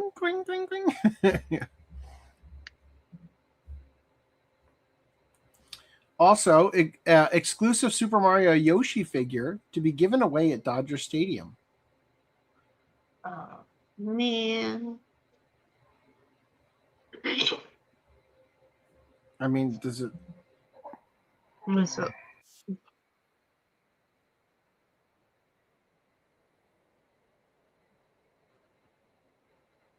Okay, no. Okay, anyway, moving past that. What the fuck? That's not Yoshi. One Piece X absolutely ridiculous collab returns with Monkey D. Luffy rare edition glove. Ew. Randy, do you want a Wow. rare edition baseball glove? That is cursed. Will it give me stretchy powers? You know there's only one body part you'd stretch. You You already have. We all have stretchy powers if we try hard enough. All right. Gum fruit. This thing is insane. It's like $69, I guess. I think it's 99 Canadian. Well, it's It's just a little. Pardon? $69 for 482 pieces. Jeez. Yeah, it's a little. It's like the concept is cool. It's a little. Just to add this stupid like clip here, like throw another piece on there. Yeah, that's for Luffy to stand. I would prefer just the outside and like not deal it with the like table on the inside, because that's kind of weird. But also, if you go to the One Piece category, shop. Top right left. there. No, you were right on it. That works too. Same diff. Oh, okay. Scroll down. So you could get the that thing, or scroll down more. You could get that thing. And it's like like for almost the same price here. When I looked at it, it was the exact same price. So maybe they changed it, but when I looked at it, it was the exact same price. You could get either of them. I'm like, that's insane. Bro, it was bad enough that you like Funko Pops exist, but now you can build your Funko Pop with Buggy. Yeah, those. At least it's only $7. Everybody hates brickheads. Mm-hmm. But like, you compare the fucking fruit to Arlong Park. Seriously, like, I would rather Arlong Park. I mean, it's pretty much just a facade. Yeah. Sure, but it comes with like 4 little mini attraction scroll down some more. Or wait. Comes with Arlong.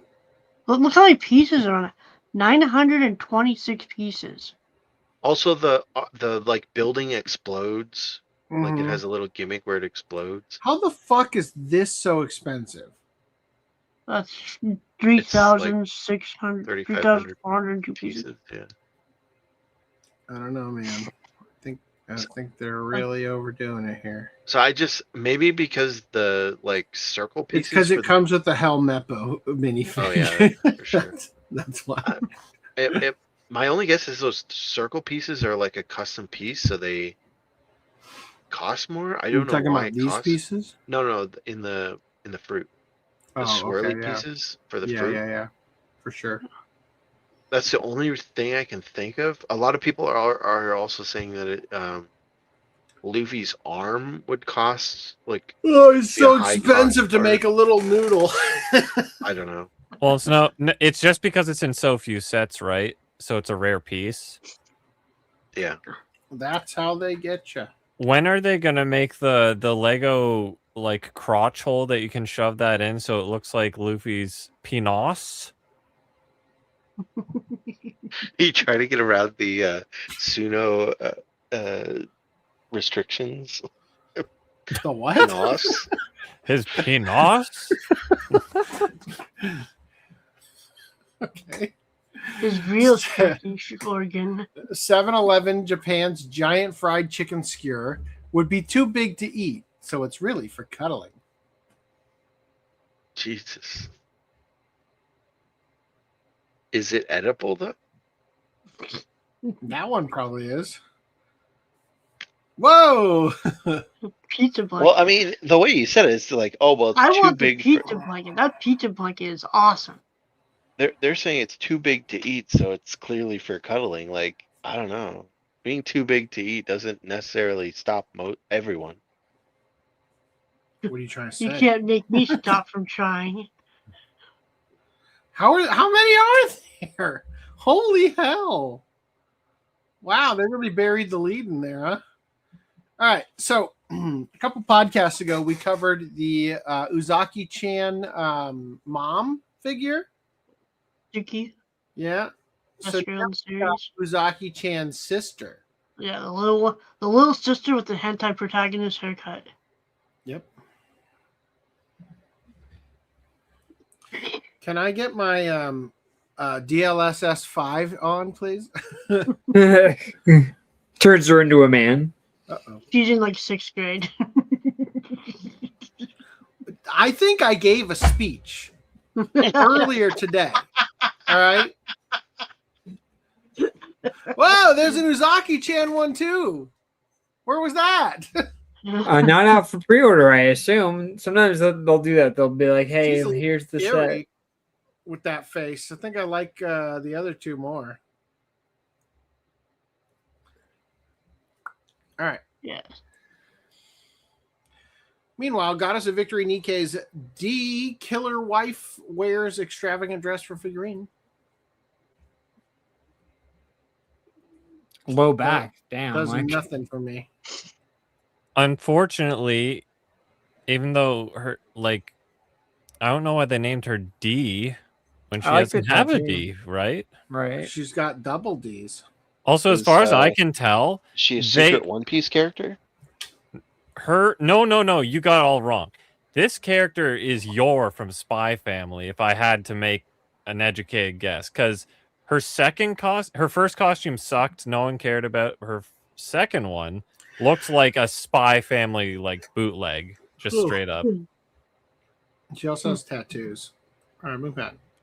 Azure Lane's August Avonda Parseval figure boasting big guns. The caliber. And Double handlebars decal. at the top there. Oh, Handles. all the best women have handlebars. They look posable.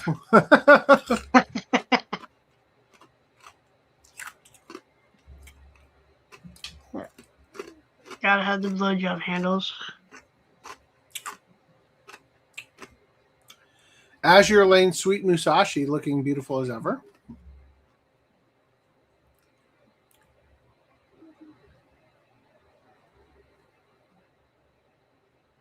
Oh, geez. Of course she's a nine-tailed fox. I see. Between every Japanese legend is a man saying, but what if it was fuckable? Yeah. All right. Gushing over Magical Girls, Magia Bizer, what was her name? Bizer? Right? Bazer. Gets Bazer, right? Bazer. Gets a second form in new figure. Wow, look at that face. Whoa. Nice. That's DLSS 5 on for sure. Yeah. Jesus, that's scary. What was the old thing? RTX on? Is that what we used to say? Yeah. Yeah, RTX on, RTX off. Wow. Nice. Who doesn't want that?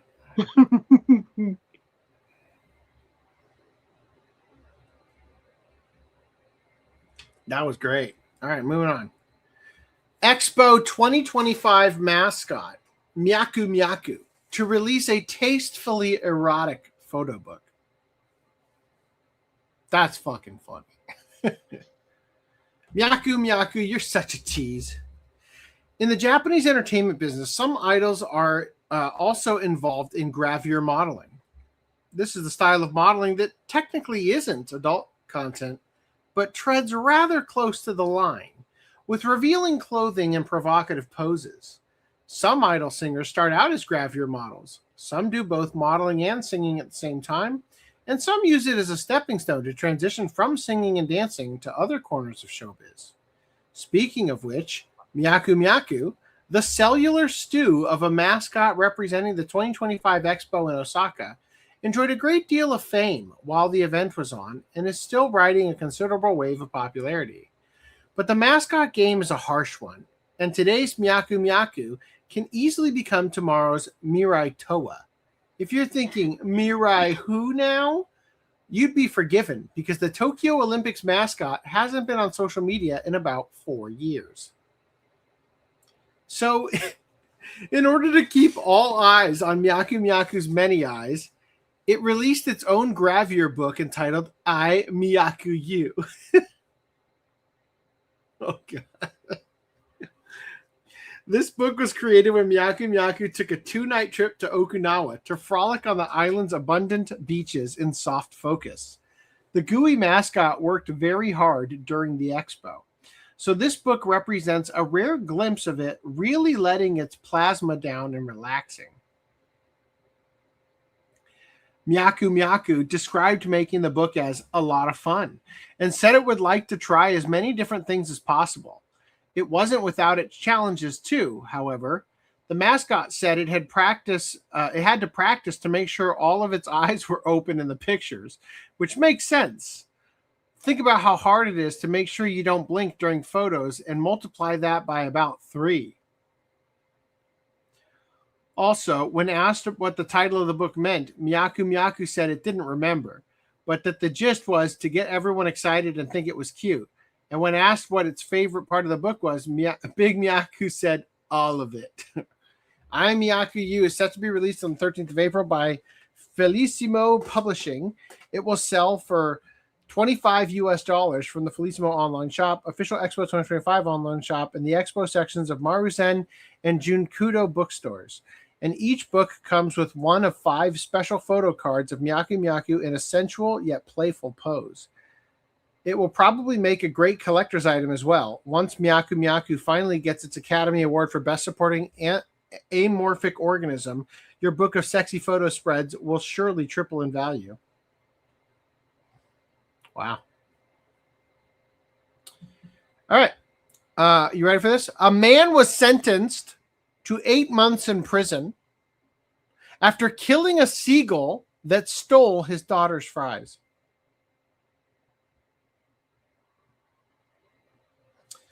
A bizarre and brutal incident in the U.S. has led to jail time, as a father who killed a seagull after it stole his daughter's fries has been sentenced. 32-year-old Franklin Ziegler was sentenced to 8 months in prison after killing a seagull in New Jersey. The incident took place on July 6, 2024, when Ziegler was visiting an amusement area in the North Wildwood with his daughter. While she was eating fries on a boardwalk, a seagull swooped down and snatched some of the food. Ziegler reportedly became enraged, grabbed the bird, and killed it by twisting its neck. He then attempted to dispose of the dead seagull in a trash bag, but nearby witnesses noticed what had happened and reported the incident to the authorities. Fucking narcs. You saw that bitch take the French fries and you reported this guy? Father of the Year over here. I don't want to live in this country anymore. When police arrived, Ziegler allegedly showed a confrontational attitude, which led to an additional charge of obstructing official duties on top of the animal cruelty charges. Under U.S. law, specifically the Migratory Bird Treaty Act of 1918, it is illegal to I want capture... to see those signatures. Who made this treaty on the bird's behalf? Why are there so many feathers in this document? What's this white stuff on page 9? The treaty just says "Baka, over and over again. The judgment for avicide will be death. Under U.S. law, specifically the Migratory Bird Treaty Act of 1918, it is illegal to capture or kill protected migratory birds such as seagulls. Ziegler was ultimately found guilty of animal cruelty, served a total of 262 days in custody, and was also fined $250. Holy shit. Almost like 3/4 of a year in jail for killing a fucking seagull. In Canada, that's like a whole year. The sentencing has drawn criticism. Basically, especially if it was over the like if they put you in jail in like April and they let you out in like November and you're in jail from spring, summer, and fall, but you get winter out. It's like, well, I would have rather just keep me in jail for the whole fucking year at that point. Oh, the sentencing has drawn criticism from animal rights advocates who argued that the punishment was too lenient. An activist... Too lenient? What the fuck? Fuck you guys. Fuck you. I want to see the bird that's signing this law about... Seriously, the judge is just a fucking pigeon in a judge's wig, like Icarus. The sentencing has drawn criticism from animal rights advocates who argue that the punishment was too lenient. An activist from In Defense of Animals described the incident as a cruel act of torture. It was over in an instant. No torture. Carried out in broad daylight. That matters. Murder? In front of a What child. murder? He's her hero. Expressing disappointment with the court's decision. Fuck you. God, I wish he had murdered you. Just kidding. All right, anyway. Indian woman seeks divorce from her husband for not taking a bath. Valid reason? I'm just saying. How bad you gotta smell in India. Like, yeah. An Indian woman has filed for divorce after claiming that her husband stinks. According to the Times of India, Soni Devi, 20, said her husband, Manish Ram,